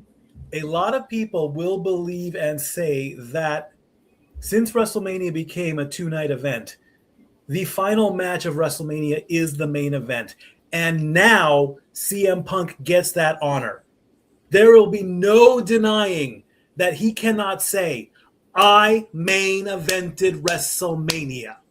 Bottom line. Hello, Stat Girl. You might as well say Liv Morgan is about to main event WrestleMania, and her proverbial mind. And cry about it if you disagree, as we're about to get a lot of trouble on our screen, because it's time for Liv Morgan with Valkyria for the WWE Women's World Heavyweight Championship. Of course, you're looking at Liv Morgan, a little snippet of her new music video called Trouble. That is now her new theme that she enters with. Go ahead, Dressed for business, dressed for success, dressed for chaos tonight is WWE and Judgment Day's Liv Morgan. I think Stat Girl has something to say. Go ahead, Stat Girl. Sorry to change sports real quick, but go wild! 6-1 over the Stars. What a random positive You're welcome. What a random positive moment. Thank you for that, Stat Girl. And always love Dory Lou and her positivity. Of course, the only woman to win in women's WrestleMania predictions history, back at WrestleMania 39. And Liv Morgan looking to get a performance in and out of the ring before the bell rings. Looking to cause trouble and seize Monday Night Raw's greatest prize. The Stanley Cup playoffs have started tonight, and Dory is rooting for the Minnesota Wild. I'm rooting for the Anaheim Ducks. The Wild are playing the Stars. The Ducks are playing the Oilers. The Wild is up 6-1, game 1 to the Wild. There you go. And Liv Morgan just did a quick costume change, and now she's in her gear, ready to go. Like I said, I think one of the things about Liv Morgan that still defines me of her insecurity, I don't think she takes things seriously enough sometimes. I think she still is that little girl that is sometimes afraid to reach her own potential, and she can't seize it. And when she has it, it's only because she has assistance. While Vaquer has done everything on her own outside WWE to make it to this stage and have a greater ascendance in her career in practically a year than Liv Morgan has in her entire career. Always the bridesmaid, never the bride. How long did it take Liv Morgan to win the Royal Rumble? How long did it take for Liv Morgan to get to this moment? What's a moment, though, if it's a sour moment? What's a match if you don't achieve the accomplishment? That's the pressure Liv Morgan has here tonight versus Valkyria. That smile's going to change real quickly here if she's going to leave with that Women's Heavyweight Championship. Indeed, as Stephanie Vaquer is now going to try and one-up when it comes to entrances. And her first WrestleMania entrance, might I add. Indeed. Making her WrestleMania debut. And again, she was introduced to the main roster, Monday Night Raw, the day after WrestleMania at the Raw at Mania. Literally 1 year later, La Primera is a semi-main eventer and the current women's heavyweight champion. Indeed. The devil has come to play in Las Vegas in the city of sin. Dark Angel, actually. And of course, Ash, we have seen the rise of La Primera Vaquer since she arrived in NXT and won the NXT Women's North American Championship. And of course, the NXT Women's Championship from her forever rival, Julia. Yeah, it's like, oh, like. I love her outfit. Holy crap, I love that It is robe. very nice. Oh my god. Talk about I want setting that. presence. I want that robe. I want that robe. Stephanie Valkyria, who's been the champion now for 210 days after winning the Palooza. She is also the 2025 Women's Crown Jewel Champion, beating Tiffany Stratton for that accolade, and has been a fighting champion, outlasting Raquel Rodriguez on 4 different occasions, and also Nikki Bella on 2 different occasions. I also would like to say I think Liv Morgan is breaking out in her, I'll say it, sex appeal. Because as you remember, I believe it was last year or the year before that, they showed her in a club wearing that very stringed dress in the club.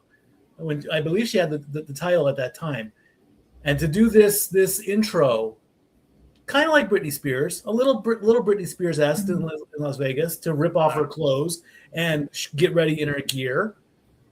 She's embracing a moment here that she needs to do. She's gotten more comfortable in her own skin. Exactly. Thank you. Like I said, I may find her secure. She still has that on her forehead, but at least Liv Morgan is truly embracing who she is. And I'll give her that much when it comes to her progression as we get ready for our semi-main event here for the WWE Women's World Heavyweight Championship.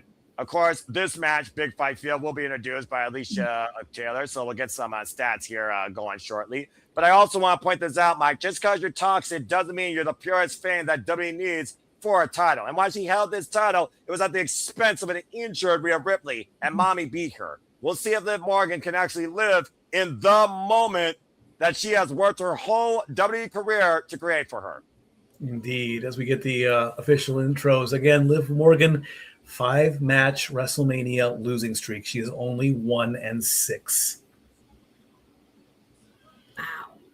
I know, right? It is kind of sad, but you know, you can lose 100 times and still have 100 great matches. That's true, yeah. Well, the record books are defined by the winners, not the losers. Liv Morgan, 31 years of age, 5'5", 117 pounds, 10 years, purely involved in WWE, has never wrestled or been seen anywhere else in the ring. Stephanie Valkyria, defined in Chile where there was no wrestling, 33 years of age, 17 years involved in the game, trained by Villano IV and Gran Apache, La Primera Champion of Champions, and of course, literally to the day, practically 1 year involved on the main roster, current World Heavyweight Champion. Winning a battle royal, challenge facing EO, and then becoming a fighting champion.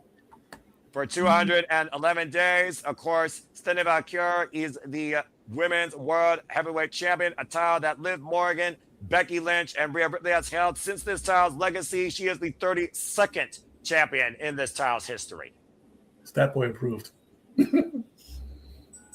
Liv Morgan, a former 2-time holder of this belt. Her last run was 226 days.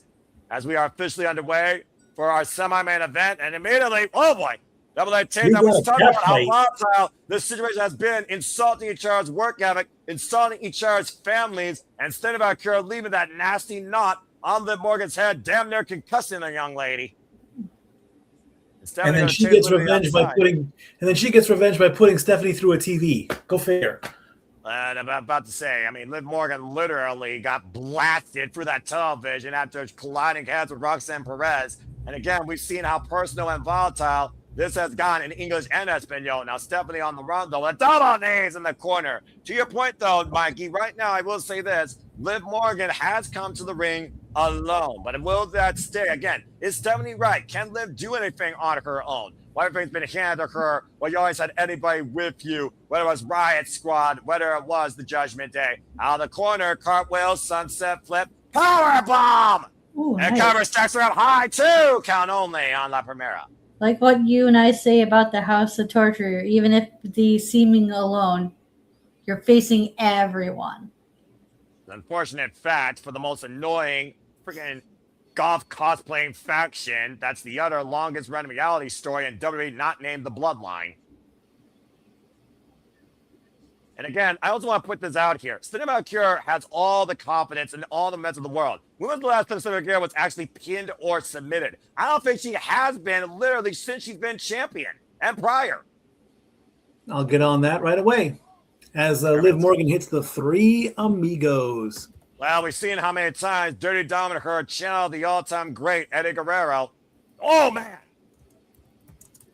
Big shot to the side of the head with that knee, and Liv Morgan in the control for the time being. Seth Vaquer, former CMLL, NW Strong, AULL, and as we talked about earlier, NXT Women's and Women's North American Champion as well in her career.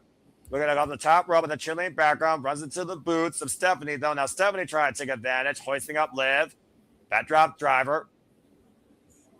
And right now, oh no, I knew this was going to happen tonight. This is too early. El Beso del Diablo. The God. kiss.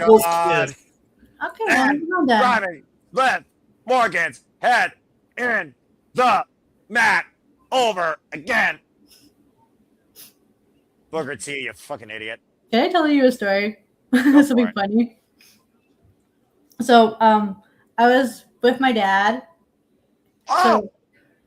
So my dad and I were dropping off for my cousin, and my cousin started talking about wrestlers she likes because she sees them on TikTok because she's one of the younger kids who goes on TikTok. Worst thing this generation, continue. Yeah, and so then we started talking about wrestling because she is going off about how much she loves Bianca Belair and Rhea Ripley. And then that's when my dad prompted, asked me, is like, I forgot who talked about it. It's like, so Stephanie Vaquer was brought up, and I mentioned like how, oh yeah, like because we were talking about how Stephanie Vaquer had a match, and I said to her like she's one of my favorite wrestlers. Right. To which my dad claps back with me and says, "You only like her because she uses her ass as a weapon." Well, I guess Liv Morgan's going to try and do that too, and Stephanie not doing it, though. Crossleg cover and gets a 2 count. To which I said to my dad, "That's not the only reason why I like her, Dad." But you also just expose yourself saying, oh, the SCP. Hold that foot in the cover. Hold that both legs. Kick out at 2. But you also did expose that is a reason, not the only reason. Yes.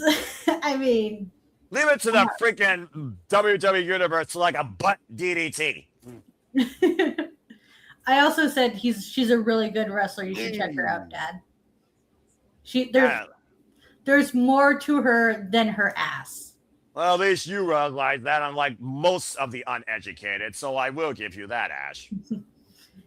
I mean, how many times have we went on shenanigans and I talked about like how the Stephanie Vaquer match and her opponents was one of the many things I love about pro wrestling. Again, La Primera discipline here. Look at her. Oh, they gave her own finishing move. She did Stephanie going to stab Liv Morgan into Inferno 2. No! What a major statement that would have been using Liv Morgan's own move. Right? They're like hitting each other with their own medicine. Dark Angel trying to send Liv Morgan back to the hell spawn she came from, apparently. But again, Melody, that's gotta wrap the challenger there, despite the fact she kicked out. That's gonna light a fire under Liv Morgan, definitely. And right now, Stephanie Vaquer looking for maybe the possible same move. Wait a minute! Roxanne Perez! Distracting the official!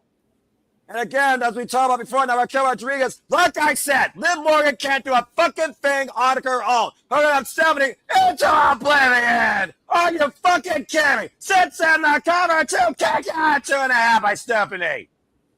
Yeah, the look on Raquel's face, she's like really sold it. The fix was in. There's like the fix was in by Liv Morgan and the Judgment Day, as I expected. And it didn't get it done here, thankfully, right now.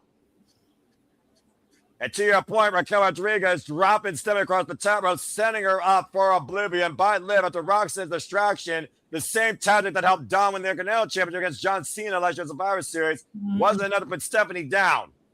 Now Liv, though, looking for a finishing move again. Press kick, though, by Stephanie. Now Stephanie needs to be aware, though, that she has outside parties. Kick to Roxanne Perez. As it's turned to pretty much a 3-on-1, trying to swarm off these freaking outside allies for Liv Morgan. And Liv, though, low bridge, tope and Raquel Rodriguez. That's obviously set for oblivion again, and Stephanie was able to scout it. We talk about sometimes how wrestlers have a 6 springboard cross body, wiping out Raquel and Roxanne. And right now, Liv, though. Oh, no. Driving Vaquer into the still ring stats, bringing her back inside the ring. Now Liv Morgan looking to go up on the second rope. Looking for the cold breaker again. Rocking her back to the ropes and falls from another oblivion. Second time, cover, 2, and Liv Morgan's done it. Oh, wow. Okay. Liv Morgan, the new Women's World Heavyweight Champion. Wow, this has been a night of title changes, hasn't it? Well, cry about it or live in the moment as Liv Morgan finally gets her WrestleMania moment. And it took the Judgment Day to do it. Again, Stephanie's words reign true, but it doesn't matter how you do it. Liv Morgan is once again the face of Monday Night Raw and the Women's Heavyweight Champion, too. A celebration here now with Dominic Mysterio and Liv Morgan. A WWE faithful would probably say that Liv Morgan was overdue for this, but at the expense of Stephanie's first, there might be a questionable split with the WWE Universe, considering how many people followed Stephanie. But Liv Morgan got it, and that's all that matters. That's her moment. It's gonna be a 3-on-1, just like expected. Yeah, that's the way of the Judgment Day. Rather underwhelming, rather quick semi-main event, by the way, too. Yeah, Great. It was pretty short, but we were able to pack in quite a bit, though. So for me, it was enjoyable for what it was. Yeah, and again, it was Stephanie's first WrestleMania, but unfortunately, a very sour note for the Dark Angel. In answer to your question, that was her first pinfall loss. She actually did lose a match to Raquel and Roxanne on November 3rd, but she was not pinned.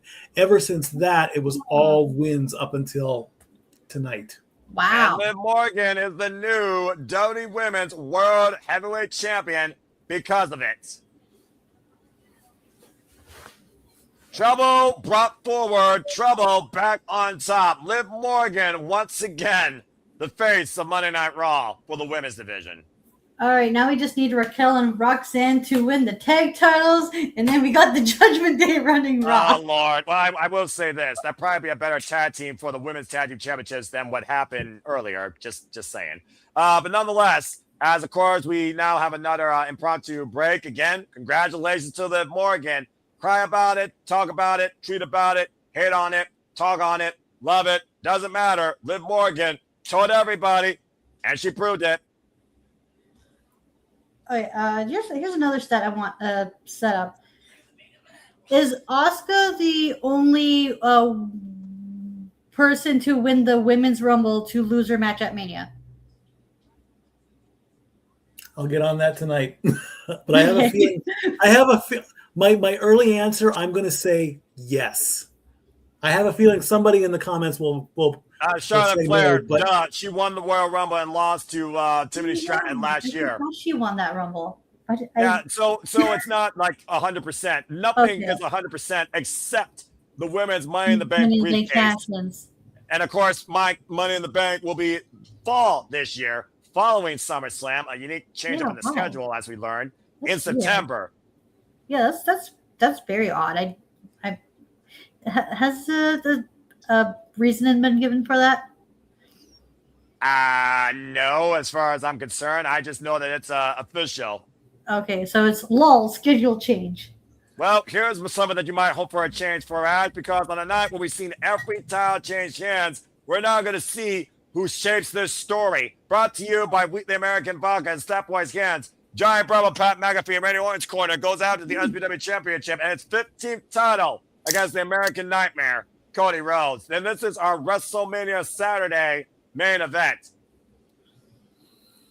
Smells good. Let's see how well it tastes. You know, when we did our predictions for AEW Dynasty and how I felt about, or not Dynasty, for the MJF Hangman match, in which I said I didn't want either person with the title. Yes. Same logic applies here. Okay, well, let's go ahead and hear from John Cena, which is somebody you can enjoy on your screen for now, Ash, because it looks like we're going to get an attendance number. All right, yeah, embellished attendance number. Let's go. I love the fact you use embellish. Well, I mean, let's be real here. Accurate. They all are. They all are, because no matter which way you split it, which side you are on, yep, they are. When it comes to attendance numbers, it's either they're all embellished or they're all accurate. There is no in between. Look around, there are people everywhere. I'm going to wear the same suit tomorrow. Proud to announce tonight's That's official low.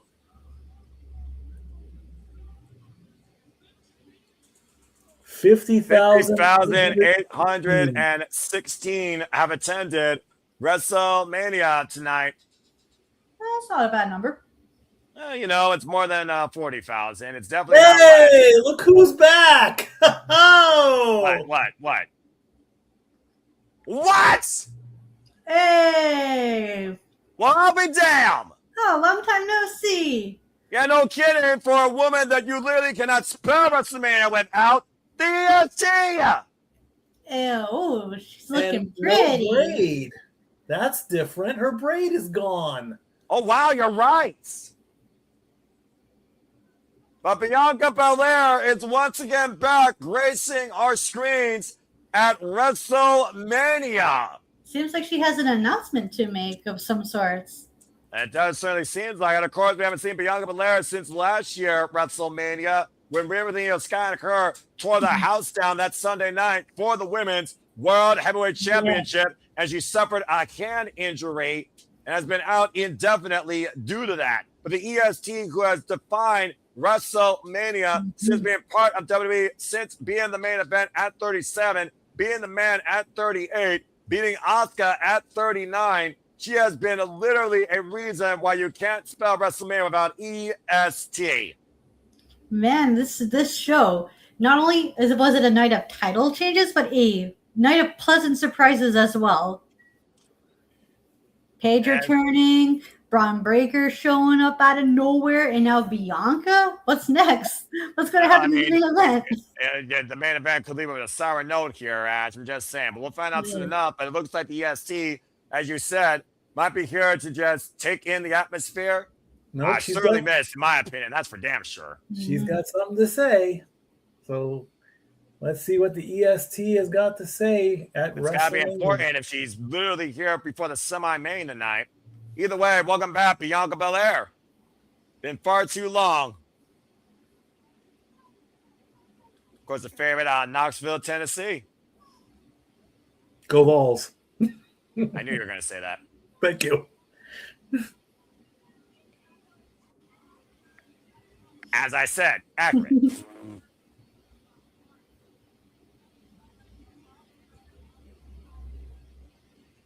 Been a long time. Been a while.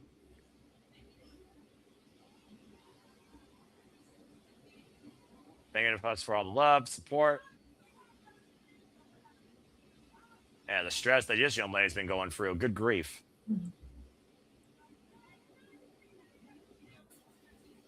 You know, you got to remember a few surprises, right? Yeah. John? She's taking off her coat, and oh my God, she's got a baby bump. What? Aww. No. Bianca Belair is pregnant! Bianca Belair is going to have a baby. Oh my gosh. Well done. She's going to have a little EST. Bianca Belair is going to be a mommy. Well, I'll be damned. If there was ever a woman that had a dream besides being a WWE superstar, there's no greater dream for a woman than being a mother. Well, I'll be. How about that? What a touching moment. Well, that explains why she's been gone for a long time, other than just the finger injury. As John Cena thanks her for allowing us to share this moment of hers.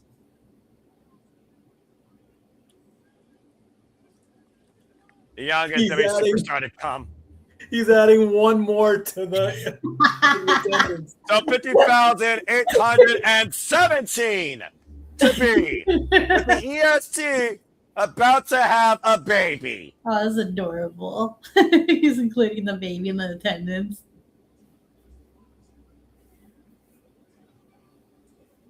Oh, what a good set. Well, this is a good segue because I said I was gonna open it. So in a sense, Bianca, salud. This drink is for you as I try the Wheatley American Violet. Let's see how this tastes. Well, from a touching moment to what could be a bittersweet symphony in the legacy of Cody Rhodes, as indeed coming up next is our main event for Saturday Night WrestleMania Las Vegas. Cody Rhodes defends the gold and possibly coming against TKO against Giant Bravo Pat McAfee and Randy Orton. God help us if Orton wins thanks to that goober. Wow. That's good vodka. Oh, nice. And again, congratulations, as we heard, as the EST is having a baby. Bianca Belair's pregnant. That girl approved. Clearly, I figured everyone's approving. Dory Lou, Seth, Matthew. And again, a shout out to the, holy hell, what the fuck? 700, damn it. Oh, wow. 1,730 plus of you that are tuning in now to us at the Super Reliable Studios and our YouTube channels. Thank you so damn much. I hope that you are enjoying. Again, please let us know, comment, tell a friend. Follow SR Studios 2024 on the X today. For they do this for all the biggest shows, special PRs, and pay-per-views for all things wrestling. As we have another intermission, 4 minutes probably plus. Again, fuck streaming services. But again, thank you, Bianca Belair. Congratulations. And again, thank you so much to each and every one of you as that number continues to rise.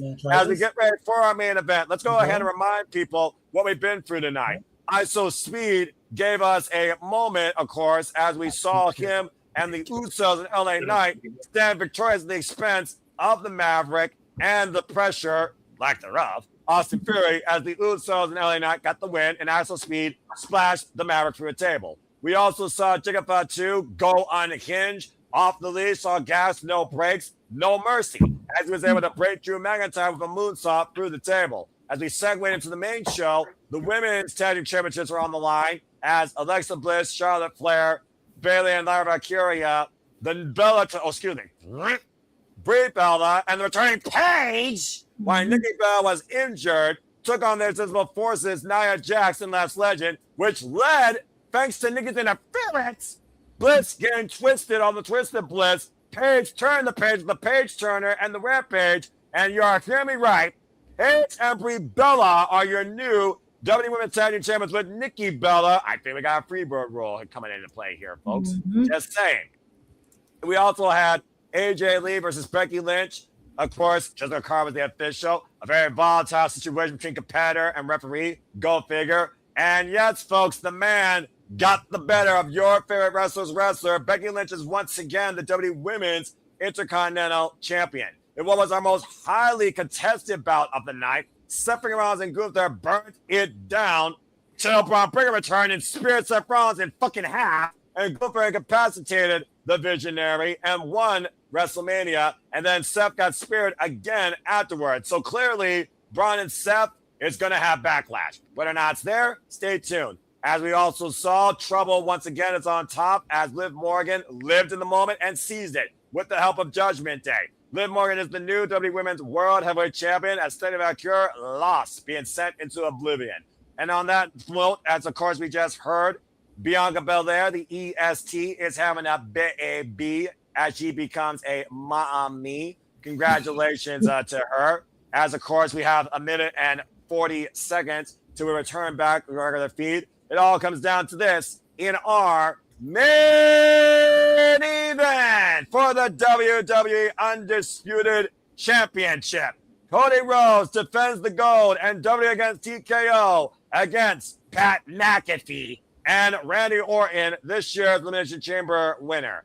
Guys, the very nature of the business might change tonight as we know it. If Randy Orton seizes 15, it's been a tale as old as Cody when it comes to usurping above authority and proving why he is undesirable to undeniable to fucking undisputed. But with a man that knows him so damn well since his first match in 2007, defining a legacy alongside him for the better part of his career before he left and literally made his own name to come back home. Can Randy Orton once again upset Cody Rhodes and seize the gold and take one step closer to becoming even better than the GOAT, despite the fact it might be TKO influence. Ash, this is the one match we haven't heard your thoughts on, and whether or not you agree about either man being champion, you have to choose one. So what's your outlook on this main event?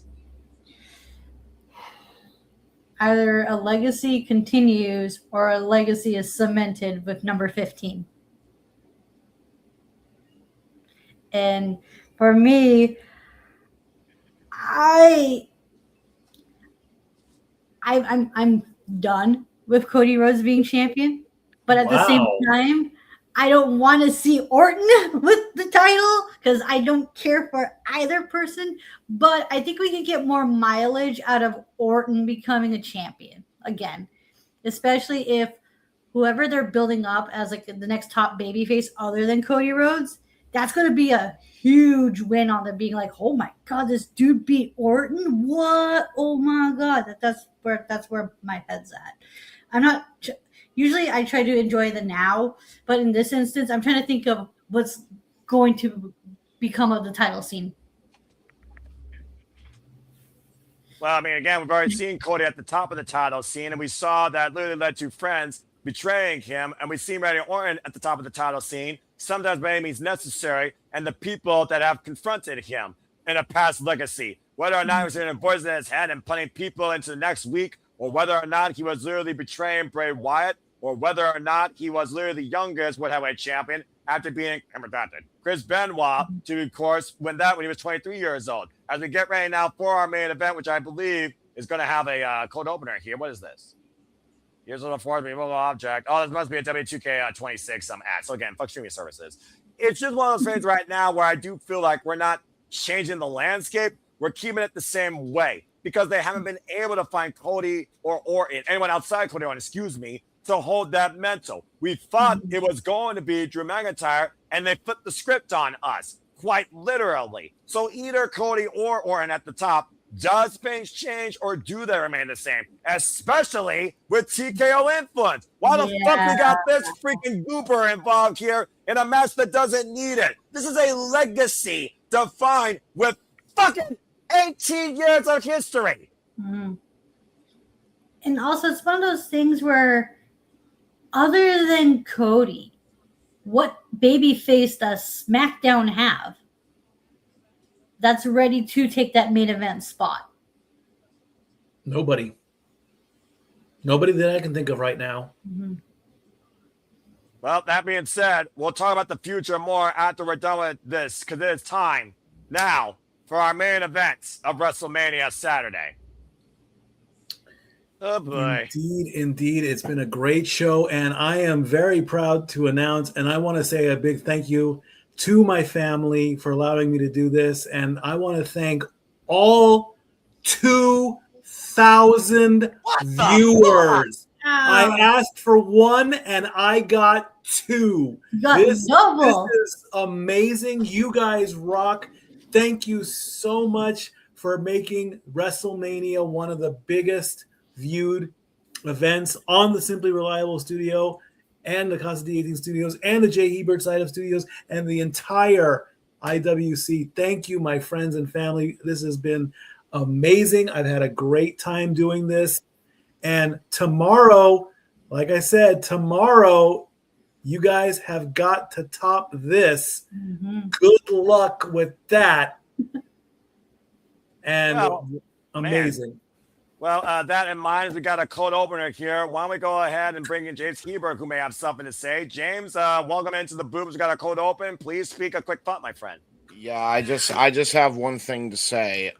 Guys, you killed it tonight. I just want to state you have officially, from the looks of things, you're about, with the two platforms we are on, we have officially passed Denise Salcedo on X viewership. Wow. You guys literally are the number one watch along stream, at least from what I can tell, on all platforms that I've been looking at. I've seen it on my Twitter, other Twitters, random other Twitters. Like, you guys are like the number one stream on X right now.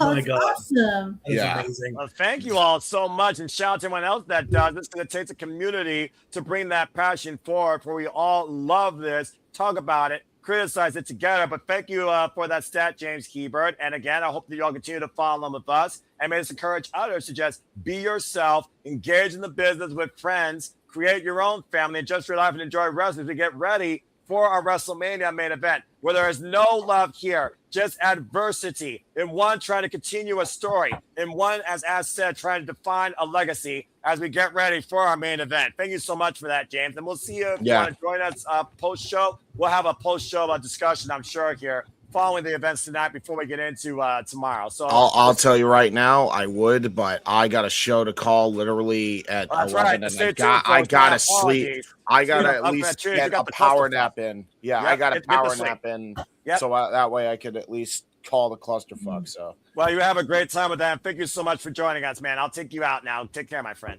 Take care, brother. Well, again, thank you to everybody that's made it possible. Again, follow us. This is our Studio 2024. That is our mothership for, of course, everything we do here. But please feel free to subscribe to all of our YouTube outlets. Again, like I said, Pat McAfee was not needed. In my opinion, Pat McAfee's office got what it deserved. The only thing Cody didn't do was rearrange Pat McAfee's face. The fact of the matter, though, is Randy Orton, he has been the gifted boy. He has been the future. When Cody Rhodes was just literally a sidekick. He was literally just an opening guy. He was there underneath Randy Orton's tutelage. And we will see tonight if Cody surpasses arguably his teacher. And now he makes his entrance. Why does he get his own entrance? I mean, I asked myself to say, that's real good. Oh yeah. Telling the Las Vegas crowd that you're number one. Yeah. Oh, and no censorship either. We're supposed to be rated TV 14, right? So I guess, ESPN, as again, Pat McAfee flipping off the attendees here, and honestly flipping off the state of the business, because the point of Pat McAfee is the business right now fucking sucks, and Randy Orton is the one to save it. As Ash has her hand in her head in her hand, and I don't blame her. What's creative doing here? Because I get what they're trying to do. It's the case of right message, but wrong messenger. You do not want to what? Why all of a sudden change? Here's the thing. I'm trying to make sense. I feel with you on that, Ash. I'm sorry for cutting off, but look, I am all for freedom of speech. But right now, what Pat McAfee is doing to the crowd is wrong. It is obscene. It is offensive. Again, like I said, free speech. Okay, freedom of expression. I get it.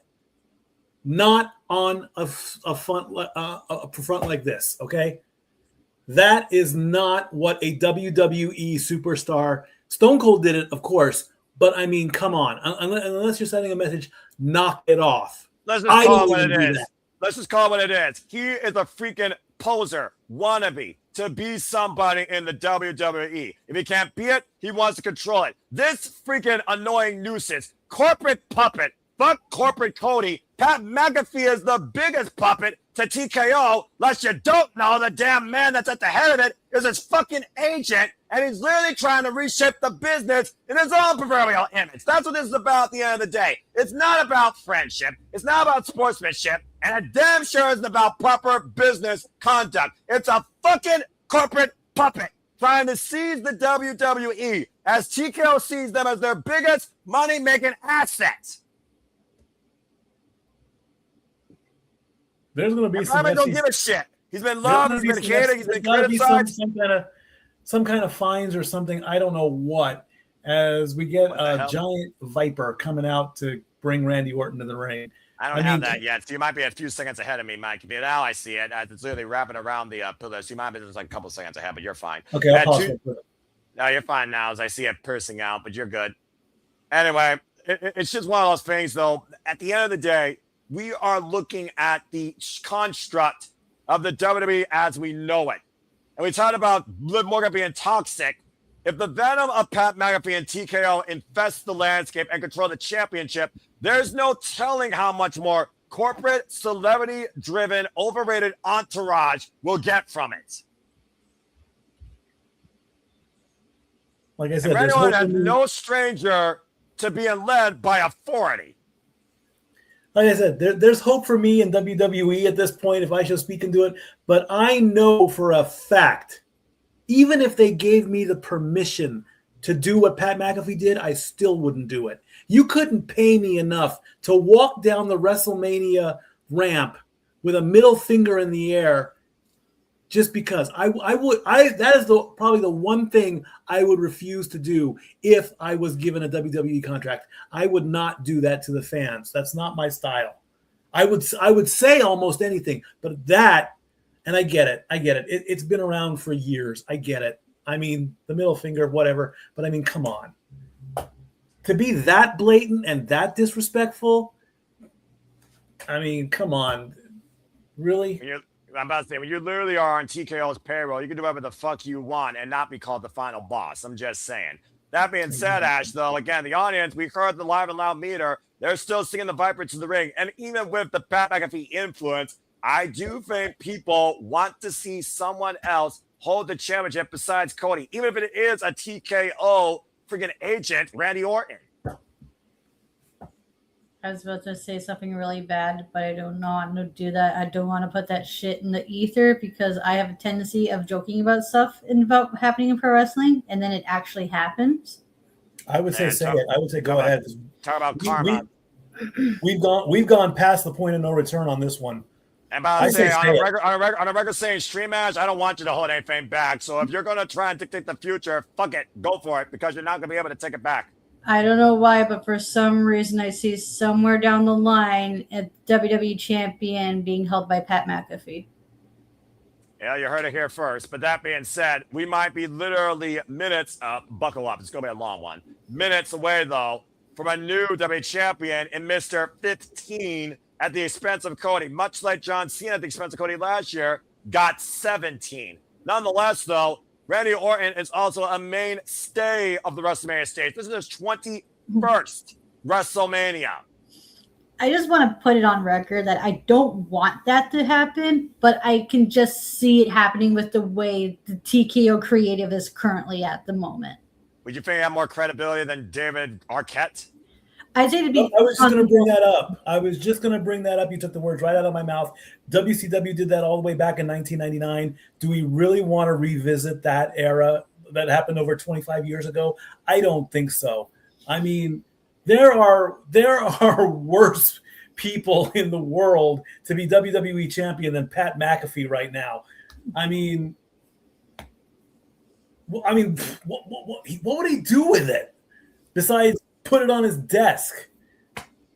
Hey, your guess is as good as mine on that one. And about to say, Nathan's not. Oh, James came back in. I have another stat, and this is going to blow your guys' mind. I have it on good authority to tell you. What? The SRS 2024 account has officially surpassed Denise Salcedo in viewership.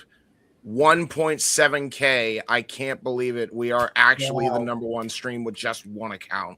Oh, nice. Yeah. Like I haven't seen anybody else do it except her and us. Wow. We are number one. Denise Salcedo, because she is such seriously. Like that's business. That's more of an accomplishment for us because we respect the hell out of Denise. I just wanted to come in here and state that.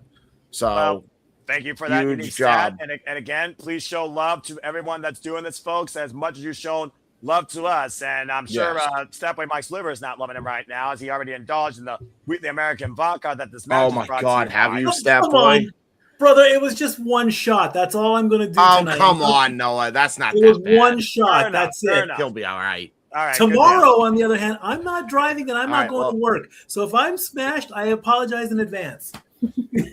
Oh boy, I might be in for a much more interesting call tomorrow, folks. Have a good. Thank you, James. All right, have a good time, guys. Thank you, man. Thank you very much.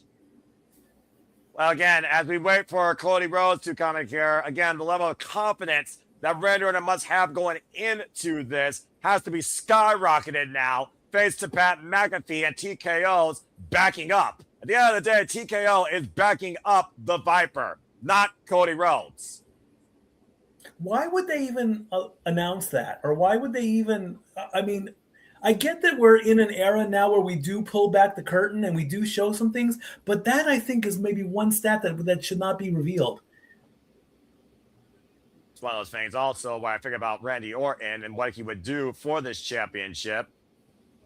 Anything but good for the WWE. And what the hell is this? Going down under.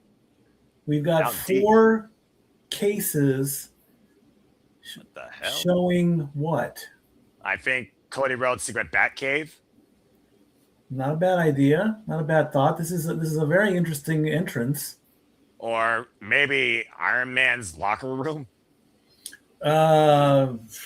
Maybe. I mean, so okay. So we've got his original green tights. Oh, I see those now. Oh, okay. They're giving us the timeline. Yeah, good point. The little tights that Cody Rhodes came in with that Randy Orton beat him in his debut match on Monday Night Raw. And now we've got the hoodie with the face mask when he was dashing. And then, of course, he became grotesque when, of course, all he was to you was smoke and mirrors. And then we have Stardust. I don't see that yet. Oh, there it is. Ah. Stardust. Of course, former Raw Tag Team Champion alongside his brother. Of course, he never could go beyond that ceiling of being that character in WWE. And then we have the classic red coat when he came back. WrestleMania 38, when Cody Rhodes came home and the American Nightmare went to achieve the American Dream. And in the middle, we're going to get... No idea. Well, I mean, we all know Cody Rhodes is a freaking hero, hero fan, that's for sure. I'm not sure what hero you base this off of. Whoa, look at that. What? Rising up in the... Whoa. Well, I will say this. Cody Rhodes is sure going to leave one hell of an impression here tonight. Whether or not he's your Iron Man or he's literally your Doomsday might literally come down to who leaves with the undisputed WWE Championship. A gold-plated jacket with the mask. Beautiful. Well crafted. I would love put that on WWE auction, as wrestling has only one royal family. More than one royal family, Mikey, and this royal family might literally be removed from Randy Orton's legacy if Cody Rhodes loses tonight at the main event of WrestleMania Saturday. But to your point, the American Nightmare, Cody Rhodes, who is now going into, get this, folks, his 5th WrestleMania in a row, and once again in the main event for the 4th time in a row, going in as champion, now a 3-time undisputed WWE champion. Lights go up, I'm home. Whoa. Pyro! Okay, now we got that out of the way. Exactly. Ash, your silence speaks volumes despite your disdain for QB1 center stage. You arguably could talk about Cody Rhodes being the hero that WWE needs tonight against TKO. Yeah, a case for that can be made, because it's like, who would we rather have as champion, Cody or Orton? Like, you're picking the lesser of two evils here, unless you're a Cody Rhodes fan or an Orton fan, which all power to you guys. All power to you guys. 2 different dynasties, in your point. Yes. Match number 12 at WrestleMania for Cody Rhodes. Unfortunately, I don't like to say the record. Go for it. 3-8. Yeesh. Randy, of course, match number 21, 9-11. So both of them do have losing records at WrestleMania, but it's the quality of the match, I believe. I think it is the quality of the match, not the number of the losses. That is my... Yeah. The quality of the run is what defined Roman Reigns. Quantity, though, for Cody Rhodes here might define how long he gets to be on top of WWE. How much more does Cody Rhodes have left? Cody Rhodes once said that he wanted to stop when he was 50 as he hugs Liberty and Brandy, who are at ringside, his daughter and his wife. That's really been the biggest inspirations for the American Nightmare. That's living the American dream. He does have 2 children. I would love to see the other baby too, but I guess. Well, we also got 2 Canadians here at the Cinema Studios, and it looks like Nick wants to come in and say something real quick. So Nick, go ahead and say something. You're right. Sometimes it's not about quantity, it's about quality. But we have been delivering. I got you guys legit on my tablet while I'm watching. Nice. We've been delivering quality tonight, and the numbers speak for itself. I think we're at like 2K plus between both channels. You guys are fucking hitting it on all levels. People that are watching on Twitter before this fucking main event gets on, like, subscribe, retweet, do what you gotta do. Follow us because we are, I keep saying it, and I'm going to say it again until I'm blue in the face. The Simply Reliable Studios is making fucking waves in 2026. So let's fucking go. Follow, subscribe, retweet, and show some love. And I love you guys. Okay, goodbye. Thank you, Nick. All right. Thank you so much for that re-endorsement, Nick. As this match, this night, this entire time is brought to you by everyone that's a fan of professional wrestling and everyone that's been a follower here at the Simple Hour Studios in what's been our rising chance since building our own kingdom across the internet spaces, up against the likes of Denise Salcedo and other great platforms. As we go down to Alicia Taylor for our main event introductions here. Again, folks, this is the main event of WrestleMania Saturday for the Undisputed WWE Championship. Cody Rhodes, Randy Orton. Only one man will leave with the gold. Only one man will define their legacy and continue their story. Referee for this contest is also Charles Robinson. The legacy of that man. Oh yeah, Lil Nate. Big fight, Phil! Oh boy. Johnny Bravo wannabe. You said it best, Noah. Come on. Oh, Lord. So apparently he's trying to be Paul Heyman.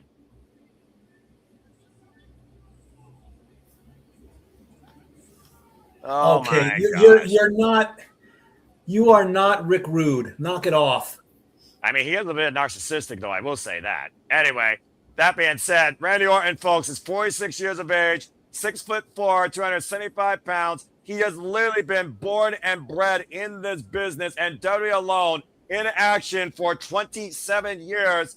Second generational talent, of course, father Bob Orton, trained by Danny Davis, Doug Basham, and Nick Dinsmore, a former Royal Rumble winner, a former undisputed WWE World Heavyweight Champion, 10-time WWE Champion, and of course the other 4, as you heard, are the World Heavyweight, former Raw, and of course former SmackDown and United States Champion, the standout, the Viper, the Apex Predator, your challenger, Randy Orton. And of course this year's Elimination Chamber winner to earn this opportunity. Going into Professional League, his 2,489th match tonight. Oh, dang, that's a stat I didn't even get. Thank you. And of course, the opponent, the champion, Alicia Taylor, doing it justice. 40 years of age, involved 19 years in the game.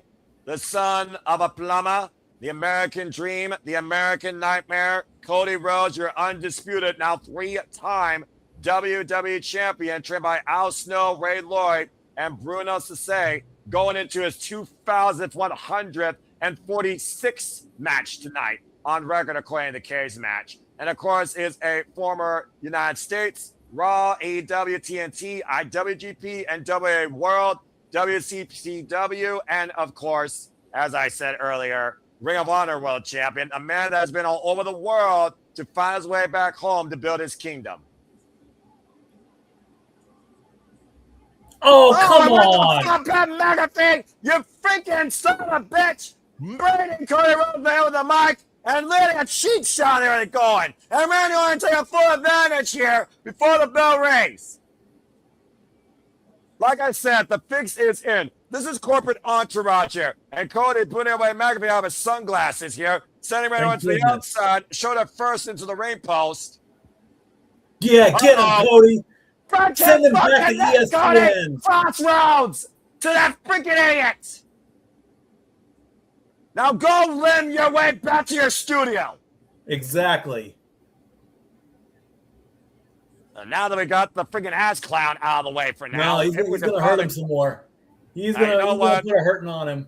Yeah, you know what? Fuck it. I don't blame him. Break his back. Let's make sure he doesn't show up again. Okay, we don't need him at Backlash. Cody Rhodes rearranging the furniture and wiping away the English announce table here. At the end of the day, Cody Rhodes knows what he's up against. He literally told everyone that represents Pat McAfee to fuck themselves. Kiss his ass. He doesn't give a damn about McAfee in the higher office. What he gives a damn about is Jelly Roll. Jelly Roll. Jelly Roll also supported Cody. And wait a minute, what is Jelly? Oh, let Jelly Roll do it. Announce table. No way. How about a jelly splash? If you and Jelly Roll drops the elbow through Pat McAfee. There you go. That's Send Pat McAfee right to hell.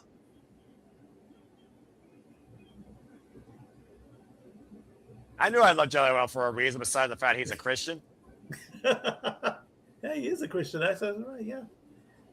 Okay, now, can we get the garbage truck out and haul Pat McAfee back to the dumpster he came from? Fucking dumpster fire.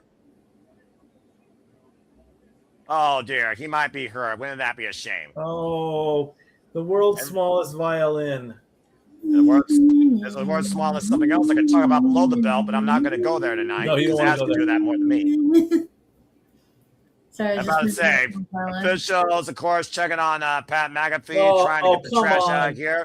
They're bringing up the gurney. Let's go ahead and look at the replay here as Jelly Roll just elbowed Pat McAfee to oblivion through the English announce table. About to say, Cody Rhodes with a treasure cat smile on his face, and so is most of Las Vegas, probably. And now maybe we'll finally have a true 1-1 match. The original purpose behind this match in defining both these men's legacies in their ever-long story. Now we got Rhodes and Orton 1-on-1 for the title. Let's get things in the ring. Let's fucking get things underway. We don't need to worry about the human car wreck in Las Vegas. That's nothing new on the evening news, all right? Focus on what's inside the ring.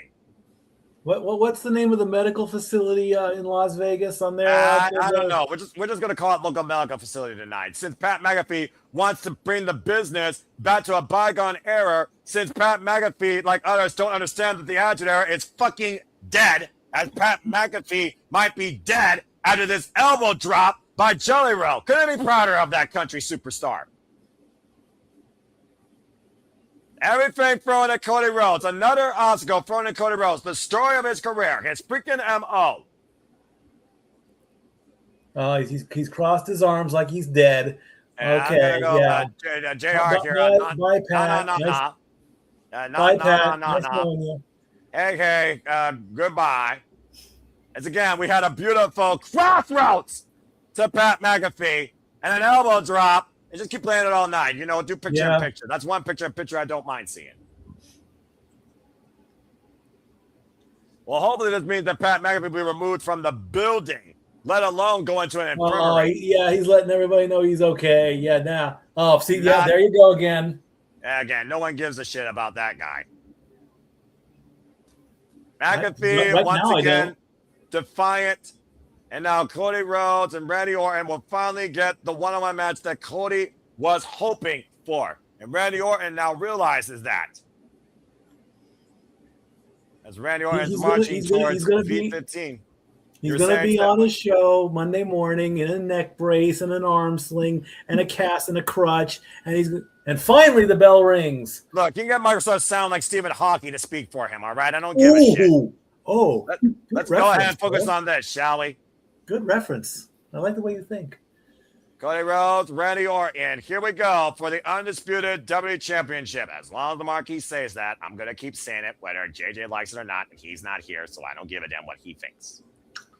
I can't agree with that one. He is your brother. Whatever. Continental tie-up here between these two men. To think that these two men, Ash, have shared 152 matches in some capacity together. And that's just been not just teaming, but singles as well, right? That's every form of match possible. Royal Rumble, singles, tags, triple threats, multi-persons, career on the line, war games, no disqualifications, street fights, you name it. Cody and Orton have done it or shared in it. Oh, wow. They've really been through it all. haven't they? Were they all televised? No, you gotta remember here in WWE, they actually did have at one point a house show circuit, and a lot of their growth was defined on the literal internal WWE house show tour. So no, Gotcha. I'll tie up here. Of course, every match literally defines a wrestler, either makes them stronger or shows proverbially how weak they might be. Randy Orton and Cody Rhodes tied up right now because the last time these two men faced each other was literally over a King of the Ring, and we all saw Cody won that night. Yes, he did. Again, we talked about the legacy, the relationship, Cody Rhodes, Ted DiBiase Jr., and of course how that fallout happened at WrestleMania 26. Shoulder block by the Viper takes Cody down. Randy being also, since Randy Orton came back from that back injury, he's become stronger and more dangerous than ever, actually. He's had a hell of a return, and to think Randy Orton never left. Cody had to leave WWE to figure himself out.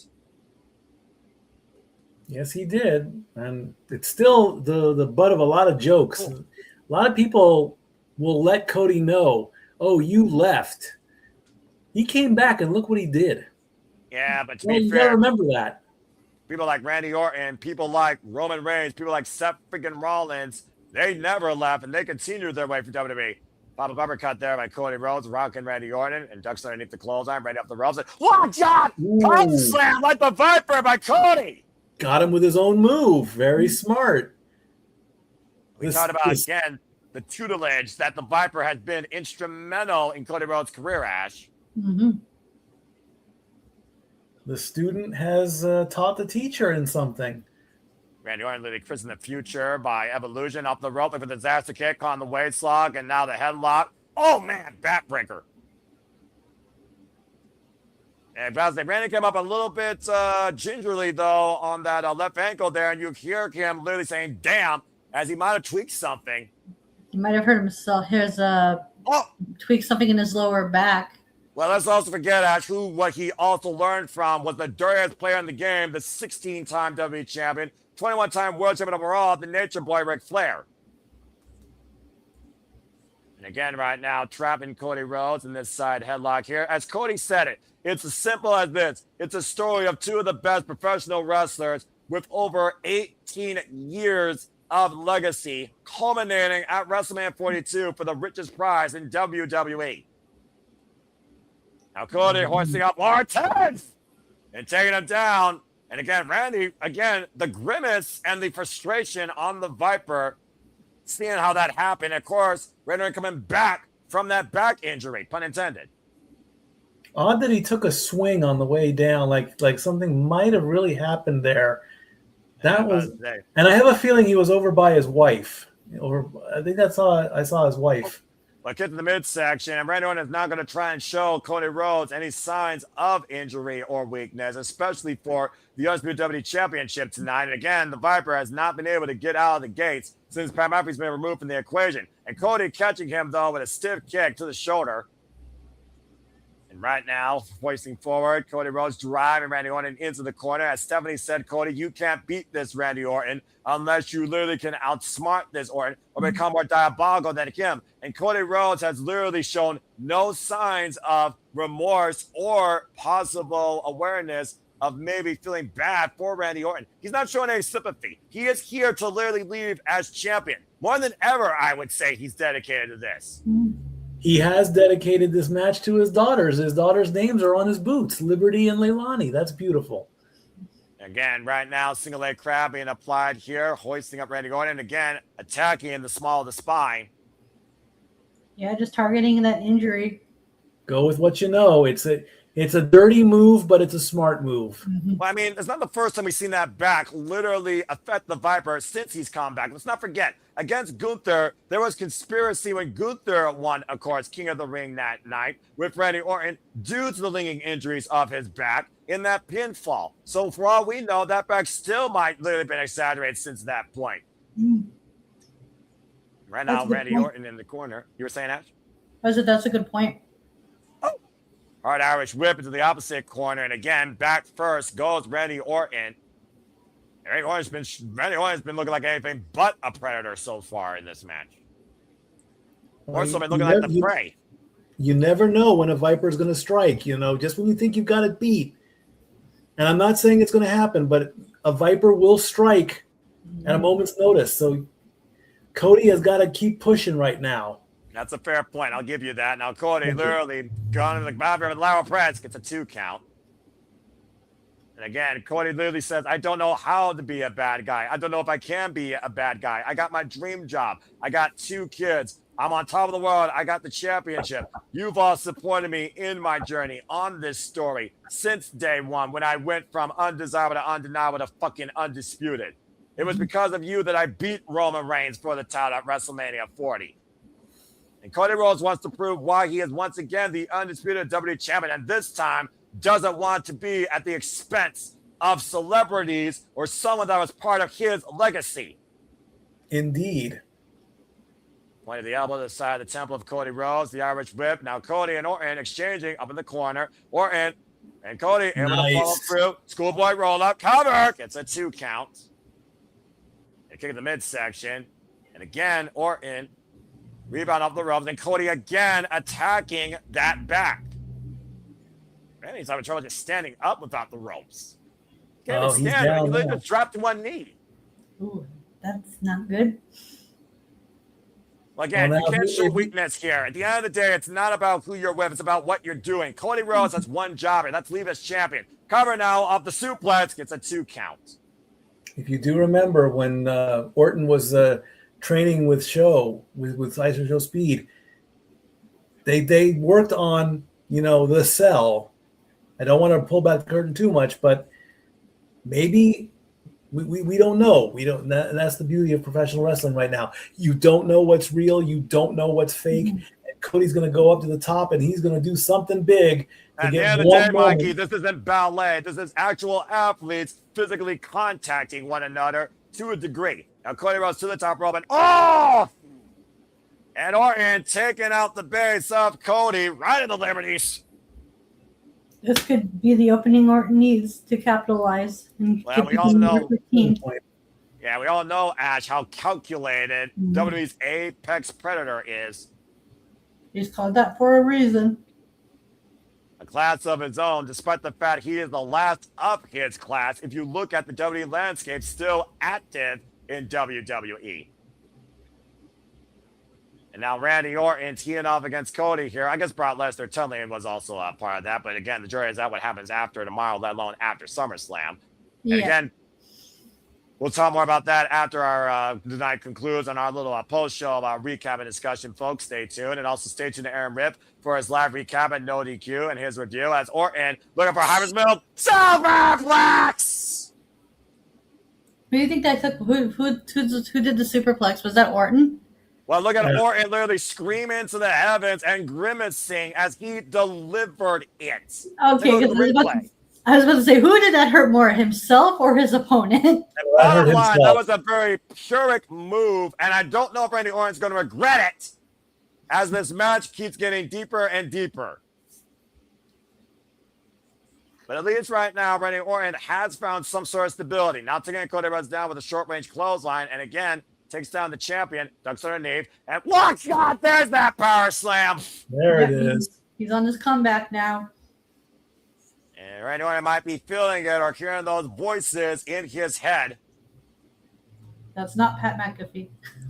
Thank Christ. And right now, blocking out the pain, putting Cody Rhodes in a very familiar position. Well said. Ash! As he hits the draping DDT, but immediately grabs the small of his spine following. Every move that Randy Orton is channeling and changing only seems to be further exaggerating that back, as he might. Wait a minute. He hesitated there. That's different. What? Oh, I'm he about to wants to let Cody know it's coming. He Oh, doesn't yeah. want to be surprised. He wants to be in front of him and saying, I am going to RKO you through the ring.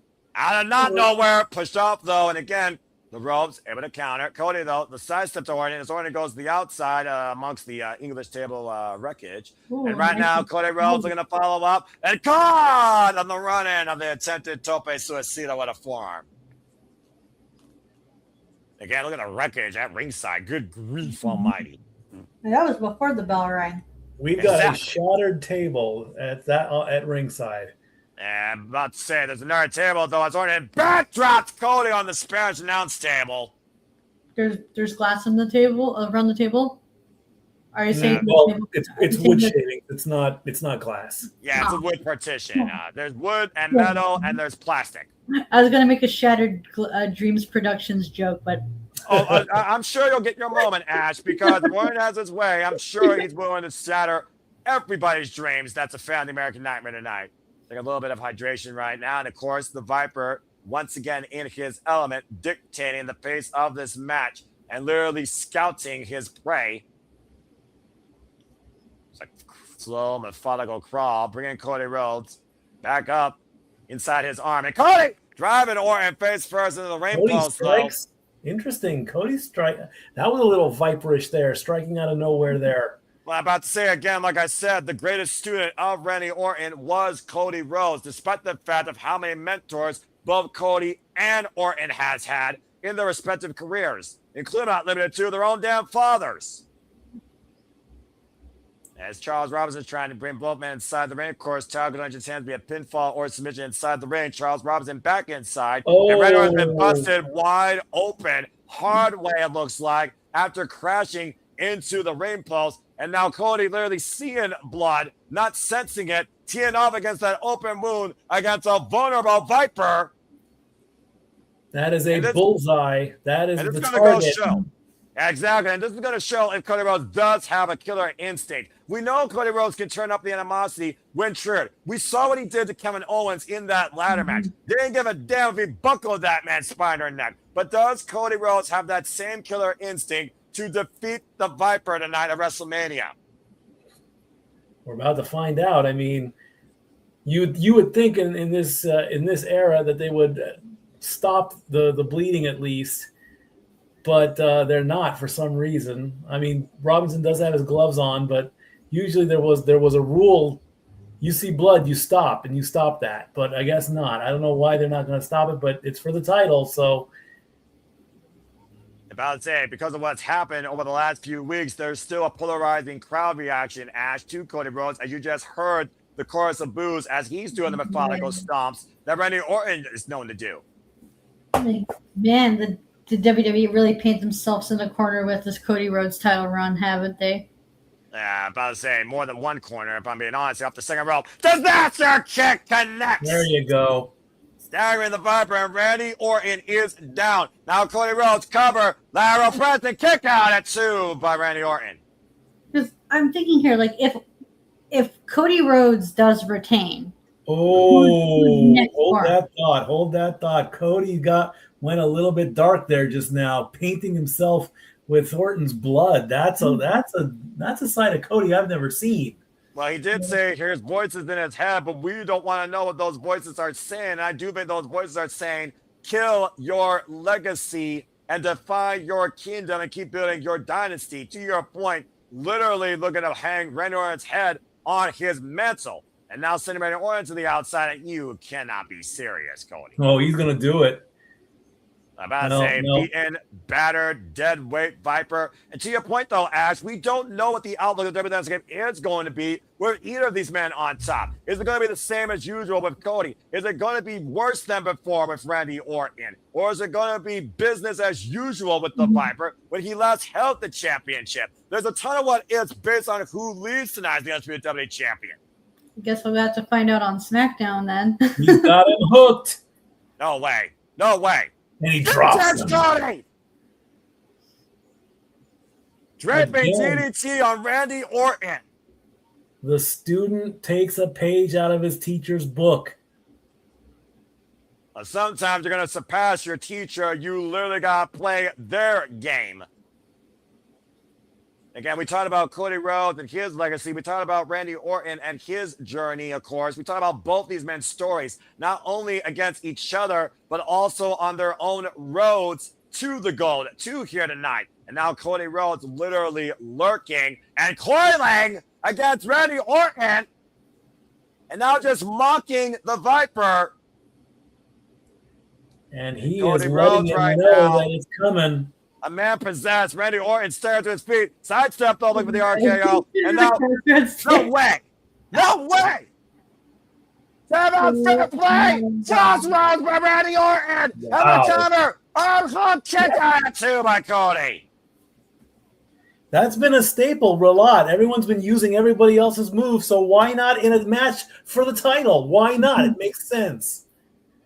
Especially with the familiarity with these two men. Take a look here at an emphatic crossroads by the Viper. A double cross, I would say. Right? I was like, oh my god, can you imagine if like Orton won the title off Cody using his own finishing move? That's an insult to injury. Well, at the end of the day, are we looking for more than just a win here tonight? What sort of statement is to be made with these two? And now Randy Orton is coiled. The Viper ready to strike. Seeing red in his eyes. Cody stay on his feet. Nope. And the backslide cover. Two. And he would escape. And he hit, oh my god! He hit an RKO! Kick out to by Orton. Cody Rhodes with an RKO out of nowhere. Literally. How about that? Escaping the backslide, and Orton immediately got caught in his own finisher. Cody Rhodes almost uncoiled a victory tonight against the Viper. And I will say this, I think he hit better than Randy did. To be fair, how many times has Randy Orton hit that, let's call it what it is, proverbial back bump cutter? Okay. AJ Styles once called it a knockoff diamond cutter. How many times did the diamond cutter, the Vaquer respect the DDP, led to championship accolades that could match Orton or Cody? Randy Orton right now literally staggering to the Spanish announce table, and Cody Rhodes again, seeing red, driving Randy Orton face first into that wooden partition. A relentless assault here by the undisputed WWE champion. And right now, Cody hoisting up Randy Orton with his own backdrop onto the table. At the end of the day, Cody Rhodes took the high road. He took an honorable route. If tonight means he has to literally rearrange that moral code to beat Randy Orton, I think Cody's willing to do that. He wasn't willing to do that last year with John Cena. And look what it cost him. This year, he can't give Orton a chance. Yeah, you think Cody might have learned from his mistake from taking Cena too lightly last year? It's hard to tell. I mean, I would say I would say no, honestly. If he does it, it's a surprise. Sizing him up. Oh, RKO! Out of nowhere! Coming from 15 title kick out 2.5 by Cody. Randy showed him how to do it the right way.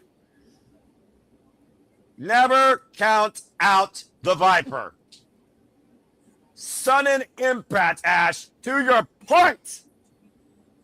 An emphatic RKO. Again, though, as we saw, though, Randy Orton was also staggering in the aftermath. He only literally got his body on the right side of Cody. Cody got the left shoulder up. Eventually, though, someone has to win. I don't know what it's going to take or how many of your finisher it's going to take, but somebody has to win here. Mm-hmm.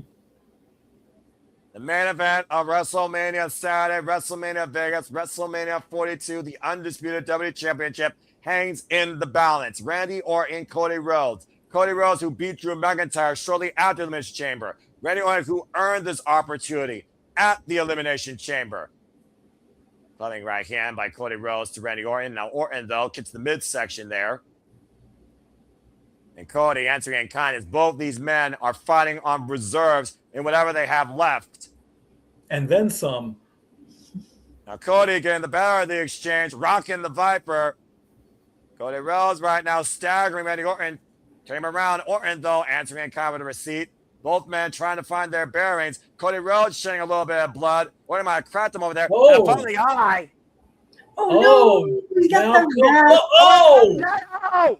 Charles Robinson just got dropped! Oh, no. It's the dreaded ref bum. Well, now what the fuck's going to happen? We got no official. Again, And he Cody's punched Orton in busted the open. eyes, and Orton capitalized against the wrong person. And now Orton and Cody have no referee, and Orton, Orton right now looking from behind, looking for a PK up in the middle region. Oh, and Cody below the belt to Orton, shattering maybe Randy Orton's dreams act. Yeah. Turnabout, it's fair play. What That's you can do, I can do better. That's going to be the story of Cody Rhodes and Randy Orton. As Cody up the second, up the top. Oh my God! He caught him here! It's an RKO! But What's there's the no Cody cutter? referee. No referee. Robinson's still down. He's not going for the cutter because he realizes that. Oh my God, it's Pat McAfee. Oh, come on. Are you serious? I knew that Lynch was not going to No, leave this come equation. on. This can't count. And Pat Not like McAfee goes in and counts the cover, too, and Cody kicks out. I'm laughing at the ridiculolousness of it, by This, the way. this is so damn corny at this point. Are you serious? Come on. They're not going to count this. I'm about to say, he's not a licensed official, despite the fact he's wearing stripes like a zebra. And a stinking neck brace.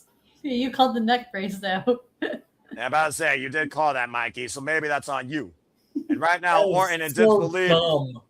And Pat McAfee, though, back here inside the ring. Again, we got no referee. Charles Robinson is trying to stir.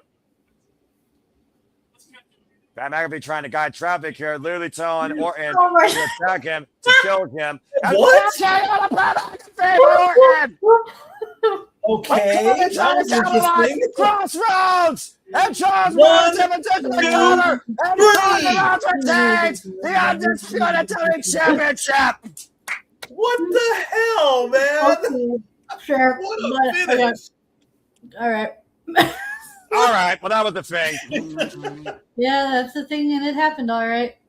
Cody Rhodes rebounding from last year's WrestleMania tonight enters and leads with the gold as Pat McAfee and TKO can suck it, according to the American Nightmare. Cody Rhodes is still undisputed WWE champion. Woohoo! Yay! Well, this is a time where I am glad I got this match wrong. But what the hell was that? Well, let's take a look at the replay and take a look here. Thumb in the eye, and Orton, inadvertently or not, he literally RKO'd Charles Robinson. And as the match continued, he was looking for a punt kick like McAfee. Instead, Orton got shattered dreams right in the nether region. And this is where things really went to hell. As we saw Cody looking for the top rope Cody cutter, caught out of midair by the Viper with an RKO, literally out of nowhere as Pat McAfee came in, and Orton couldn't stand no more of this ass clown. He RKO'd McAfee. As Cody capitalized on moment of vulnerability, another crossroads, Charles Robinson position leads to Cody Rhodes retaining. Well, it looks like we got our backlash match. We're probably getting McAfee versus Orton. I mean, No, are you he's sure done. about that? He's It was done. He's Orton that done. pulled the trigger against Pat McAfee. I don't think Orton agreed with this business relationship. Regardless, wait a minute, the title.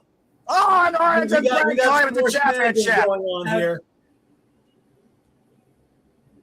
We got some more shenanigans. He stole the belt out of his hands and hit him with it.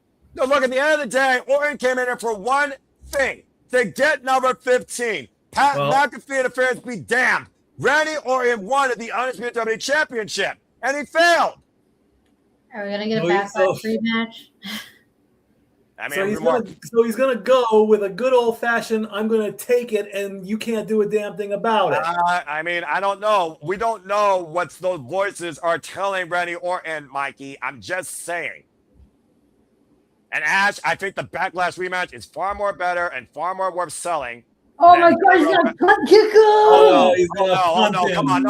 No. Not like this. Orton. Come on, Orton. Punch out to Cody.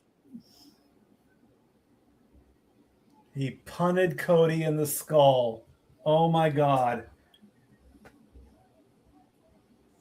The Viper showing his most evil within, punching somebody at one point you would have called his closest friend.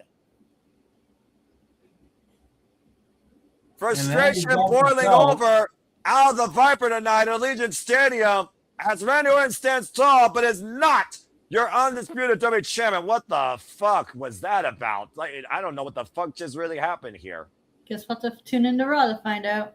I suppose so. At the end of the day, Saturday night ends with still your undisputed WWE champion, the American Nightmare, Cody Rhodes. But at what price? Talk about looking like anything but a winner tonight. Jesus Christ. For real, yeah. Well, that being said, WrestleMania has officially concluded. What we're going to do here, because we don't have shenanigans for the full week, I do think we owe it to everyone here tuning into this record-setting stream of 3,000. 3,000. James, I have something to say real quick before I give us another intermission. Oh, wait, one more thing. Fuck streaming services. James, you're muted. What do you need to say real quick before I send us to an intermission? We're going to do a short little post-show, recapping the night, and also shout out to Aaron Riff, who will be doing his own review. James, speak now. I'm going to give you a 73 seconds before I send it to a commercial break. 3, 2, 1. Okay. That being said, folks, that is WrestleMania Saturday 42. Nope. He's back. We still muted though. Thank you, idiot. I am here. Hold on.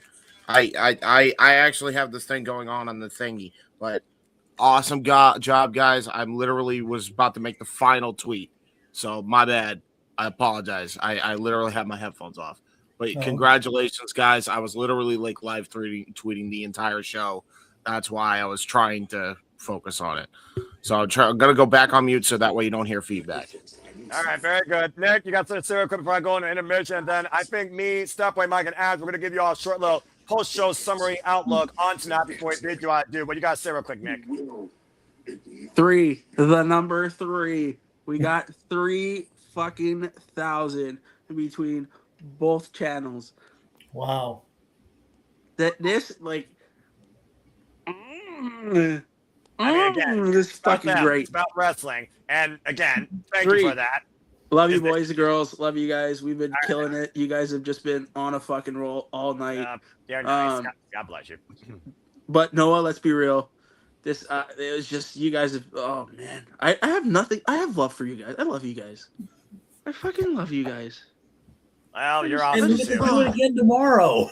No, that's all we got you all are WrestleMania doing it Sunday well. ahead. So stay tuned for that, folks. Yeah, but just, 3K guys.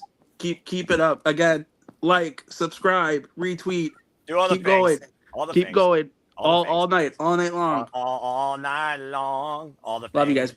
All right, thank you, Nick, so much, and thank you for that, James. And again, thank you to the 3,150 plus you that's tuned in. Again, we're at Sibaba Studios, Pause at SR Studios 2024 for continued coverage, engagement, reactions, for all the wrestling and all the commentary as WrestleMania Sunday concludes. But we're not going to bid you off fine, I do, considering this record-breaking number. Ash, Mike, you want to stick around and talk a little bit about what we saw tonight?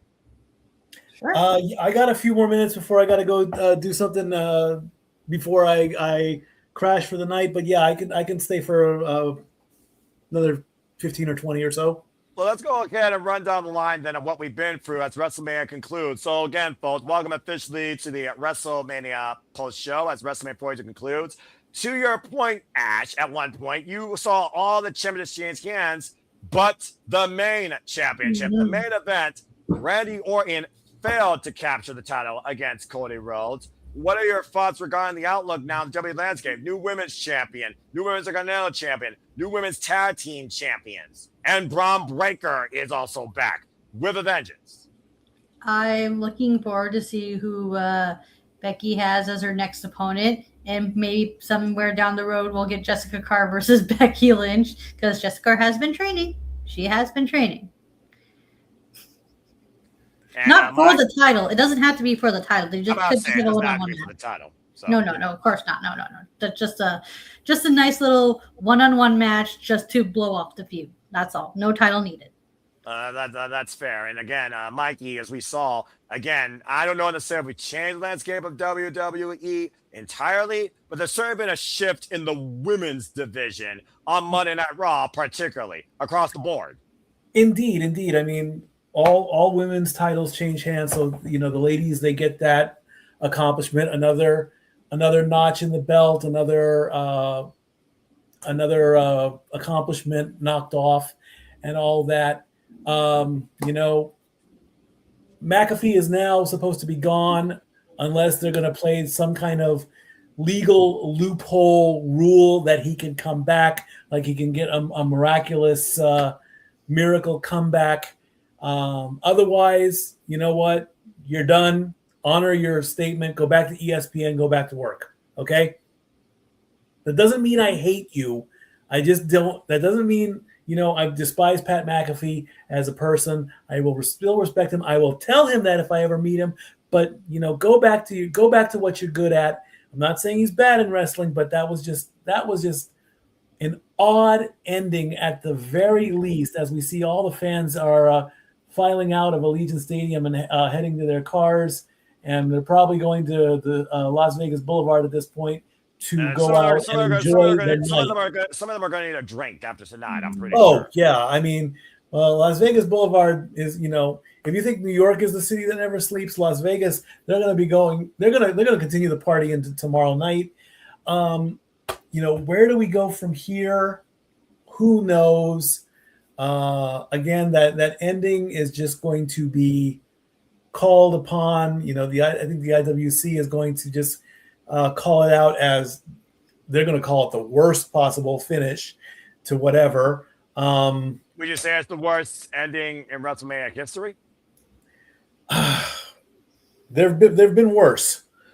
They're going all the way back to WrestleMania 11. I mean, you had a football player defeat a wrestler at WrestleMania 11 as a main event. Not saying that was bad either, but their opinions are stronger than mine, I believe, because the IWC is just a conglomerate of talent and opinions. I'm just one opinion. The IWC is millions upon billions. So at the end of the day, we're all fickle too. So again, just to bring people up to speed, let's just go ahead and run it down real quick. Logan Paul, Austin Fury, and ISO Speed, they lost to LA Knight. Jey Uso and Jimmy Uso. And we also, of course, saw ISO Speed give us a viral moment as he jumped off the top of the ring post and crushed Logan Paul with a splash, as you ugly put it, Ash, through the English announce table. Jacob Fatu, he went full-on savage animal against Drew McIntyre and defeated him in that unsanctioned fight. We have brand new women's tag team champions Brie Bell, the returning Paige, defeated Alexa Bliss and Charlotte Flair, pinning Alexa Bliss, as well as Bayley and Vaquer and Nia Jackson Lash Letters, their irresistible forces. Becky Lynch has finally broken the jinx and regained the Dirty Women's Intercontinental Championship against AJ Lee. And Gunther defeated Seth and Rollins, facing the returning Braun Breaker that speared him into oblivion, not once, but twice. And speaking of oblivion, Raw has a whole lot more trouble now, too, with Liv Morgan once again holding the Women's World Heavyweight Championship, as Vaquer just lost, and as the fans right now are still leaving in droves. We saw Randy Orton wasn't able to defeat Cody Rhodes, even RK Owen, the man that was trying to, in most people's fans, put the fix in. Now, whether or not, let's also keep this in mind. I want to just say this. Remember what Pat McAfee says, if Randy Orton loses, you will never see me in this business again. Randy Orton lost. Cody won. Yeah, bottom line. So, honor your words. You're done. We do not want to see you anymore. Okay. Honor it. Bottom line. Unless they decide to play that miracle clause or reinstatement or new contract or whatever they want to play to get him back. And And I think it was a stiff shot right between the forehead that cut Cody up. It might have been like Yeah, one of the it was that last interaction that did it. I or guess the elbow. you know, and I'm partially glad now that let's just do the what if scenario. If Cody did lose and Randy did win, do we really want to see a bromance between Pat McAfee and Randy Orton? No. Yeah. I'm glad I didn't say the words. And I'm not going to say it. I'm sorry. I don't even want to. I want to try and erase the thought. But it would have been a Billy and Chuck moment to a higher degree than it already was. Okay, that's what you guys are smart. Figure it out from there. That's probably how far they would have gone at that point, and I will leave it at that.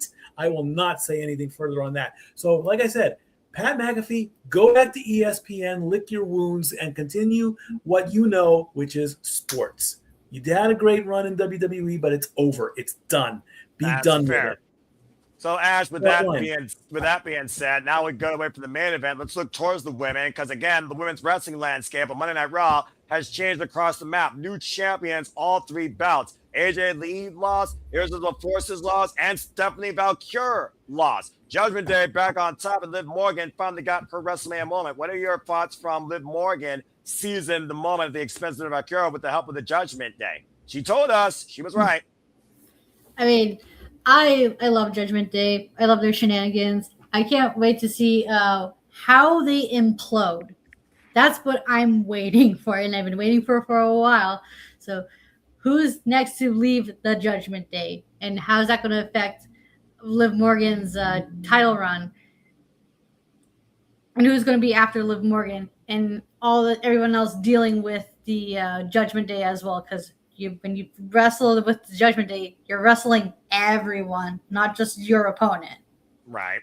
And of course, we know the Judgment Day, Liv Morgan, the only one to hold a championship for WWE, but of course, Dominic Mysterio's the Triple A Mega Champion. You were talking about all 3 women maybe holding gold. Women's Tag Titles, of course, Women's Continental Championship under new hands. Sounds like the Bellas are now 3-some with the returning Paige. And I do think people, regardless, didn't have the Bellas going in here for the win because they didn't want to see us revert back to the Divas era. Nonetheless, we got the Divas and a bygone NXT holding down the goal for the newly incarnated tag division of WWE. So do you think that immediately Roxanne and Raquel are going to seek that, or could Roxanne maybe go after the Women's Intercontinental Championship, despite the fact it's not necessarily her wrestling mother? What do you think is next for both those championships as they also changed hands? I was thinking of Roxanne going after the Intercontinental title, because I wouldn't mind seeing that, or having Roxanne, or we could have Roxanne with both belts, tag team and Intercontinental.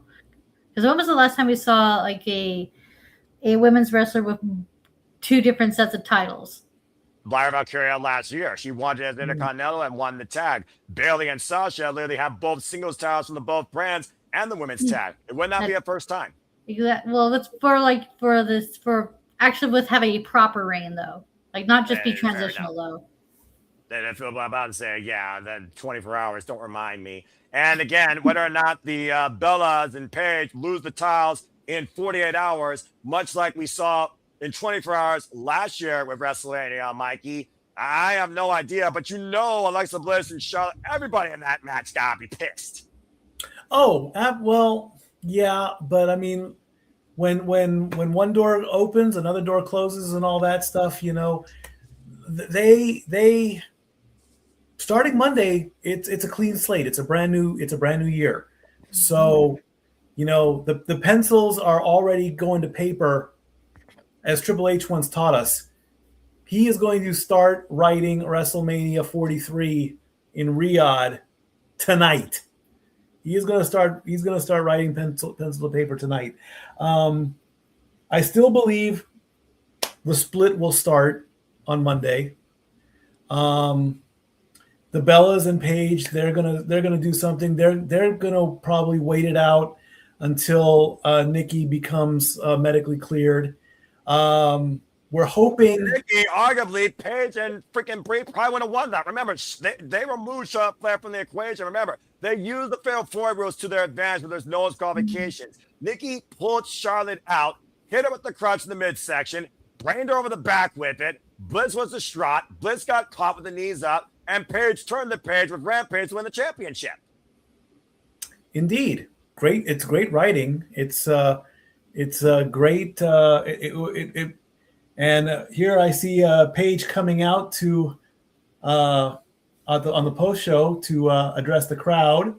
I'm sure she'll have a lot to say, and I'll probably look more into that later. And again, I'm not going to argue that was a nice moment. At the end of the day, WrestleMania is about the moments. It's not about the matches. That's always been the MO of WWE. They are moment bringers, not match historians. The moments have defined the WrestleMania stage in their inception. Sometimes WrestleMania is a one-match show. As we look away from the women and look towards what was probably our match of the night, Gunther and Seth freaking Rollins, a match literally defined about who was the better wrestler, the pride of a wrestler. The fact that Gunther wanted to prove that Seth freaking Rollins couldn't lace my boots.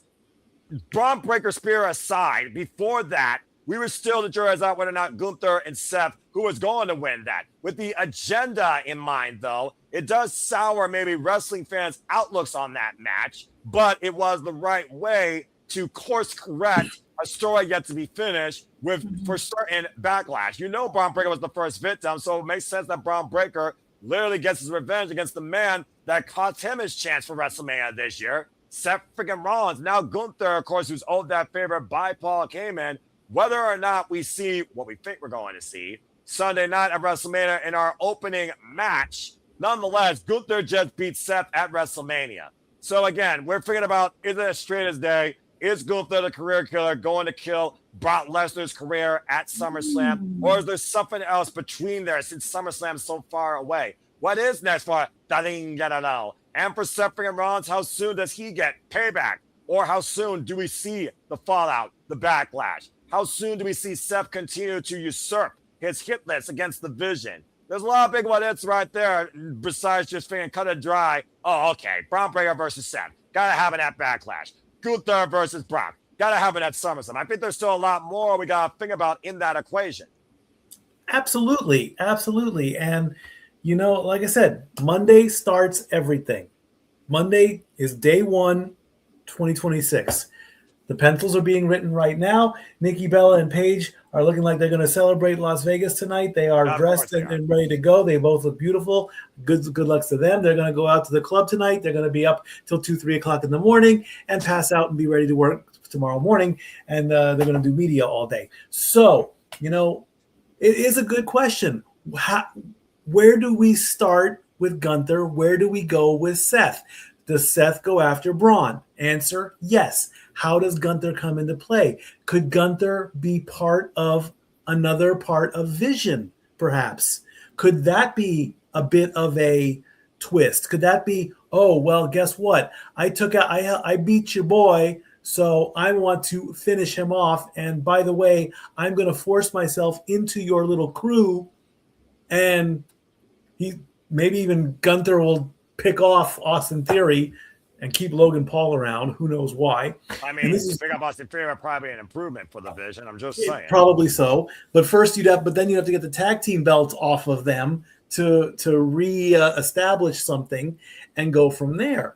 You know, to that point, Ash, we saw the Usos and LA Knight get the better of the Vision in the first match here. So again, I think that would also put them in title contention. So would Paul Heyman still think that Gunther owes him more? Would he use it as an insurance policy? Would he promise him more favors? How indebted is Paul Heyman to Gunther with the fact that he protected him from possibly being injured again with another curb stomp? And the fact of the matter that Braun Breaker, the Golden Boy, got his revenge against the very person that started the Vision last year at WrestleMania. Yeah, we're going to see, like, I see Gunther getting tangled up with the Vision somehow, but I don't see him actually joining the Vision. He's just going to be like an enforcer for them, and as a way for him to get what he wants from Paul Heyman. Now, again, we'll see tomorrow if we see any sign of Gunther regarding what happens in our opening bout, the real main event, as Paul Heyman christens it, as we see what is ahead for the Vision. And speaking of what's ahead, we also saw Jacob Fatu maybe put away his past in the person he thinks that assaulted him. We still don't know the full answer to that, but he was able to defeat Drew McIntyre in that sanctioned match, probably injured themselves further. With Jacob Fatu once being in the conversation for the Undisputed WWE Championship ahead of number contenders match, Cody bloody, still holds the gold. Jacob Fatu beaten and battered and bruised, he was able to overcome his most notorious foe. Do you think that pushed Jacob Fatu back in the championship conversation, or do we stick right now with the Viper Randy Orton based on this personal vendetta that Cody's got to have against him? Because again, Cody won this time, but he was also laid out. I think possibly at Backlash, we're probably going to get Orton versus Cody. And then once that's done, that's when we put Jacob Fatu back into the picture, because him winning the unsanctioned match against Drew McIntyre, who in himself is a former champion, should make him go up the card as possible a contender, especially seeing how when Drew was champion, we never really got that full the interaction with Fatu and Cody, because Fatu did go after Cody as well. So it's not just Drew he has to have unfinished business with, it's Cody Rhodes as well. And Statboy, again, whether or not it's in the books, the bottom line, Drew McIntyre, who was waiting to assault Jacob Fatu and end him, he lost at WrestleMania. You think he's going to go to the X and complain again? Is he now at the back of the line? Does he leave Fatu alone? Does he look towards maybe a new way to get back to the gold at this point, considering now he has nothing to lose, everything to gain? But how does a man that loses everything regain everything? That's going to be the story of Drew McIntyre, I think, this year particularly. It makes sense, but I still think it's too soon right now. I mean, Jacob going after Cody would right now be the way to go. I mean, again, pencil to paper and all that good stuff. And of course, and Jacob is now getting welcomed onto the stage on the post show. Yeah, so, you know what I mean? Continue. But hold on. Let me go here. It makes sense, okay? But is it truly championship potential? Right now, I'm going to say no. Jacob is in the wings now. Yes, his stock went up because he beat Drew. I get it. Drew is going to continue. If Drew is not going to continue this whiny attitude, complaining to Adam Pearce that he wants the belt back, that he wants a chance, then maybe we can take it and we can put Drew versus Randy again. That has happened before. Let them go for it. Then throw in Jacob. I know a triple threat is the quick way out, but that will work also. Let the three of them battle it out. Winner gets Cody. That gives Cody a chance to, zen out a little bit, have a celebration on SmackDown when on Raw, whichever one he's on. I don't know which one, but Backlash is about a month away, so we can give Cody a small break. You could go, we could start off Jacob versus Randy. Let them go at it. Drew gets involved as revenge. That's going to set up Drew versus Jacob 2. Randy gets involved. Adam Pearce comes out, blah, blah, blah. Hey, you three, I'm sick and tired of you all getting into it. Triple threat match. Winner goes on to Backlash, gets the title shot. Cody will probably retain again if they unless Cody wants some time off to be with the family. That's something else.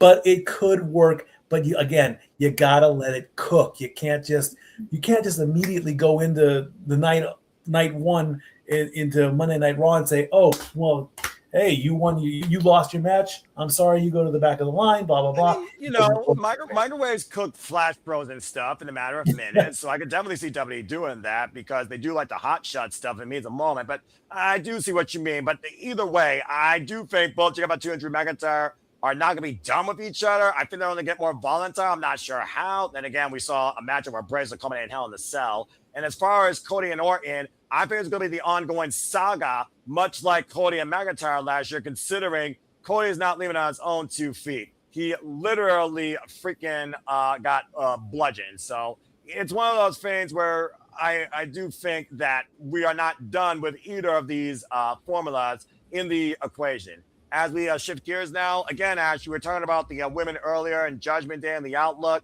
I don't think a lot of people necessarily wanted to see Becky Lynch beat AJ Lee, but that certainly was the case. So with the fact that AJ Lee came back on such a monumental pop of a moment and come into her first WrestleMania since she returned to lose the championship to the only person basically had a rivalry with, Becky Lynch, does that set AJ Lee back in any way? Or do you think now this means that AJ Lee could focus on bigger things? See, this is interesting because so far the only person AJ's feuded with right now was Becky Lynch, and now that she's lost the title to Becky Lynch, I'm not sure where else AJ could go. That's the thing, because where could she fit in the main event scene, and if so, how? Because I'm uncertain of. I wish I had an answer, but I don't really have one, sadly. I'm in the same boat, honestly. Yeah. I'm partially happy that Becky got it back, but again, where do we go from here? Especially with AJ, you are absolutely right on that, Ash. I mean, I don't want this to be like AJ's now gonna, go back to the quiet wife life. I would love to see her stick around a little bit longer. If she that then of course that is her choice. But again, you have a great point. Where do we go from here? Pencil to paper.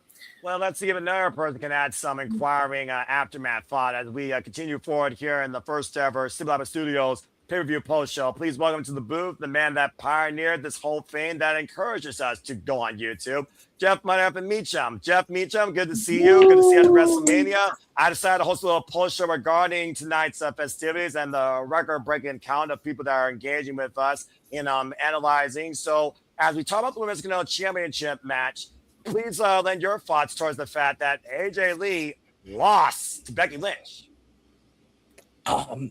I wasn't entirely surprised by it. I'm not gonna lie. It was I personally thought the finish came off. Like, why didn't Jessica Carr disqualify Becky for pulling her in front of in the line of fire? That part caught me off guard. But as far as where do we go from here, I think we go forward with Becky Lynch just being that insufferable bitch that she's been since she became the Intercontinental Champion. You know what I mean? Accurate. She won, and she's got that momentum back, and her husband got jobbed out by Heyman in the Vision again. So that household is going to be a mixed bag of insufferability and just wanting revenge. But here's the other thing. She is full-blown heel. I'm back on top. Fuck all y'all. And Seth is now the babyface again, having to overcome the Vision. So where do we go from here is they're not going to be paired on screen, I don't think, for a while, because they've both got to resolve their own individual shit. But opening up the Intercontinental Championship to a heel as the champion, I've always felt it's better to have a heel be chased. But as much of a heel as the character was and still is, after what happened at Bloodsport, I need Natty Neidhart to walk in there and go, all right, Becky, we're done fucking around now. I mean, that's a fair point as well, because, of course, it was Natty that eliminated Becky from the Royal Rumble. I don't think Becky forgot that. It took this long for Becky to beat AJ Lee. This saga with Becky and AJ has been going on now, folks, for practically 8 months. In less than 4 months, Becky only has pretty much one little asterisk in the previousness of her career so far this year, and that is Natty Neidhart, who eliminated from the Royal Rumble. So I think you're on point there that Natty and Becky could very well be the next program coming, considering Natty is here to decimate, especially after putting away Maxine Dupree, her own student. So it's just one of those things right now where, again, WrestleMania is supposed to reset the WWE landscape, and very much so. We saw that throughout the night, almost entirely, except for the main event here. Before I continue any further, Stat Boy, I remember that you gave me a verbal timer. I think we just hit the quota. Is there any closing remarks you want to add for Saturday night before you bid us adieu before we get back on here tomorrow with you? Wow. All I can say is, the crew of night 2 have, I don't want to say you've got a lot to clean up and go on to, but the bar is set very high. And I cannot wait for night 2. I want to keep this party going. I am very, very grateful again to everybody who watched. I am very grateful and thankful for my family whom I helped out as best I could. There's still more to come. Like I said, night 2. This is only night 1, folks. There's a 2-night thing. We gotta keep going. And exactly. Where does everything go from here? Who knows? We all have our thoughts, and we all have our ideas, and we all have our plans, but nothing is going to be set in motion until we see it at some point in the next who knows when.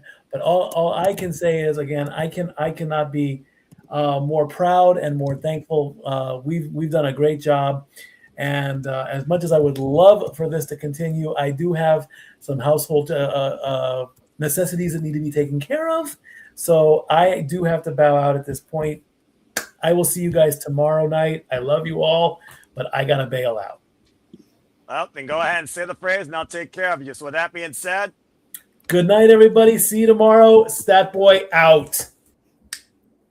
Thank you so much, Stat Boy Mikey. As we got a tremendous threesome here, still discussing the aftermath that was WrestleMania. Jeff, I know tonight was also very personal for you. Not only the future of Natty Neidhart pursuing the workhorse tournament that you put her down as first ballot candidate for, several of your friends had a very accomplishing night here tonight. But for one of them, it came at a very heavy expense. As Ash was talking about, again, Judgment Day maybe going after the Women's Tag Team Championships and resetting for the 11th Nonagon time, the Women's Tag Team Championship landscape. Your girl Nikki was unable to compete, but it seems like she's still very much an influence, much as she was during the Divas era, and we could have a 3-broad rule on our side here, with Paige returning and winning alongside Bree. So what are your thoughts seeing the Nikki's controlling the WWE Women's landscape, preferably the team that everyone fought since day one-ish? When Women's Tag Team titles were introduced, they were the ones that should have been spearheading it. Now they are with Paige, who is no stranger to these two in any capacity. I tried real hard to not think about it too much, knowing I was going to try to pop in here after I was done with Greg, and then the three of them came out on the post show on WWE, so now I'm off the clint again. I knew it. I'm so fucking happy for Brie and Nikki. Like I get it's, and God, I'm so happy for Paige. I'm so happy for her. I can't even deal. These are three people that. I don't know. I'm not intimately friends with Saraya or anything. Like I've met her and it's been a wonderful experience meeting her. But yeah, it's the fact that the twins left WWE for that first time in 2018 and there were tag team championships less than a year later. It was so frustrating for them. And just to see them at that table, and it was very subtle at the post-show table, but the Paige had her tag title on the desk, but it was still slightly in front of Nikki too.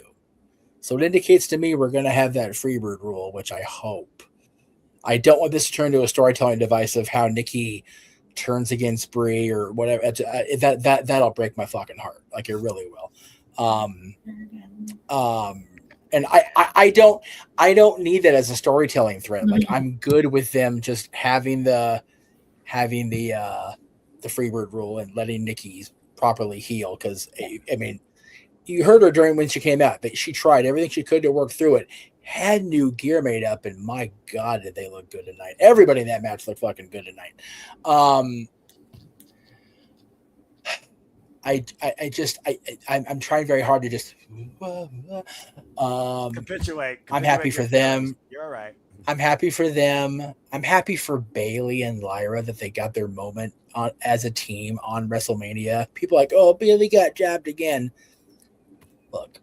Wasn't a bomb decision. Want to just point that out Yeah. there. Wasn't a bomb decision. Yeah, exactly. This time wasn't a bomb decision. Exactly.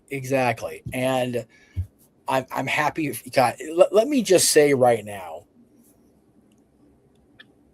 Nia Jax has just completely 180'd my opinion on her since she's been back. Her and Lyra were badass tag team champions.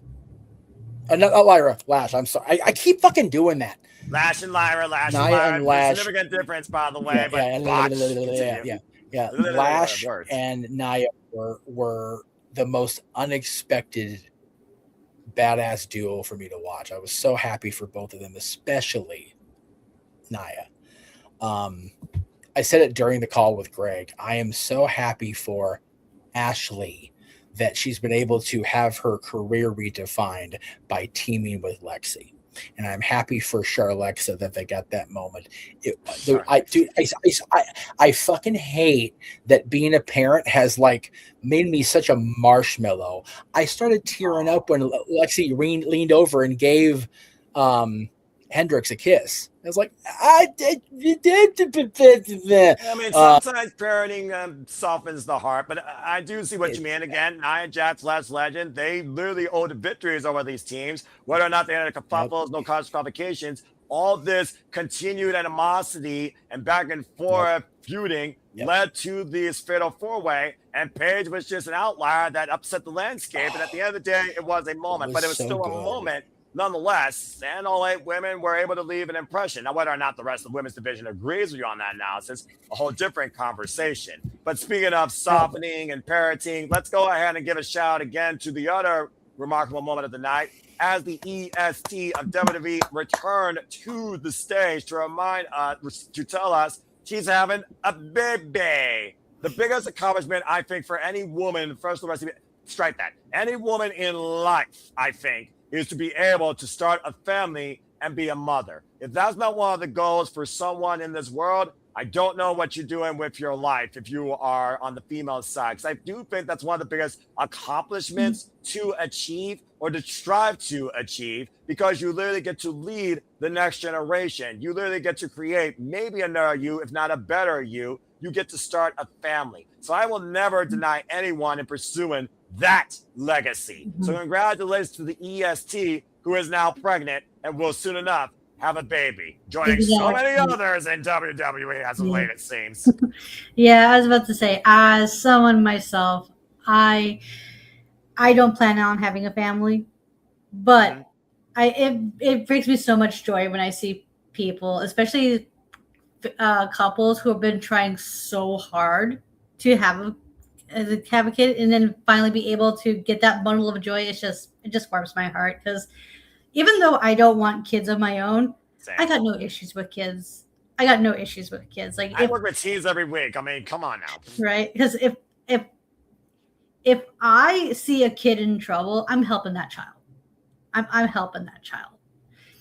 And it's so funny because I have this talk with my family all the damn time. There's this like, how come you don't want kids? Do you hate kids? It's just like, no, I don't hate kids. I just don't want any of my own, because it's just something I personally never thought of. It's because for me, it's just like, I never pictured myself having a family. I just pictured myself as like a career woman excelling at her field. Same. Well, man, but I do understand what you mean. And that being said, again, on behalf of Samoa Studios, I just want to congratulate the EST, who continues her road to recovery, but now has a different road to pursue, and that is the road to becoming a mommy. And for those of you that don't know, if you're a pregnant woman in the business, you're not going to see her in a wrestling ring anytime soon. Just freaking saying. That being said, let's go ahead to Jeff real quick and get his thoughts on this moment and any closing remarks he has as we wrap up a little pre-show here for WrestleMania Saturday. Jeff, the floor is yours, my friend. Closing simple takeaways for the night. Yeah, I'm sorry if I have to bounce. We're having issues in the house. So just really quick, this is going to sound a little shady. I love that they figured out a way to undersell the importance of the lack of attendance, because they added one more person to the attendance. Whoever wrote that into the script, no, for real. Whoever wrote that in was on their shit today. Okay, just say. And I say this, you will appreciate this. My boy in the next room sent me a stat.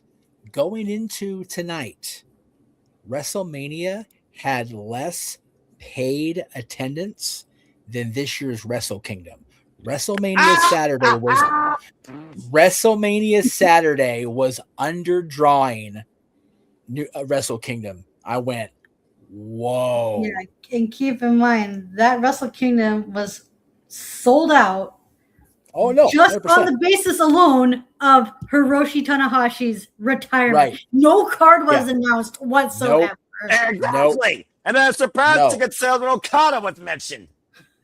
I am looking forward to WrestleTix, WrestleOps, all those things, getting the numbers for tonight, just for tonight, and comparing them to January 4th. Because if they actually outdrew Wrestle Kingdom outdrew WrestleMania Saturday, holy fuck. Right? But how do we cover that?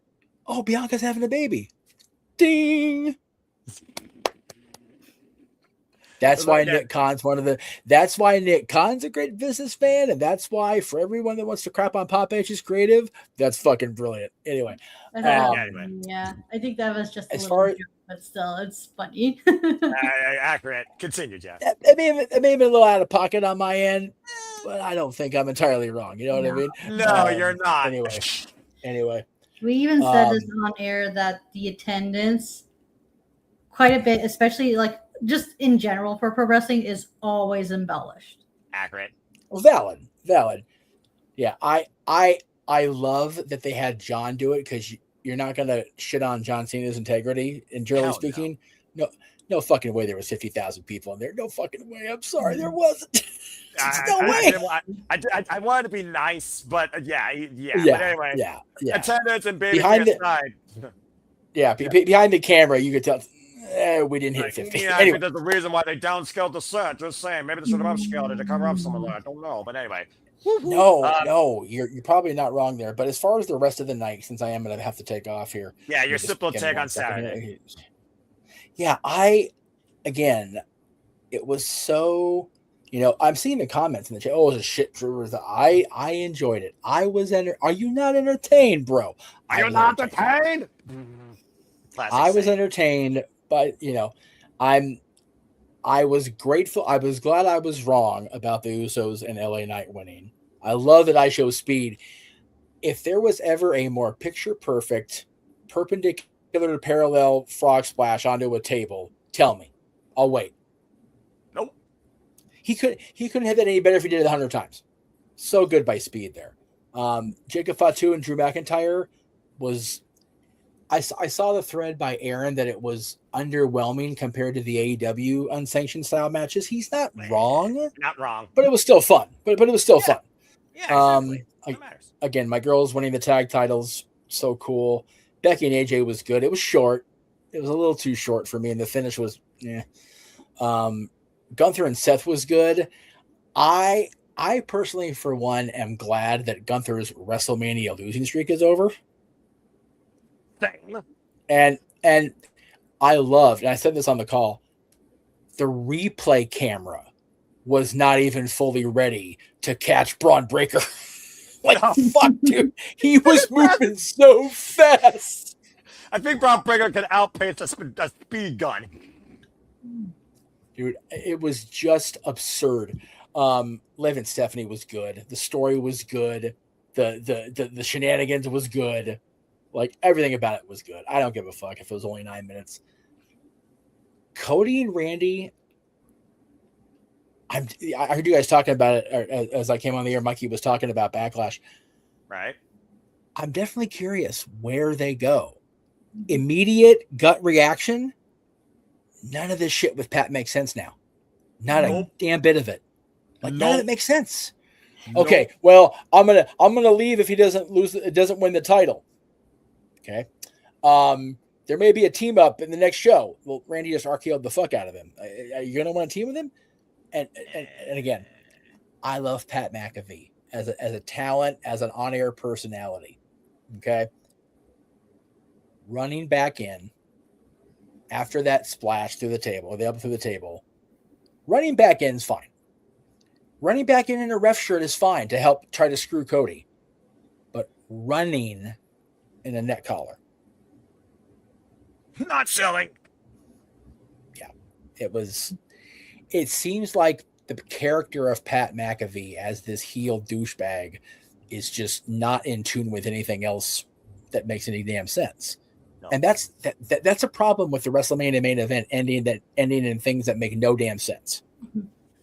So I see who's in the chat, so I will finish out my statements. I am of the mind that I'm going to regret picking against the grain and picking Punk now.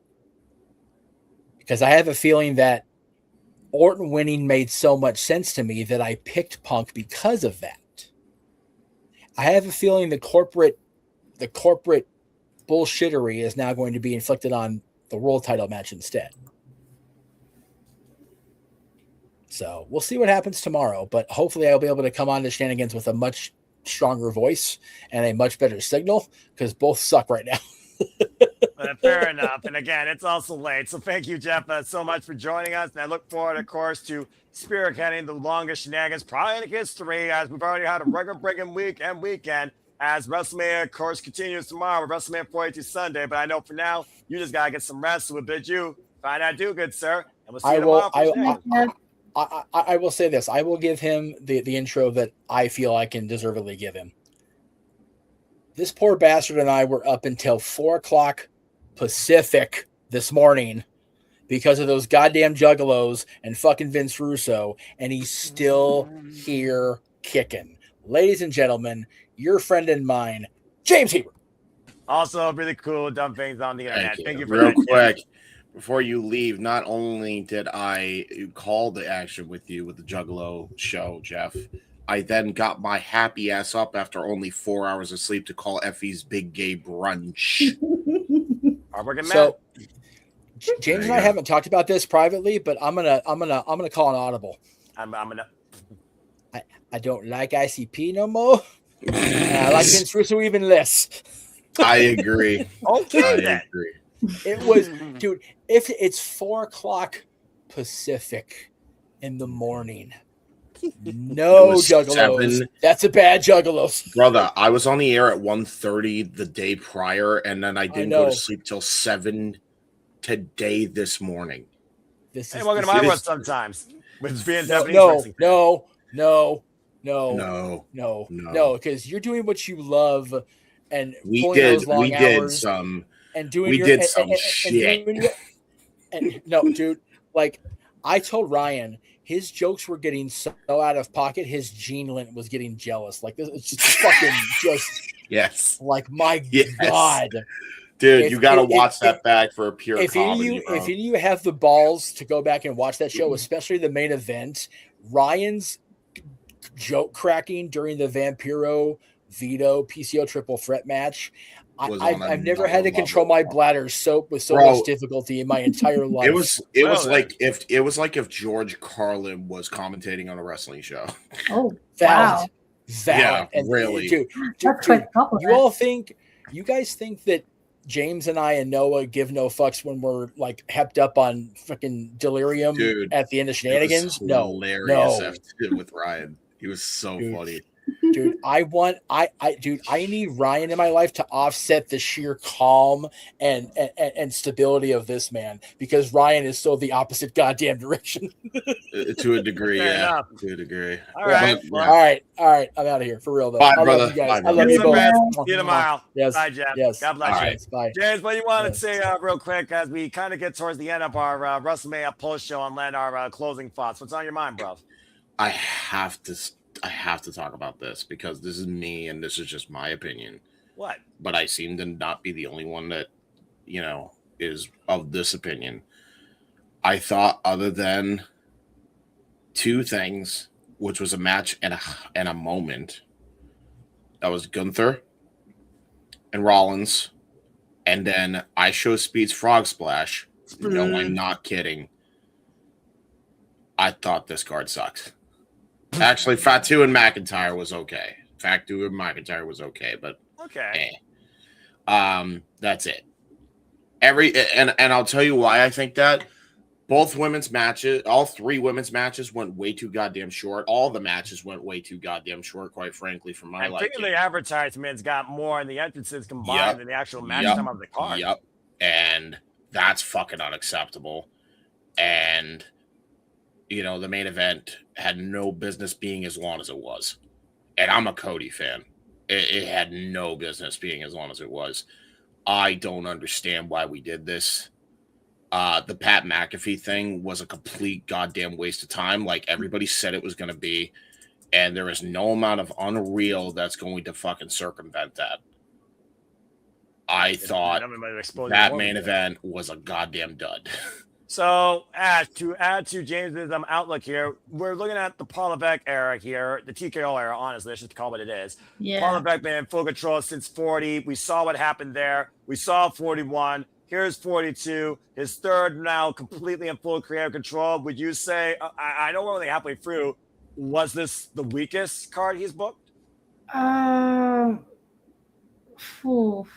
can answer that for you. I'm going to hold off my judgment until night 2 happens. I think that's the honest respect that everyone should give this, because at the end of the day, that's fair. We're at half. And let's be honest here. Let's be honest here. I do think I speak for a lot of people. There is more engagement and excitement in this because the only other greatly built match for WrestleMania is kicking things off tomorrow. Again, folks, we'll be back here tomorrow night, 5 years third time for our pre-show. Oba Femi and Brock Lesnar.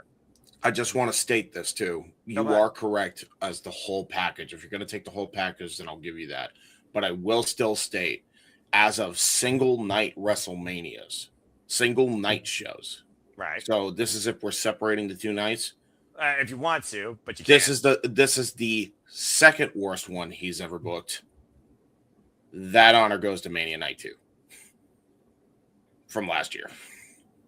Well, the women kicked ass. But I mean, listen, I think people jumped the gun. As much as I hated the Pat McAfee thing, nothing will beat how bad that Travis Scott thing was. That was abysmal. Man, that was fucking abysmal. Right. I get that. I can't place any judgment because last year I only watched WrestleMania night 1 and I just skipped out on night 2 because most of the matches I was looking forward to happened on night 1. Good girl. The only match I was looking forward to on night 2 was the women's match, and that opened, and I was like, okay, I'm good. I don't need to watch the show no more. Exactly. And by the way, weekend. Exactly what Nick said. We could book a better card. I'm pretty sure a 5-year-old can book a better card than this. Okay, I don't know if 5-year-olds are that mature yet as WWE fans. I'm just saying, but I'll for the kids. And by the way, I'll tell you who can book a better card, or at least with the women's portions of the card. Tune in to Queens Road tonight. Cheap plug. Tune in. It's gonna be at 3:00 p.m. Eastern tomorrow. And you know what you can tune in for? You guys can see me right after this stream goes off. Actually, not right after. In about like an hour and a half, you will get. Why I want to. I've been trying to do. Yeah, you see him and Ryan do the thing. Okay. Do all the things. I'm just gonna say this. It was underwhelming. I'm happy for Bianca. Liv Morgan has been in WWE her whole life. She's waited for this moment since 2013. So congrats to her. Cody and Orton was not the match I expected to be. Makes me sad. Gunther and Rollins stole the show despite the angle. And the women's four-way Page moment. I'm happy for Saraya. That means that she is back in a better state. And Fatu, I hope that the future is much brighter for him. Speed, great moment, but I'm hoping more for LA Knight and the Usos. And Ash, I do see your hand. I wanted to comment on about like the matches being short. Okay. AJ and Becky, I thought the match was fine for what it was. And this is AJ Lee. She's always had short matches. That's correct. The thing of hers. So I can't which I'm fine. That I understand and I'm fine with. That's why she's the IC title. I wouldn't even be mad at that because men's Intercontinental title from Mania 17. A lot of people forget was short, but it was a very good short match. I mean, WrestleMania 25 impromptu. Rey Mysterio won in 26 seconds, and Nick can also tell you that. Yeah, well. I have no issue with that. It's just I don't like the whole women's card of this event was so fucking shortchanged. I hated that. Yeah, I will that's say fair. this Go ahead, Ash. about the Vaquer Liv Morgan. I thought like for the 3 women's matches, Bro, that one. okay, no, that was the most egregious part of that. I'm sorry, I Mm-hmm. don't mean to cut you off fast. That pissed me off the most. They were cooking, man. They were fucking cooking, and they cut it off at the fucking knees before they could get into that fucking third gear that I know they were getting to. I was so yes, mad. the Judgment Day interference. I know what he was referring to, but anyway, Dude, it was so annoying. All right, calm down, James. I know that your tism's being triggered, and so is your anger. But let's go ahead and get Ash's thoughts before we give it to Nick, and before I let you all go to sleep. Go ahead. Yeah, that's what I wanted to say about like the Vaquer Stephanie Vaquer Liv Morgan match. I thought that was way too short because going like what James said, it looked like it was like picking up and then it just abruptly ended. It was kind of felt like the Super Mario movies. Damn. Fair enough. Where they had like a lot of good moving parts. It was the Galaxy movie. Exactly, Ash. It was the Galaxy movie. Exactly that. Right, and we've already spoken ad nauseum on the main event, which is like, what are we doing here? What are we doing here? But anyway, go ahead. What was Pat McAfee doing there? Like, he had no business being there. It made no sense. Why? Simon Miller will give you more up and downs and give you more whys than we can right here, and even he won't be able to give us the answer. But he'll be able to roast us better than John Alfred tonight. That being said, let's go ahead and let Nick speak his mind real quick before we maybe try and wrap this thing up so James can get some rest. And Ash, you could also get some rest because I know you have a fun day ahead of tomorrow too. And of course, I have church. Nick, what's on your mind, man? Welcome to the after show. We're in the post show. We're getting close to wrapping up here. Your outlooks on our coverage and what WrestleMania Saturday was. For the first time tuning in to a WrestleMania in its entirety, thank Christ I don't have to pay for this. That was oh my.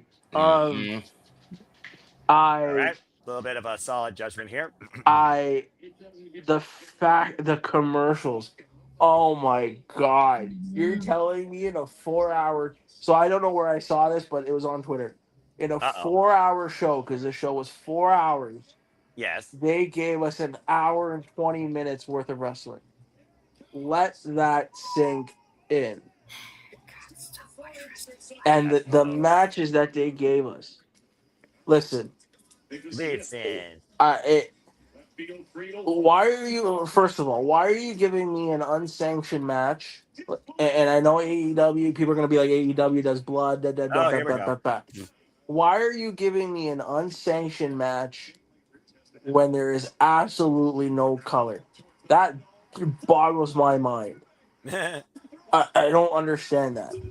Which is why I said it was only okay, because it's not like the work that the guys did was bad either. It's just there's no color in it, just kind of. You gotta remember, guys, it's WWE, and they sometimes just don't do that at their showcases. They don't go as hard as other wrestlers in other companies do or other presentations do. We gotta keep that in mind. But then in that same vein, I understand what you're saying, but then don't give me an unsanctioned match stipulation. You give me a stipulation where I'm not expected to see at least some color, because and exactly I get it that the main event had color. I get it, and they didn't want to do a color. Like, this is not a doing color all the time. Again, I just feel like the main event was an audible between Orton's back and the color, honestly. And Pat McAfee was just the clown pushing the audible. I don't think that main event necessarily got everything they wanted out of it. You're right. So I mean, but again, don't give me an unsanctioned match when I'm not getting color. Exactly. It doesn't jive. And to add the next point, and I'm gonna do a funny here. As deadpan as I am, because my voice is fucking hoarse. I can tell. This is exactly why no blood and all these advertisements and shortchanged women's matches are the biggest ad for fuck corporate wrestling I've ever seen. Sorry, James. I actually approve that statement. I lied to you guys. Hold on. Yes. Oh, fuck. Hold on. I didn't know it looped. I lied to you. Damn it, Chad, you freaking idiot! I didn't know it looped. In 4 hours in a 4-hour show, because I'm watching JD as we're doing this. Oh, in a 4-hour show. Please don't bring him. No. in a 4-hour show, we actually got an hour and 2 minutes worth of wrestling. Oh, piss off. So there's that. Main event was fucking confusing as all hell. I don't understand the ending of that at all. And I'm not going out of my way to try to do mental gymnastics to figure Please it out. don't, dude. It was Pat McAfee's inclusion in this main event was a stupid idea from bad creative, period. Anyways, there was that. There was, listen, if your plan the entire time was to put the WWE Women's Tag Team Championships on the Bellas, why in God's name did you put it on half the Bellas? Mind you, love it. Paige is back. I get it. Great. Gave her a great spot. I'm happy that she's back in WWE because I feel like that's where she kind of belongs. Okay. This is a nice notable note. Well, but again, you've been telling us that this is Nikki and Bree's last run. So why not put the titles on Bayley and Lyra or anybody else other than them? To wait for Nikki to get better for them to come back and like. I think my friend Caitlin, who is a die-hard Bella Army member, would actually agree with you. She was despondent with the fact that it wasn't Nikki and Brie that got the win. Nikki assisted Brie to get the win. So at the end of the day, the Bellas did get a WrestleMania moment with a longtime friend, Paige. And I mean, listen, at the end of the day, I am happy. You know who I'm happy for? Out of everybody, I'm happy for JJ and Walter that they did not have to pay money to go sit and watch this show because I feel like they'd come on here and they would fucking be pissed. I would have been so mad. Remember when we were all You're right. Remember when the plan was for like you, me, most of us to go to WrestleMania? God, I would have been so pissed seeing this one. Buddy, you would never see me pay those exuberant prices to go sit at WrestleMania. I'm a frugal man, so I don't spend that type of money on things that don't, fit my budget. At the end of the day, this show did not cut it.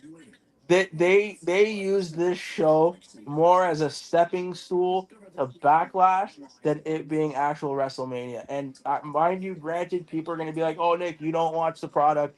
You're an AEW show and this and that." But if you can't be honest with yourself about this show, then I think you have something like you need to, I think, take a break from wrestling if you can't see. Well, no, I don't think that's no, because I don't think that's fair because people are going to always try to look at the positive and everything. Yeah, it's subjective. They're gonna try to find the positive and everything, Nick. That's something you got to remember, and I don't think that's even necessarily a bad trait. I don't. In fact, I think we should encourage that shit because goddamn, there's enough goddamn fucking negativity in this goddamn cesspool. Amen. So if there's one message that I can leave to the 3,000 plus of you fucking watching, thank you crazy yahoos. It's be more kind and more understanding of people. Not everybody has to be the same. Not everybody has to think the same. Not everybody has to be the same. Not everybody has to be called names. Not everybody has to be, No. Dealing with that shit. It's also one of those things where you look at nobody needs to be talked down to. Put it absolutely not. If you enjoyed this show, good on you. If anything, I wish I was you because you enjoyed this show. Yeah, like if you enjoyed this show, good on you. And after this, I'm going to take off because you guys are doing a great job, and I don't want to steal your thunder anymore. Well, we're also going to wrap up here too because I know James got to call a show, and as you know, has some closing remarks, and I'm going to hype up tomorrow. Then we'll bid on what I do. But go ahead. Listen, if you like this show, if you like this show, again, to the 3,000 of you that are in here, if you like this show, that's great. I'm happy for you that you like this show. But you can't. If I'm going to the restaurant, if I'm going to a 5-star restaurant and I've given my order and I'm asking for a medium well strip loin steak and that bitch comes to me fucking well done, you bet your ass I'm gonna be giving you a 3-star review. That's all I'm trying to say. If you enjoyed it, great, love it. I hope you did enjoy it. I'll say for me and me personally, whatever happens in night 2, you ain't getting me to tune into Monday Night Raw, right? And that's kind of the gist of it. I didn't. fair. This show didn't do it. And I love you guys. And again, you guys have been. Noah, you have been fucking on the ball, sir. You have been on the ball all night. You continue to do fucking amazing work. Ash, honey, can we go to Winnipeg, Manitoba one day? Nice. James, stop with the sexual innuendos about Zack Sabre Jr. Okay, it's not nice. Yeah, but you were part of that too, Nick. I don't know what you're dare. talking about. You might have to go back and listen. You joined in. Oh, by the way, you might have to go back and listen. I just want to state. I love y'all. I had to bring that up to 3K people. For all intents and purposes, it was a joke. For legal purposes, that is a joke. Okay, what? We don't actually mean that seriously. What are you talking about? With the jokes we told Ash. We don't actually mean that. I thought they were pretty funny, so it's okay. Listen, if you guys had a chance to go back and watch the Big Gay Brunch and our commentary on it, it was to die for. We were dying of laughter, and we were having so much Breaking fun. Ash again already. Good grief. Good fun, good vibes. Yes, That's what I the love you smile of the guys. show was. Noah, I will see you tomorrow because we are calling Spark Joshi Pro tomorrow together. Yep. Kai McKenna, Hazuki, Burt Vixen, other names, of course, across Las Vegas, as well as names that open the Joshi circuit will be involved. You're right, and I'm going to lean on you with all the Joshi wrestlers. Love you guys. Story of my life. I'll talk to you guys tomorrow. Okay. All right, Nick. Get some good rest. See you tomorrow night. And of course, folks, stay tuned as James and company will be calling the GCW Clusterfuck here in about 90 minutes or so. And again, to everyone their own, as a professional wrestling fan, I thought that at least a couple of matches delivered my quality as a fan, but everyone has their own outlook and level of experience they hope to engage with as a professional wrestling fan. For me, versus last weekend and other forums, hell, everything else we've covered, this was probably the weakest showcase. I'm hoping that tomorrow picks things up. But again, congratulations to whether or not you agree with the WWE choices. They still are the workers. Support the workers, not the brand. Congratulations to Liv Morgan, Cody Rhodes, Becky Lynch, Gunther, Jacob Fatu, and whether you agree or disagree with it, it is still Brie and Paige and Tetley Nikki, all winners tonight at WrestleMania, as well as the Usos LA Knight. And for those that do follow him, congrats to the ISO Speed fan base. We'll be back here tomorrow night, 5 p.m. Eastern Standard Time with our pre-show for Sunday. Headline kickoff with Oba Femi versus Brock Lesnar. As you see, the first two matches will be live on ESPN. Following that, Intercontinental ladder match, 6-way, Penta Simeon versus Dragon Lee versus Javon Evans versus Rey Mysterio versus Rusev versus Jada McDonough. We have Jay versus Rhea for WWE Women's Championship. Sammy versus Tripp for the United States Championship. The Demon Finn Balor returns to take on Dom Mysterio. And in our main event, we will see if CM Punk finally achieves at his dream, being the main event of WrestleMania, defending the World Heavyweight Championship against the Tribal Chief Roman Reigns, who has said, if I don't win, I don't belong here anymore. So we'll see what follows through with Sunday night. But overall, that concludes WrestleMania Sunday. And also, again, congratulations to Bianca Belair, who will soon be the EST and a mommy to a baby, as she announced she was pregnant. That's a very touching moment. To everyone that's there in Las Vegas, drink responsibly, drive responsibly, treat responsibly, and above all else, be better and act responsibly. I know that's an oxymoron when you're in that city, known as Sin City, but nonetheless, all I can do is try and encourage. We're not going to show, we're not going to plug, we're not going to stay here all night long like Richie. Again, if you want to hear more all night long discussion and outlook and stories of all of our coverage, stay tuned for the Shenanigans 2 file that I will be hosting following WrestleMania Sunday, where we will look at the entire outlook of WrestleMania week from in and out of Las Vegas with JJ and Walter's stories. But again, that was WrestleMania Saturday. Tomorrow comes WrestleMania Sunday. So for James, for Ash, for Nick, for everyone here at the Simple Labo Studios, for all of you that engage with us, all 3,290 of you, follow us today at SR Studios 2024 to be continued part of the ride and the conversation of interviews and watch-alongs. We love you all as you make this possible. But until next time, we are on your YouTube feed or your X on your phone screen. Make a positive impact in life. I'm Simon Noel Foster. Have a good night, and I will see you all tomorrow for Spark Joshi Pro Wrestling. And following that, WrestleMania Vegas. Have a good night, folks, and thank you all for tuning in. Night, everyone. Night, everyone. Tune into the clusterfuck tonight. It's literally going to be what the name implies.